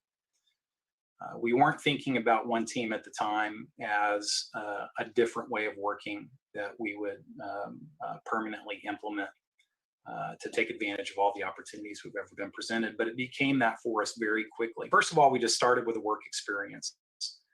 When March rolled around in 2020 and the world was going crazy, we stopped right there and said, whatever plan we have for 2020, whatever we put on a spreadsheet around what kind of revenue we were going to hit and what kind of profit we were going to drive and what special initiatives we were putting in place to bring new services to market or whatever, all of that needs to go out of the window. And the only thing that we need to focus on is taking care of our people. We started with a work experience because we knew that if our people weren't happy, then ain't no one going to be happy. It takes people having a good work experience to create a good customer experience. And it takes a good customer experience to create a successful business. By eliminating departments side to side and eliminating hierarchy from top to bottom, we just created a lot more flow in the organization so that people could go where the work was. And so we didn't lock up work artificially within these departments and create all these additional levels of bureaucracy that work had to flow through before it found its way to its ultimate value point, which was the customer. From the inside out, we retooled and we eliminated processes. So when I say we retooled, that means that we changed all of the software that we were using inside the company because it was overly complex. And that created a lot of systems burden. But when we eliminated hierarchy and eliminated departments because people were working more closely together, there wasn't that need for these burdensome systems. And also we eliminated processes because a lot of those processes stifled creativity and they stifled collaboration. And so by locking our intellectual property into a process where something has to be done the same way every time something was done, we missed the opportunity to innovate how it could be done. And then finally, we implemented a day structure. Look, the world is different. It's just harder. There's a lot more friction in life. A few things that we put in place to make sure that people had uninterrupted time to work, uninterrupted time to plan, and uninterrupted time to rest and to take care of the things that they need to take care of in their lives. Was really focused on day structure, knowing that people were going to need more time to coordinate the things that they needed to take care of in their personal lives. and that time just didn't exist in a traditional 5-day work week. We shortened our work week to a 4-day work week. The second thing was that we implemented quiet time. And quiet time is a 90-minute block of time that is on either side of lunch. So like on Monday and Wednesday, it's before lunch. On Tuesday and Thursday, it's after lunch. So when you combine it with lunch, it's 2.5 hours. And during quiet time, people are not allowed to communicate with one another inside our company. So that is a block of time where people are free to either flow on work uninterrupted, or they're free to take care of the things they need to take care of at home so that they can bring their full selves to their work when they're working. Another interesting outcome of our day structure was that there were just fewer meetings. And when I think about meetings, also realized that the elimination of hierarchy and the elimination of departments also had a significant impact on meetings. The less hierarchy you have and the fewer departments you have, the fewer meetings you're going to have, because a lot of those meetings were really about trying to drive effective communication between departments or trying to drive effective communication up and down the hierarchy, making sure that everyone is aligned. Well, if everyone's doing the same stuff and working together, then everyone's always inherently aligned. So we didn't set out to eliminate meetings.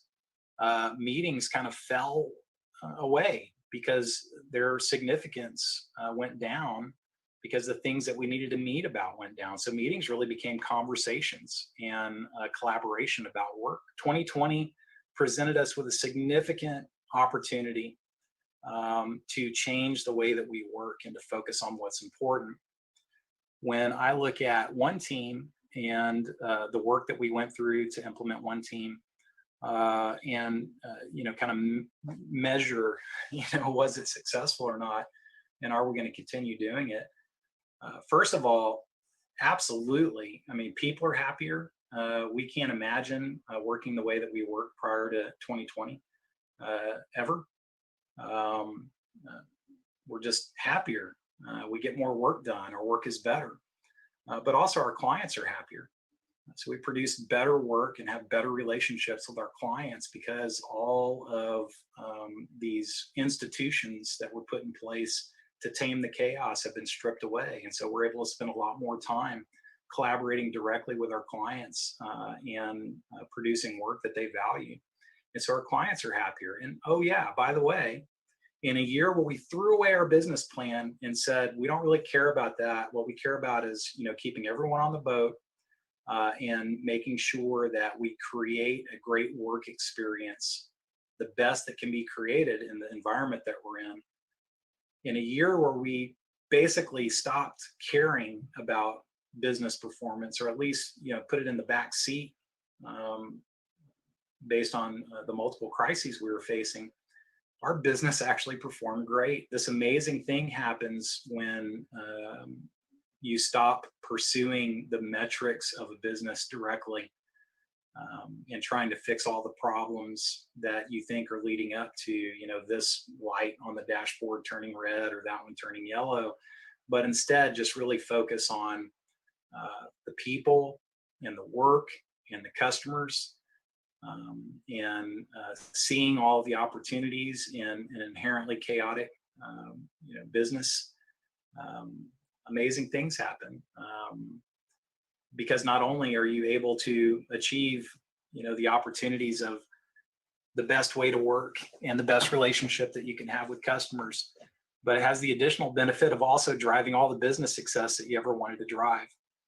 And so I just want to conclude by saying that these are not, overly esoteric, new agey philosophies. These are very useful tools for understanding how to make the best decisions and work in the most effective way in a chaotic world, and especially when your business is inherently chaotic. Having an abundance mindset, stop thinking about problems and start thinking about opportunities. Don't ask yourself what's broken and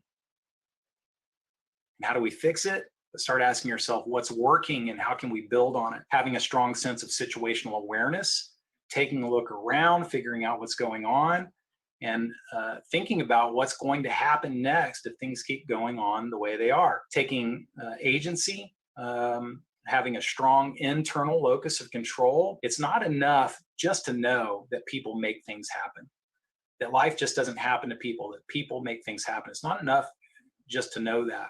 You have to take the steps to clear all the obstacles preventing people from doing what they want to do and what they know is right.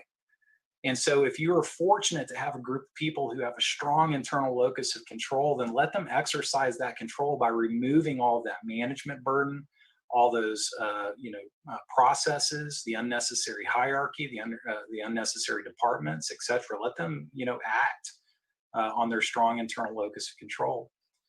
Chaos, understand the amount of inherent chaos in your company, embrace it, look for the opportunities it presents, and build around the chaos.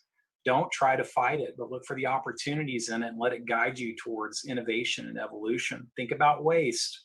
Embracing chaos will reveal much of the waste in your company, just like the way meetings melted away for the Star Conspiracy. By flattening the organization, eliminating departments, eliminating hierarchy, getting rid of systems burden, process burden, administrative burden. Suddenly the meetings became unnecessary, and it shows that they were a waste to begin with. But just by changing our mindset and making the decisions that flowed with that changed mindset, a lot of waste revealed itself and melted away without us having to take any action whatsoever. So don't back down from a big idea because you think people are afraid of change. That's patronizing. When you are afraid to do what you know is right based on your situational awareness and your locus of control and your desire to pursue opportunities, when you back off from that big idea because you think people fear change, it's patronizing, because chances are they want the same things fixed that you do.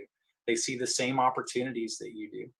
And it takes all of us moving forward with confidence based on the fact that we know that we can have an impact, that we can achieve outcomes together. It takes all of us willing to pursue that big idea. You can't get to where you want to go, and people can't get to where they want to go if they're hiding the big idea that they really want to talk about and implement. And finally, start with a team. As I said before, if your people ain't happy, ain't nobody happy. So give people uninterrupted time to work, uninterrupted time to plan, and uninterrupted time to rest. And when you do, then the time that they spend working will be incredibly more productive than it was before, when they were bouncing back and forth between all of these different obligations in their personal lives and their work lives, etc. So I hope that you found some value in the conversation that we had today. I hope that some of these tools that we talked about, the abundance mindset, situational awareness, locus of control, chaos, waste, and our own experience with one team, I hope that maybe there's one or two ideas in there that caught your mind and that you might want to explore further. My name is Brett Starr. I'm the CEO and founder of the Star Conspiracy. I'm always available to talk with anyone about these ideas or anything else. All of my superpowers flow from conversations with other people. So if you ever want to follow up with me and have a conversation about any of these topics, I welcome the opportunity. Enjoy the rest of the Inspirathon. Thank you for your time today. Let's have, and let me rephrase that. Let's make an amazing 2021. Let's make it happen. Thank you.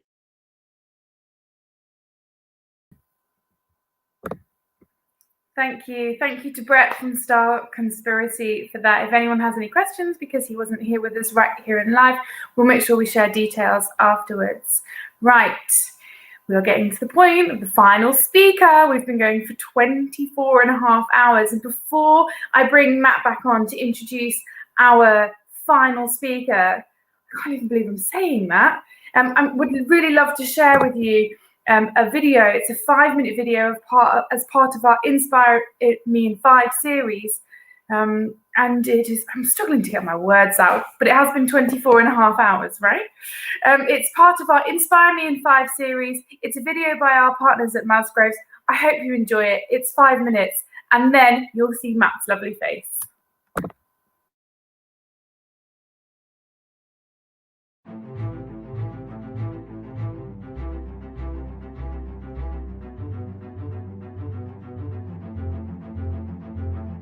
Work used to be normal, then it was not. It's been so long, I think I've forgot what it feels like to be normal, surrounded by folk, having a laugh, telling a joke, no 2-meter rules, no fear of a spike, standing as close as you f***ing well like. But I dream of the time when we're normal again, when we turn back time. But I pause, and then I think to myself, is that right? Is back to normal our guiding light? Because what is normal when you stop and think? Men used to be kings, wearing dresses of pink. Louis XVI, now he loved a wig. Whilst ancient Roman men painted their nails with elixir of pig. People are different, there's no standard size. They have different dreams that shine brightly through different coloured eyes.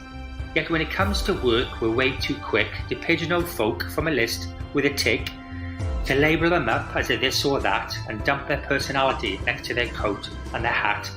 So as we think about work in the year that's ahead, let's not do normal, let's do better. Instead, let's treat people like gold, the most precious of things, to be cherished and cared for. Then let's help them grow wings to soar as high as a bird and fulfill all their dreams.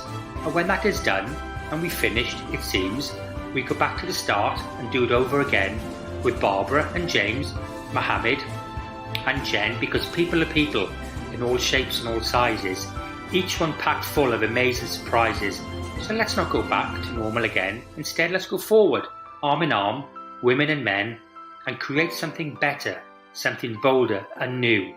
This is our moment, me and you. So the choice is pretty clear for companies. Go back to normal or spring forward and do something brave and bold. That's right. But if you ask me, I think it's an easy decision to make. I agree. After all, what was so great about normal anyway? Commuting to work. Stuck in traffic. On the tube, squashed in like sardines. Then when you get there, long hours. No lunch break. Late finishes. Missed family time. Working weekends. And was it worth it? We're stressed. Less happy. Sleep deprived. Reliant on drugs, alcohol. Disengaged. That's the choice. Go back to that or create something better. And let me give you a reason why everyone should be choosing better. I'm listening. If you're a business that has survived the pandemic, leaders need to remember this one truth. Which is? Your people made it so. So what are we telling people to do to create an inspiring workplace? Rip up the rulebook and start afresh. That sounds scary, but exciting too. We're only doing what our ancestors have done before us. Which is? Revolt. Revolt? That's right, think about it. We've had many revolutions over the years. Like the Industrial Revolution, you mean? Exactly. Perhaps this is the next one, the Great Pandemic Revolution, where work changed beyond recognition. As it did in the Industrial Revolution. When changes were technological, socio-economic and cultural. Technological? Like the global shift to online working. Socio-economic? We're now buying pretty much everything online. And cultural? Billions of us all around the world changing our behaviours by staying at home to protect our communities. So that's our call to action. Rip up the rulebook and start anew. Let's create something positive from the great pandemic revolution of 2021. Imagine if we removed layers of management. And just trusted people. Imagine if we devolved decision making. And just trusted people. Imagine if we had no rulebooks. And just trusted people. Imagine if we just got out of the way. And just trusted people. Imagine if we just trusted people. The same people we trust to get us through the pandemic. So let's not go back to normal again. Instead, let's go forward, arm in arm, women and men. And create something better, something bolder and new. This is our moment. Me and you.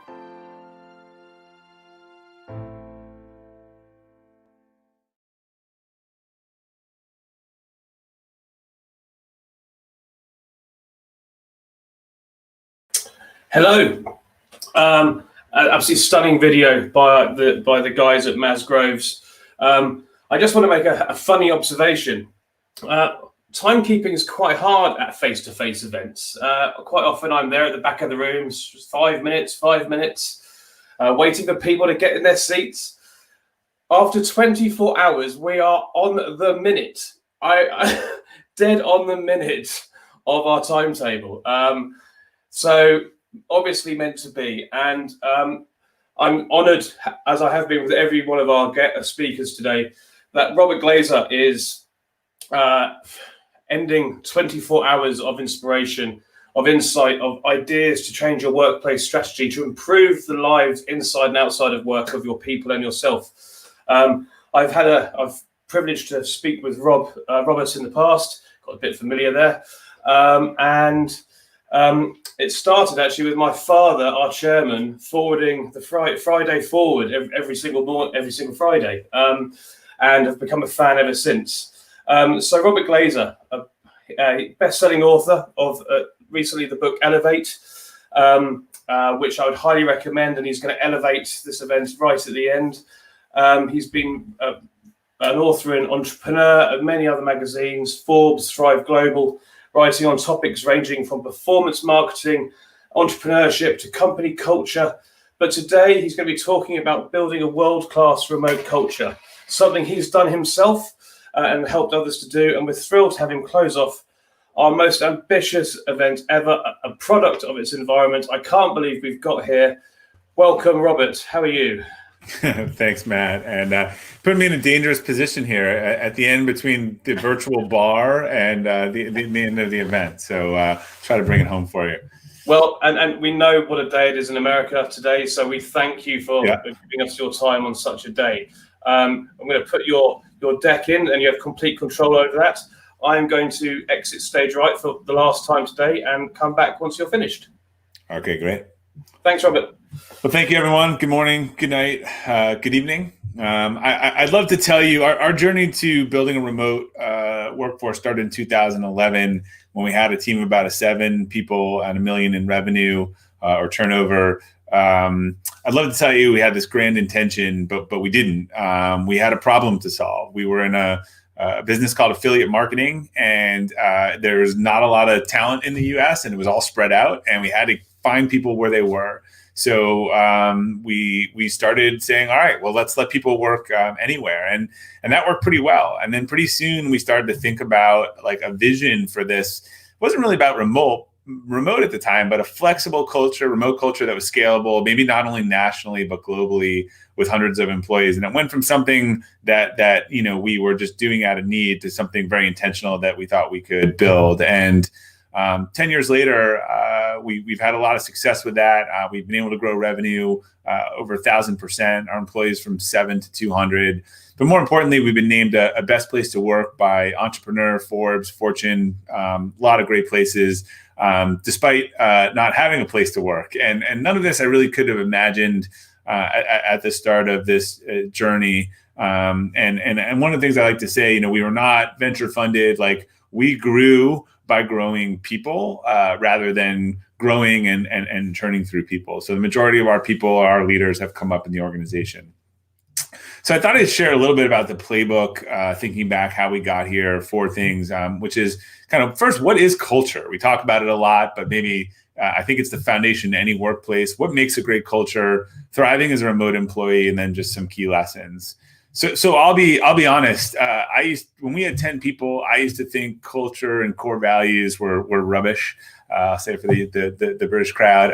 I saw these things on the walls of a lot of offices. It just seemed like the thing to say. They all sounded the same. Anyone could say it. There really wasn't like a differentiated point of view. But more importantly, I'd work with these companies, and I just never saw them doing these things. If I went to this company, I could guarantee you this is not how I would see people acting.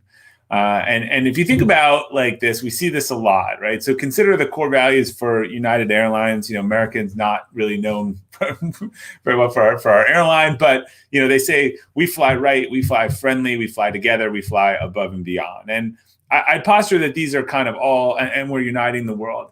I posture to you that these are all fluff, and how I would know that, and I don't know, I'm sure you saw this all around the world, but a couple of years ago, United had overbooked their passengers on their flight, and typically, airlines just keep offering increased vouchers to get someone to give up their seat. But United decided they should stop this somewhere along the line. They had overbooked the plane, oversold it. And they ended up dragging a passenger off the plane. His head smacked on the seat. He was bloodied. Everyone videoed this. Became all over the news. And United lost $800 in market cap in 1 week capitalization after this. And again, let's think back to those things. I think if you think that dragging a passenger off a plane is flying friendly, flying right, and flying above and beyond, then you have a pretty twisted sense of core values. But one thing United did do successfully is they connected people and united the world against that. So I'm pretty cynical on values, but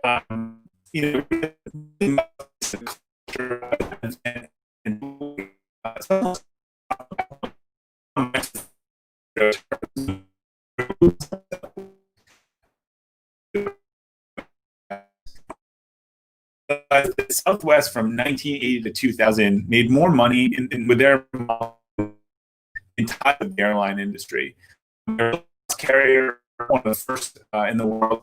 And when they heard, like, how did you do this? How did Southwest make more money in the whole industry? I knew a lot about Southwest strategy, and I thought he was going to answer how they flew one type of plane, or they skipped major hubs, or they turned over airlines faster. And he gave a one-word answer, and that answer was culture.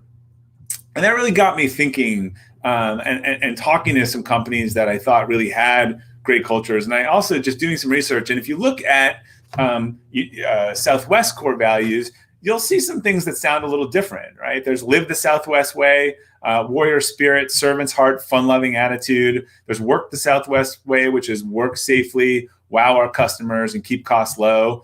These aren't things that you hear everyone say. They're pretty differentiated. And I call your attention to a few. Warrior spirit, strive to be the best. Servant's heart, which is treat others how you want to be treated with respect, and wow our customers. And there was another story that I had seen soon after the United story. And this is a story about a woman named Peggy Yulee. So Peggy was on a Southwest flight from Raleigh-Durham in the U.S. to Chicago. She was about to take off, and the pilot suddenly turned around and headed back to the gate. And the cabin crew asked her to get off the plane, and she assumed she must have boarded the wrong flight, or there was some sort of security issue. And after she was back in the terminal, the crew gently informed her that her son had been in a terrible accident in Denver, and he was actually in a coma. So here's what happened next. They rebooked her on the next flight to Denver. They offered her a private waiting area that she could watch.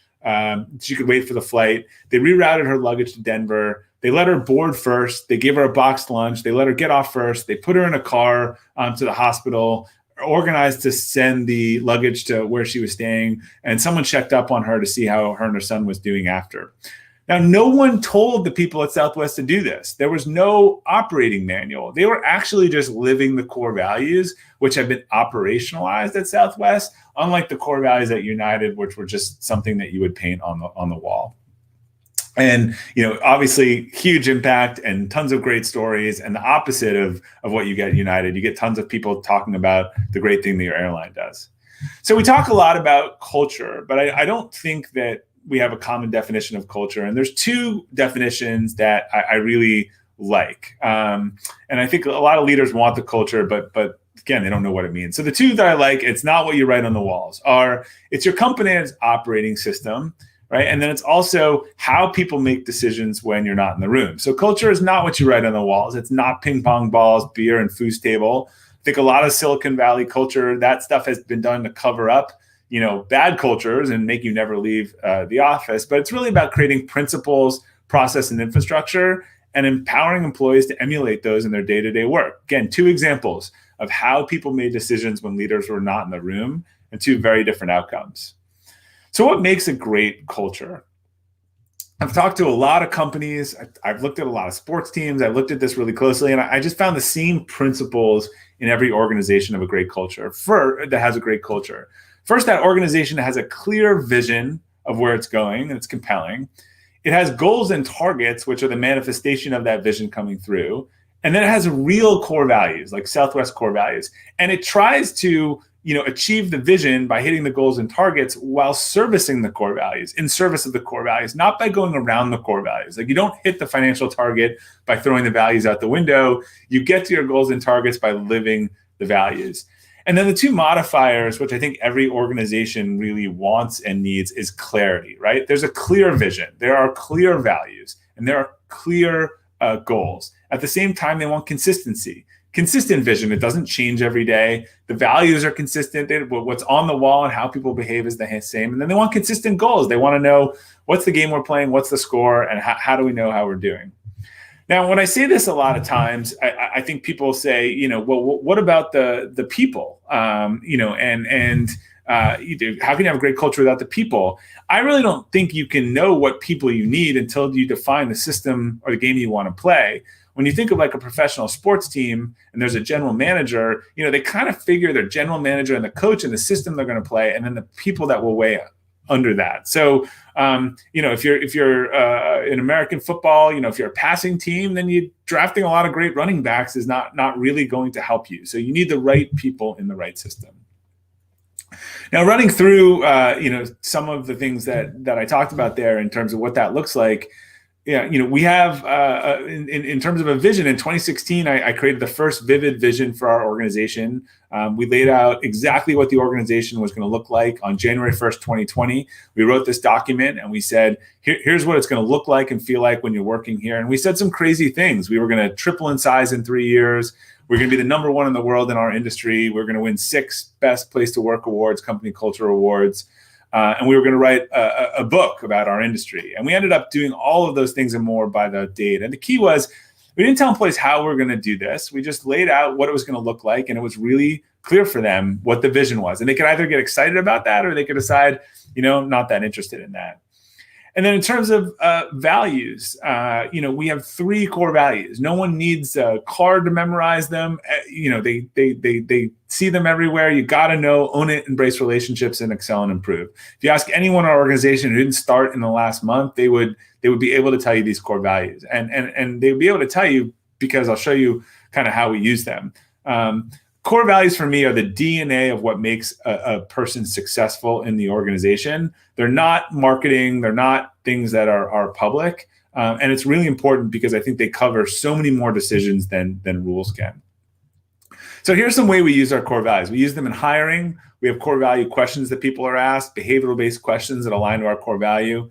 Our decision to transition someone out, it's often because of a core value. And we just feel like if they are not a core value fit, then it doesn't matter if we try them a different role in an organization. When we promote people, we talk a lot about how they fit the core values, why they're getting promoted, which values they lived.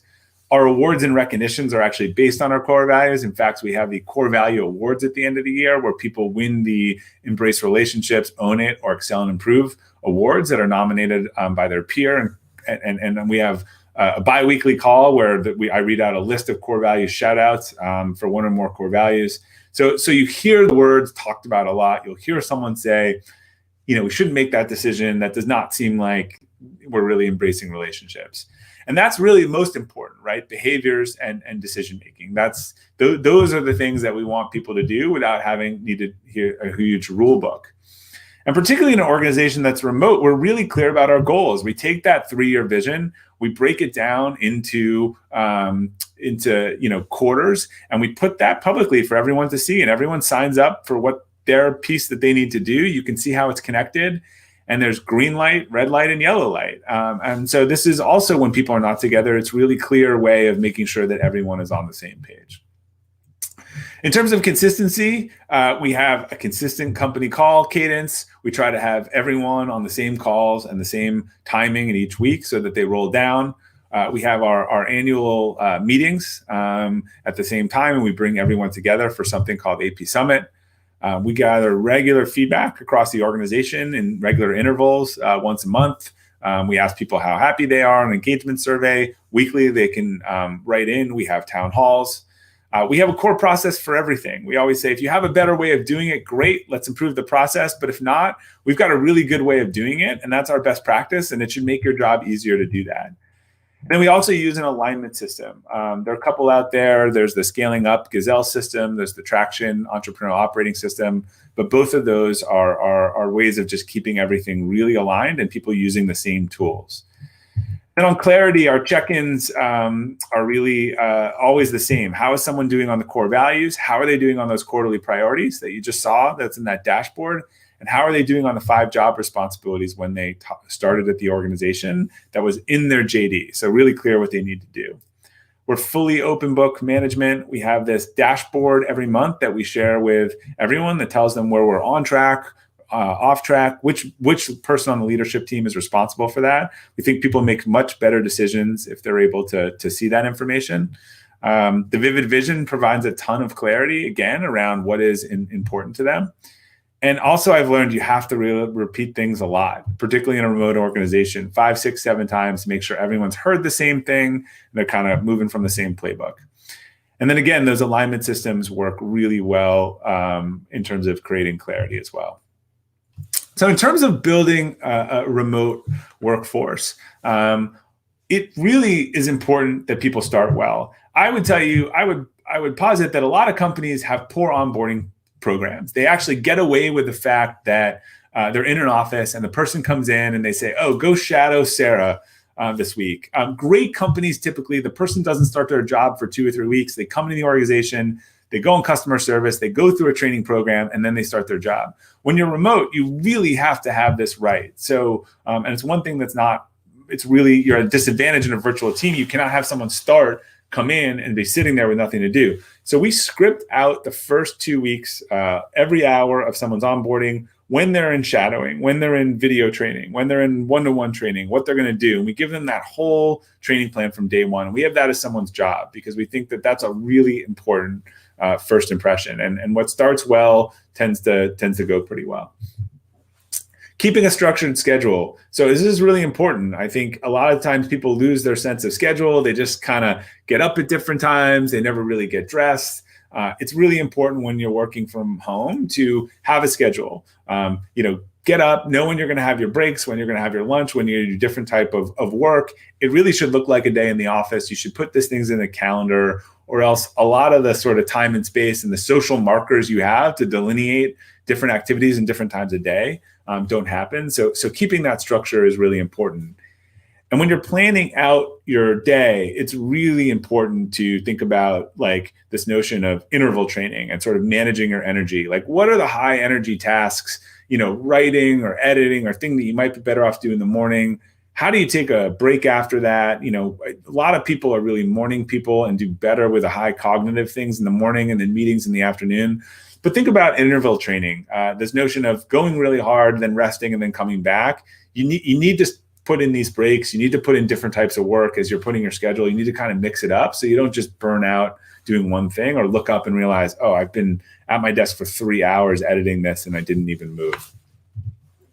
The number one problem I think that most remote employees have and doing for the first time is boundaries.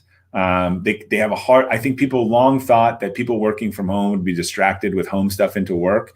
We have really seen the opposite, where it's that work bleeds into home. So we ask people, again, this was before a pandemic when a lot of people were forced in suboptimal situations, but physically delineate a workspace in your home, ideally a private room that's quiet. If you don't have that, then a place. You leave your computer in that place, you make that the workplace or section of your apartment, or if it has to be the kitchen table, and you say, look, this is work time and this is not work time. And you don't bring the computer into your bed and sort of extend the office into your bedroom. It's also a really good signal to other people in your house when you're working or not working, and again, creates that space. The other thing a lot of people are missing is the commute. I think it's really important to recreate that commute. We need that decompression time. It's actually one thing that I realized that I was really struggling at years ago, even before the pandemic, was I would just do these Zoom calls till 6 o'clock. I'd go to dinner. The 3 kids would all be yelling. And I was really just didn't have the space. And I realized, wow, I need a transition time. So I would take the dog, go for a run, listen to a podcast, walk outside. I mean, we actually need both of those commutes these days in the morning. I would say if you are rolling out of bed, grabbing your cell phone, turning it on, looking at work, that's like someone taking you out of your pajamas in your bed and throwing you in the office. Like, these are important times, the getting ready for work, having your coffee, read the paper, sort of start the day, with some space, and then coming home too. And if you add these virtual commutes in, it really helps.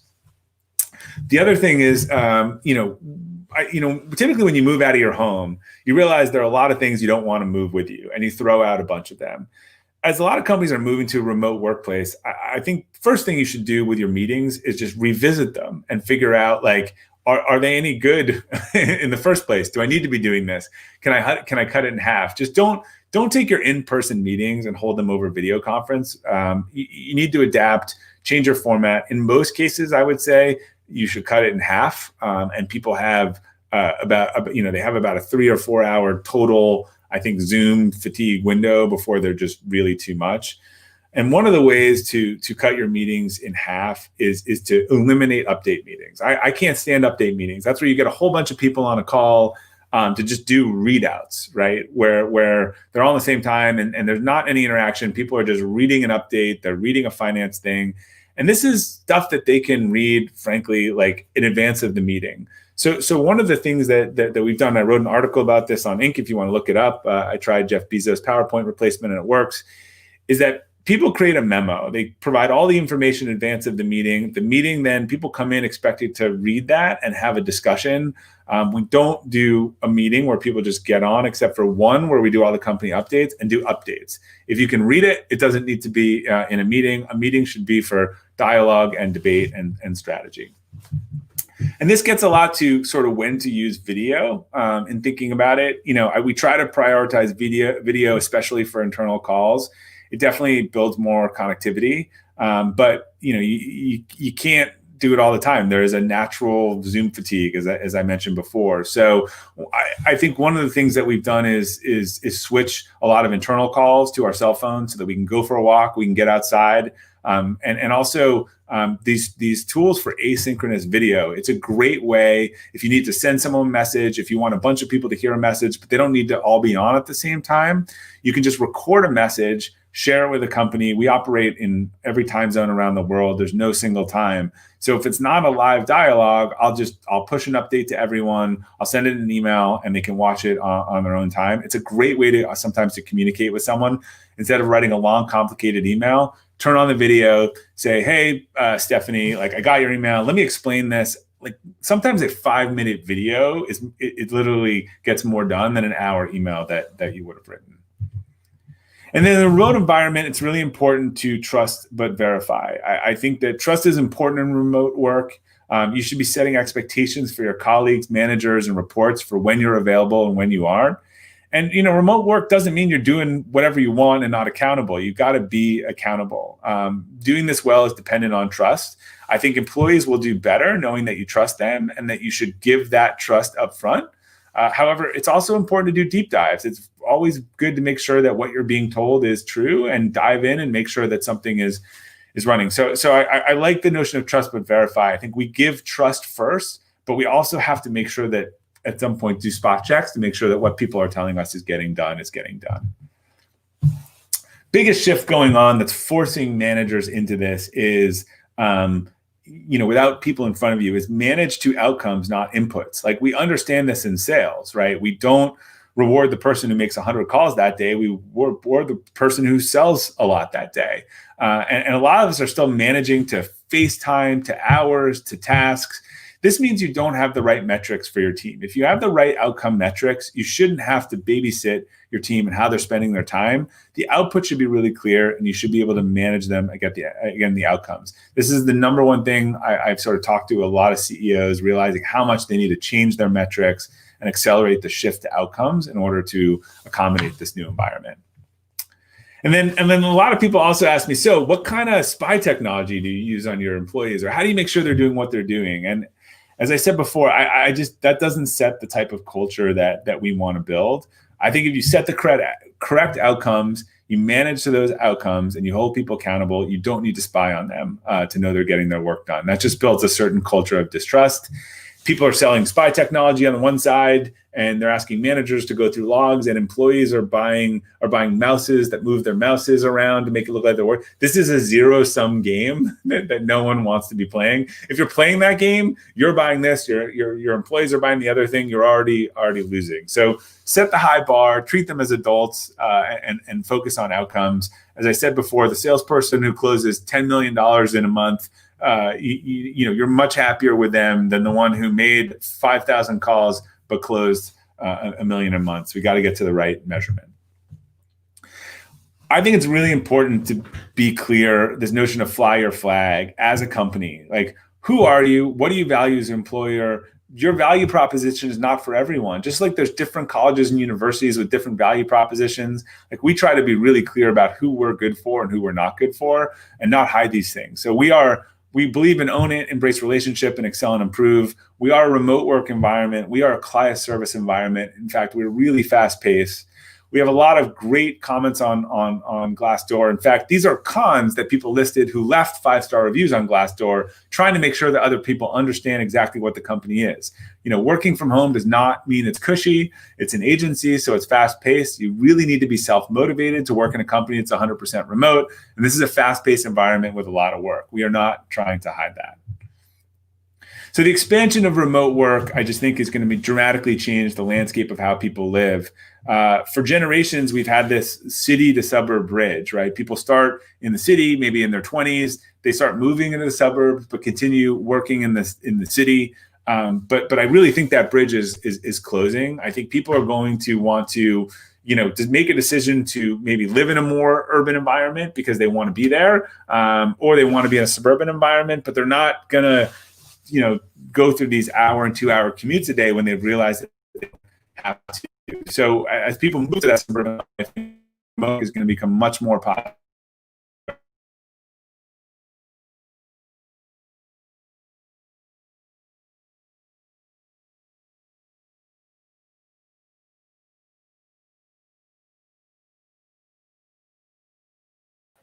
Hi, Robert. There's a bit of a bug. Footed in a changing world. And I'm not saying that all businesses are going remote and there won't be offices or otherwise, but just taking that completely off the table, not utilizing that as a strategy, I think will put you at a disadvantage. So I just want to leave you with 3 takeaways. And the first is that, recognize, as I said, how we live and work and buy is permanently changing. I saw that video about the new normal or going back to normal. There is no going back, right? There's going forward, and things are going to look really different. Recognize the possibility that remote work offers managers and leaders and employees, and think about how you can incorporate that. And then, one thing that I tried to stress in here is that I think that companies that are doing remote work well have good cultural foundations and principles, right? They have a lot of things clear and consistent. We talked about before, they have values and goals, and so they made that transition.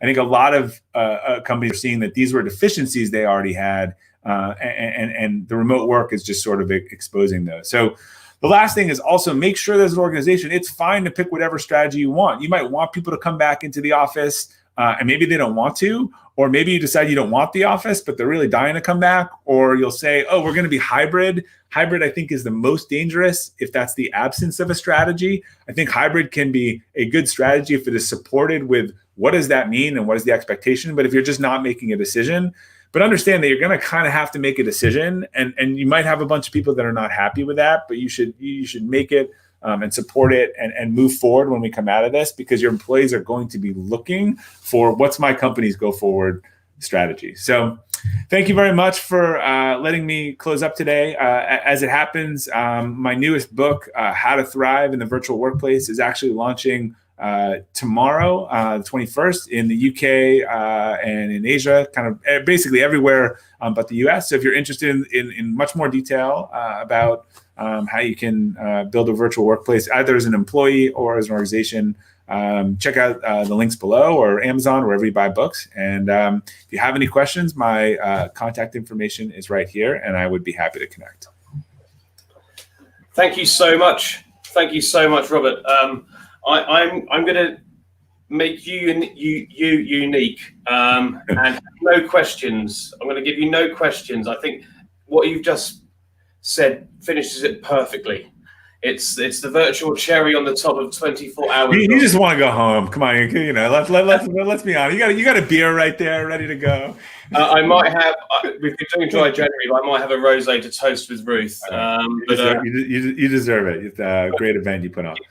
But what I did want to say was give trust, but verify. I'm a huge advocate of trust. Your employees deserve your trust instantly. You've hired them, but give trust, but verify. I think that's a fantastic message.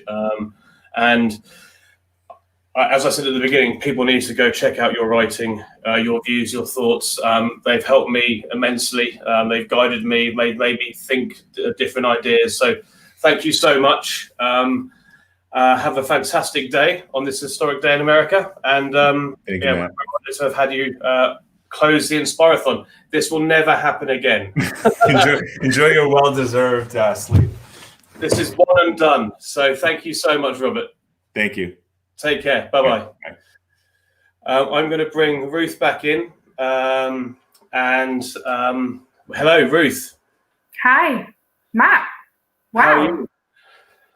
Wow. Like 25 hours, 6 minutes and 30 seconds. Matt, I need to raise a glass to that. Well, there we go. Cheers. Cheers. That's my first drop since the new year. So I didn't quite make the end of January, but there we go. Well deserved. I can't believe that just happened. No. So 25 hours ago, I started in Sydney, imagining myself on Balmoral Beach, my favourite beach in the Sydney Harbour, rather than being in Storm Christopher. That has given us a few issues near the end. It's just absolutely raining cats and dogs out there. We've heard from incredible speakers all over the world across so many different thought-provoking topics. And it was awesome. I was talking to Natalie from LinkedIn in Singapore, I don't know how many hours ago, and was mentioning Robert's tip about how he disconnects from work at the end of each day and becomes, rather than Robert the CEO, Robert the dad and the husband. And we've just had Robert close. Over to you. Yeah, I think it's been incredible. Like, to go from such a crazy idea, like, shall we run a non-stop travel the world? Like, we can't travel the world this year. We couldn't travel the world last year. We can't bring all the amazing community and learning and speakers and everything that we do so well to people. How are we going to do this? Let's just travel the world together, shall we, virtually for 24 hours. To think that's now become a reality, but not only become a reality, like, we kept time, like, that's just unheard of. I'm incredibly proud. So yeah, Matt, 25 and a bit hours ago, we were together in Australasia as we were just opening up the Inspirathon, and since then we've traveled all over. Like, I think you handed the baton to me like maybe 20 hours ago. I don't know now. Like, over in Singapore, we've been to Sweden, Saudi Arabia, Nigeria, Johannesburg. We've been all throughout the UK, and then over across the Atlantic to North America, where we are now. And it's just been incredible. Some of the speakers, the topics, the variety of people, the diversity that has been shown across the world. But there's definitely been some overwhelming themes for me that have come out from I don't know if I've got to that analysis in my brain yet, but I'd love to know what you're.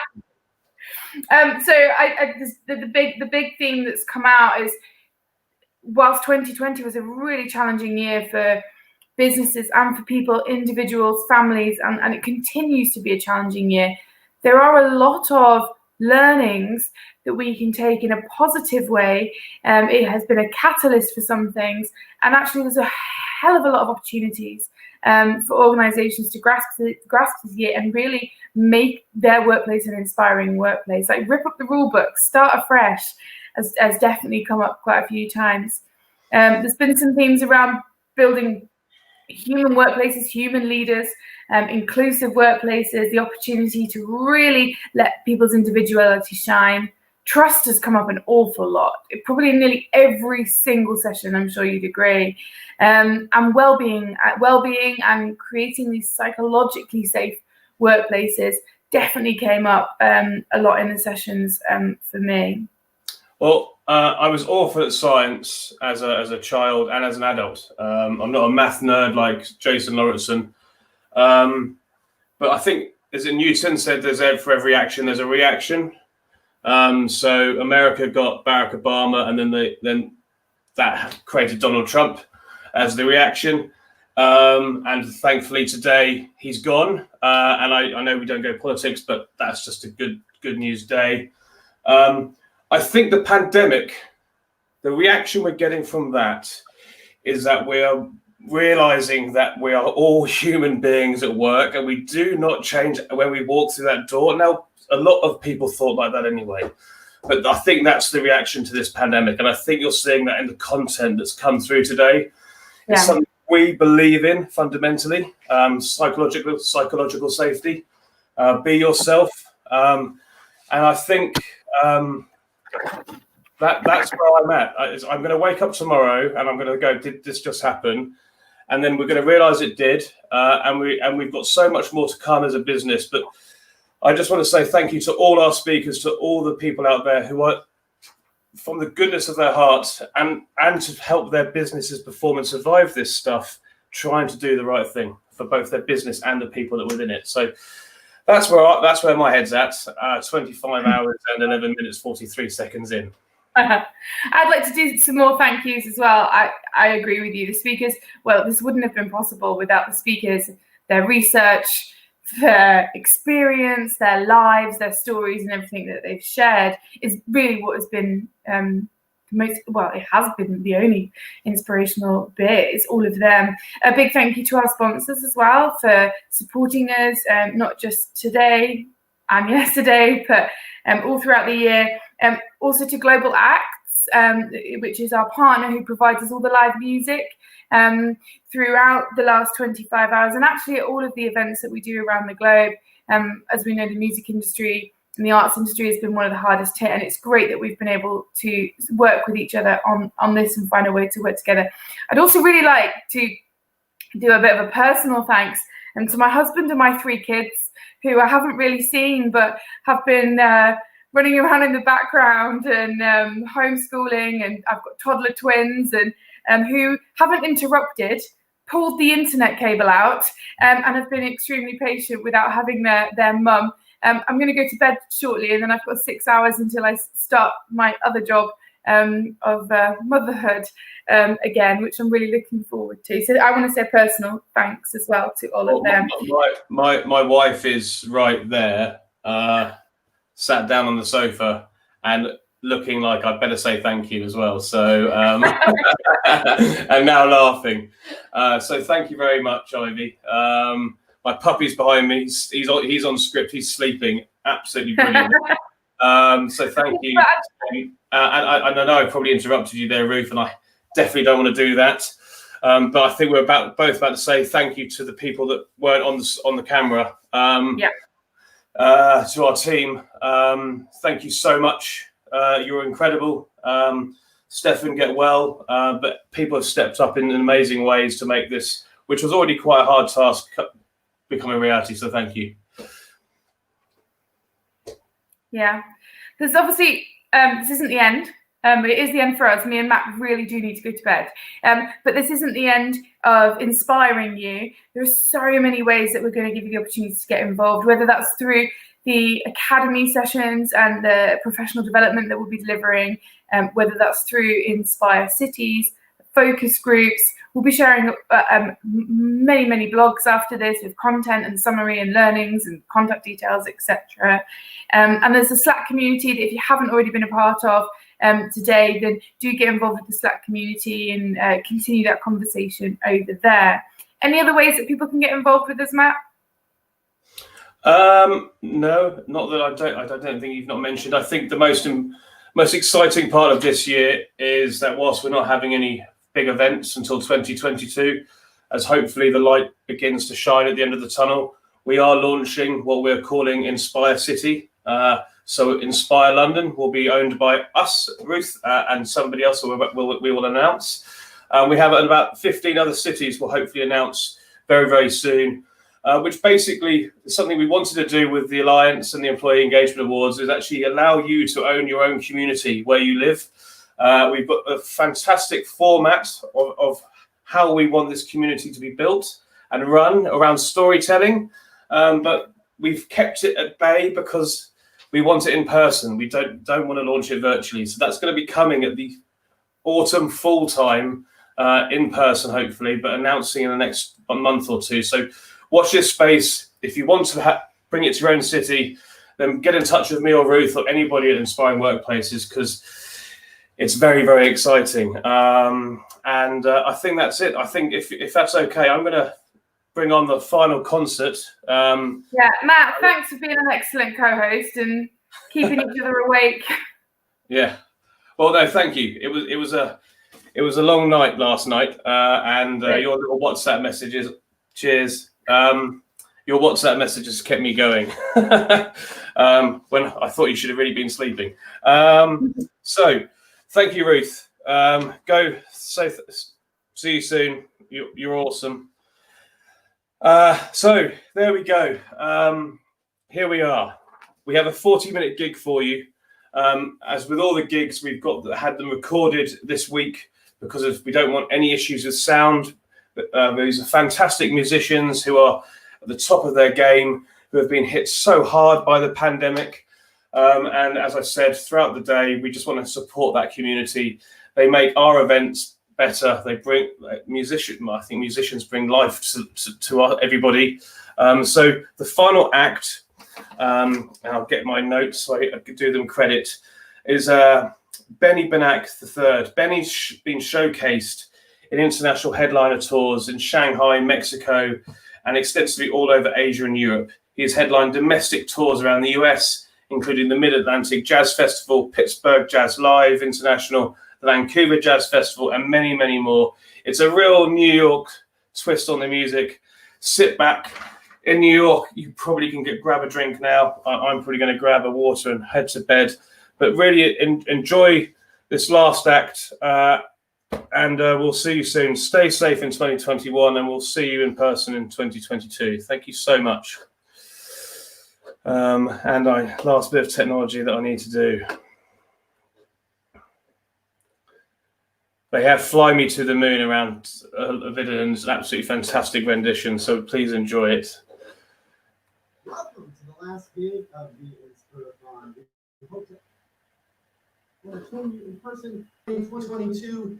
On its 25th hour, we are here to entertain you virtually and close the event. On behalf of our host, Matt, who wants to thank every speaker and guest one more time. And before we get going, everybody, I'd like to introduce you to the great Mark Lewandowski on the bass, a New Yorker here with me by way of London from the UK. We are broadcasting to you live out of my home studio here in Harlem, Manhattan, and New York City. We're going to start things off with the title track from my album that came out earlier this year, entitled A Lot of Living to Do.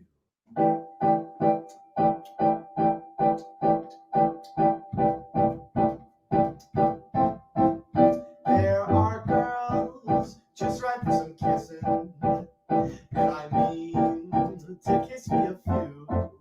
Oh, those girls don't know what they're missing.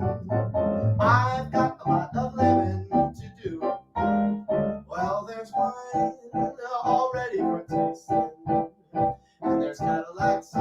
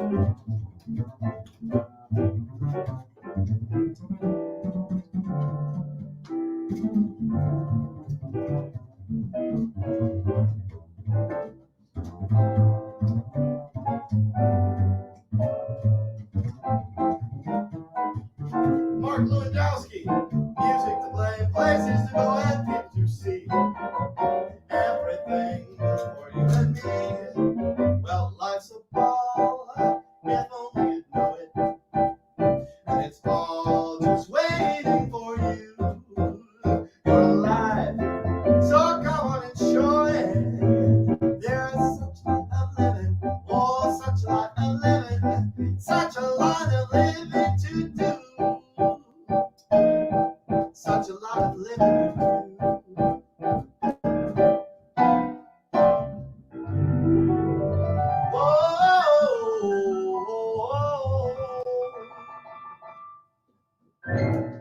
Thank you very much, everybody. Thank you, thank you. A lot of living to do. The first tune, as I mentioned, off my album that came out at the end of January. So thankfully, I did get my baby out into the world pre-corona. Could have been worse, I suppose. But, you know, we've spent the year actually making a lot of music here at home and trying to share that with folks like you, everybody. And I'm so glad that you're all tuning in, a part of this wonderful event.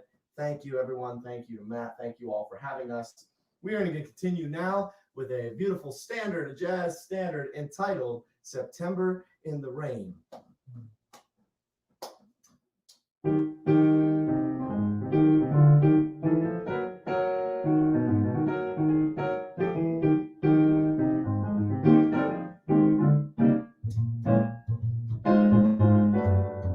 The leaves of brown came tumbling down, remember that September in the rain. Oh, the moon came down just like a dying ember. Oh, that September in the rain. Oh, the whisper of a willow on a window. That magic of its sweet refrain.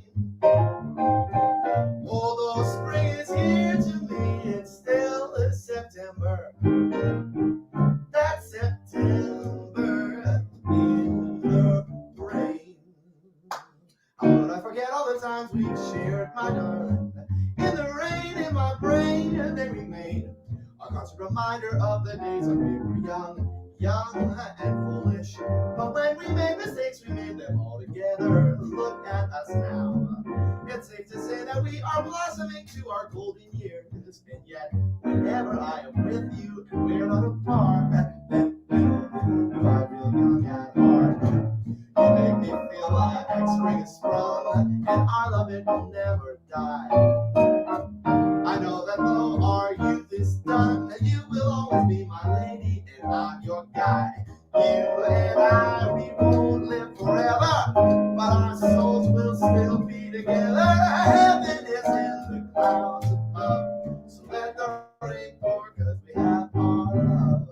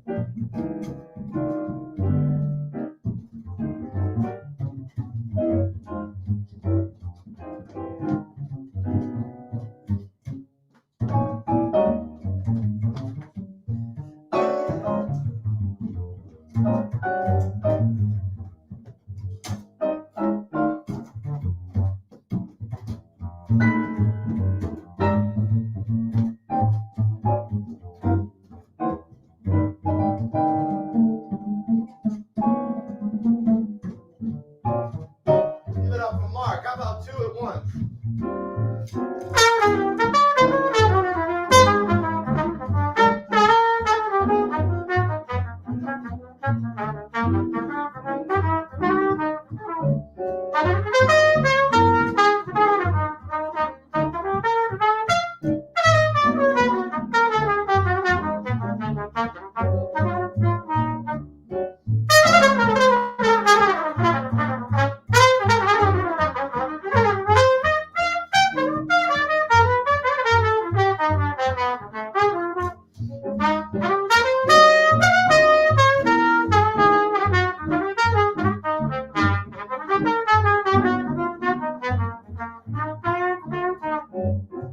Oh, the leaves of brown came tumbling down, remember. Oh, that September. In the rain, oh, the leaves came down just like a dying ember. Oh, that September. In the rain, the leaves came down. Do you remember on the window pane? My heart knows the willful sweet refrain. Though spring is here to me, it's still September. That September in the rain. That September. Oh, that September. Oh, that September. Oh, that September. Was it in November? Was it in September? Was it in December? Was it in January? Oh, that September in the rain.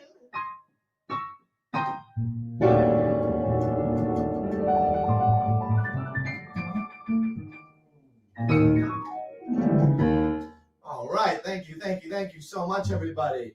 A little bit of the old classics, Never Hurt Anyone. And we're going to do a song now that was popularized by, oh my gosh, one of the great American entertainers, songwriters, composers extraordinaire. This is the great Ray Charles, everybody. We're going to do one for you that I'm sure you all know very, very well. One of my favorites.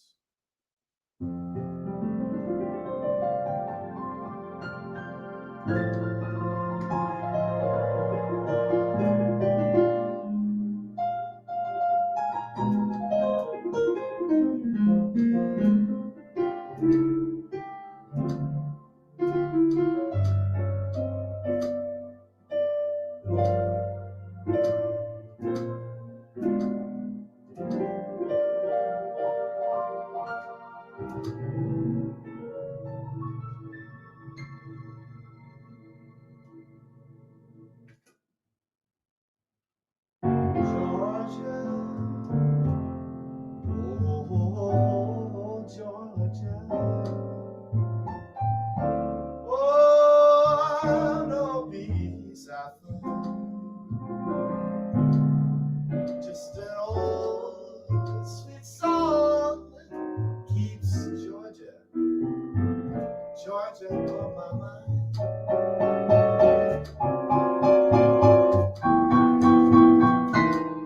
Oh, Georgia.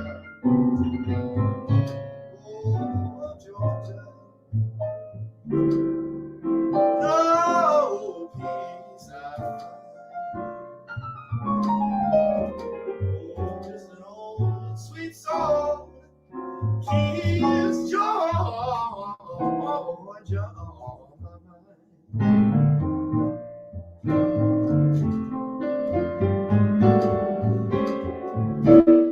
Other arms may reach out to me.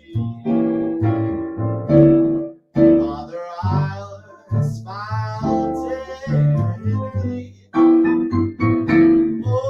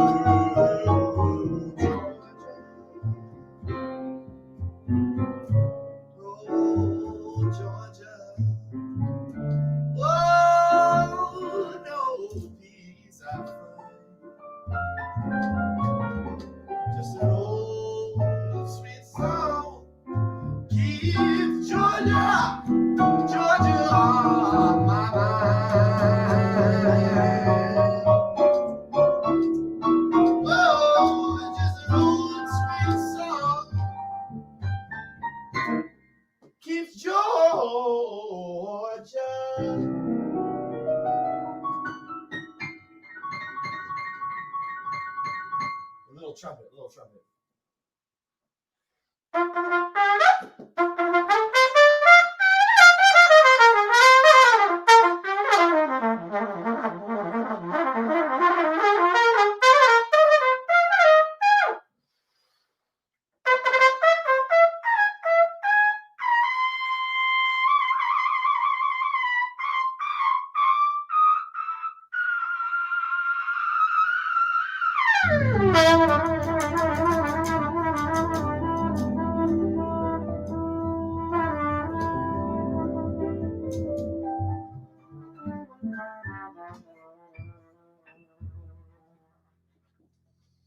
Woo! A little bit of Ray Charles for everybody. The great, great Ray Charles. That was Georgia on My Mind. Now, we are practitioners of all kinds of jazz music here in New York City. One of the main places just down the street from where I live, a couple blocks from where me and Mark are performing for you right now, is the historic landmark location of Minton's Playhouse, which is where Thelonious Monk, Charlie Parker, Dizzy Gillespie, Bud Powell, these geniuses were literally creating bebop jazz music as we speak, right down the street.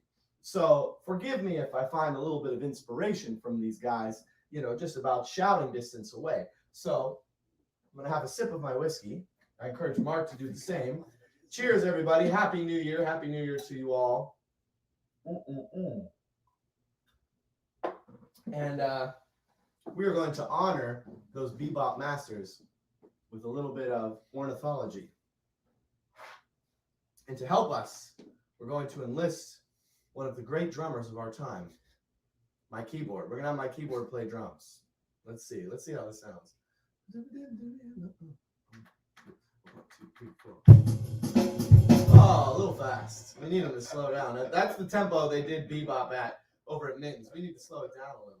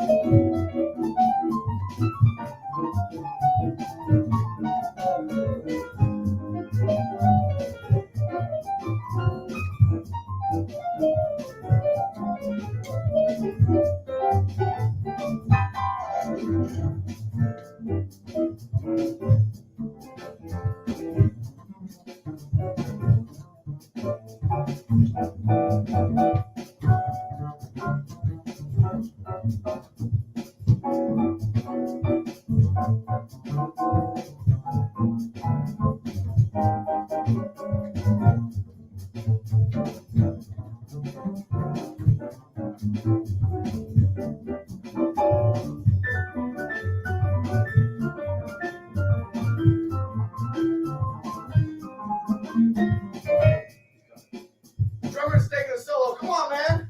Come on. Come on. Come on.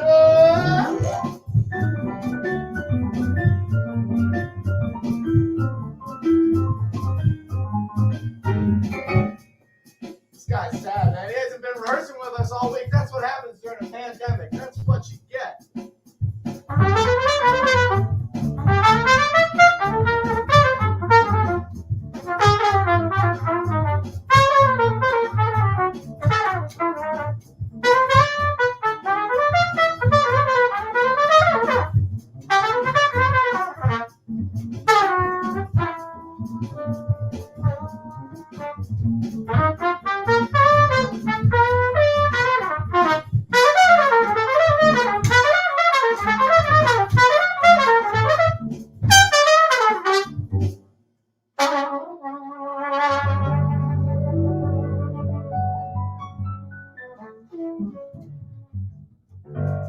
You know what? When you got the great Mark Lewandowski playing bass, ladies and gentlemen, you don't even need a drummer. And in fact, you know, social distancing, Mark is in my bubble here in New York City, but it's hard to get a drummer. I got neighbors upstairs, so, you know, we do the best we can. We have the, you know, the robo drums here from time to time, but we don't even need it when you have Mark Lewandowski. That's really as good as it gets. We're in jazz royalty, British royalty, jazz royalty, ladies and gentlemen. We're going to do a little bit of a funk number for you now. There's a saxophone player that played with the great Miles Davis sextet, actually on the infamous jazz album. The #1 selling jazz record of all time is Kind of Blue by Miles Davis. And the alto saxophone player on that album with Miles Davis was a former high school science teacher. Was it science? Music. Okay, well, at least he was a band teacher. The great Julian Cannonball Adderley. This is a song that he played with his jazz quintet, and it is one of his most famous big hits. It's called Mercy, Mercy, Mercy. And we're going to let the drummer stroll on this one. We're going to give the drummer a little break. He's going to go to the bar and get a refill on his whiskey.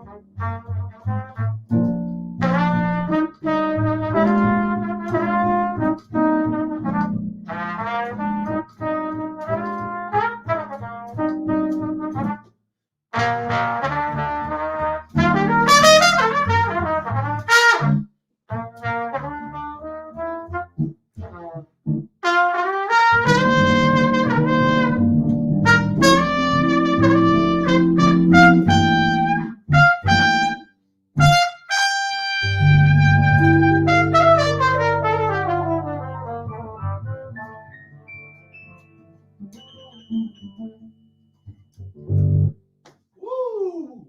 Mercy, mercy, mercy, ladies and gentlemen, by the great Cannonball Adderley. We are going to continue now. We've got two more numbers for you before we have to say goodbye. And before we do that, we're going to give you a little bit of a musical journey, okay? One of my heroes, the great chairman of the board from Hoboken, New Jersey, just across the river, the great Frank Sinatra, one of my heroes as a singer. We are going to do a little bit of a tribute to him. And once again, I think this is one that you guys are going to know.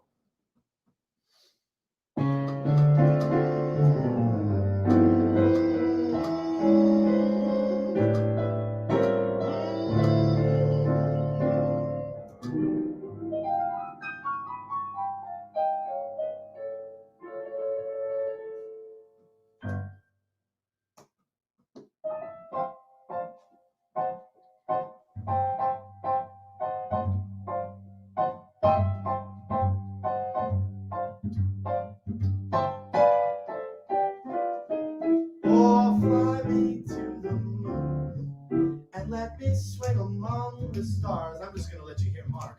Let me see what spring is like on Jupiter and Mars.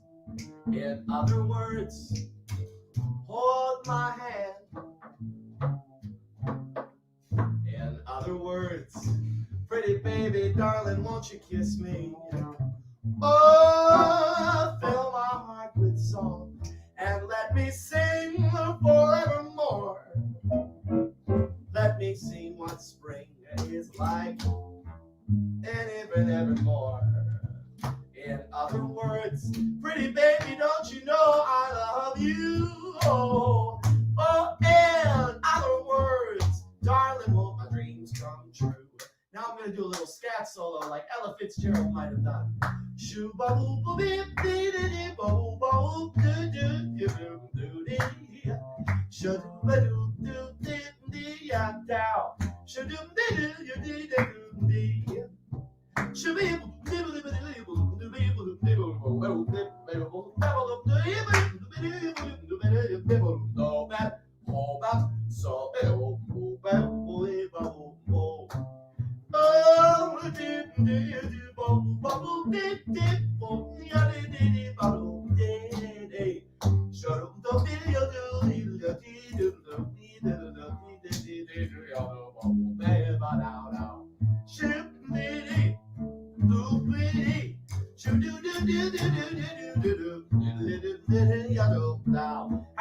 Mark Lewandowski swinging on that bass. I love it.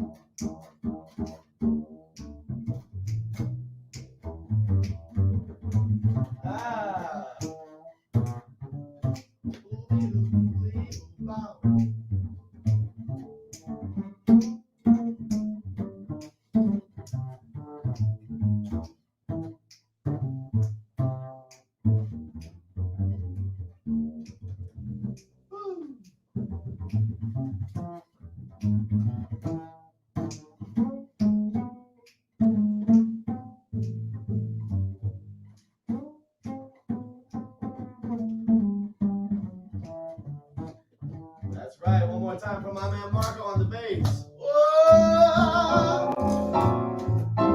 Fly me to the moon and let me see forevermore. Let me see what spring is like on Jupiter and Mars. In other words, please be true.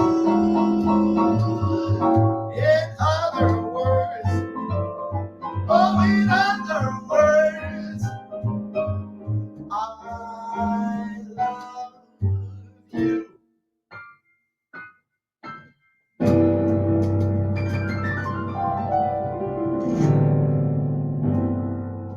Ladies and gentlemen, once again, that is the great Mark Lewandowski on the bass. Yours truly, Benny Benak III, on the piano, on the vocals, on the trumpet.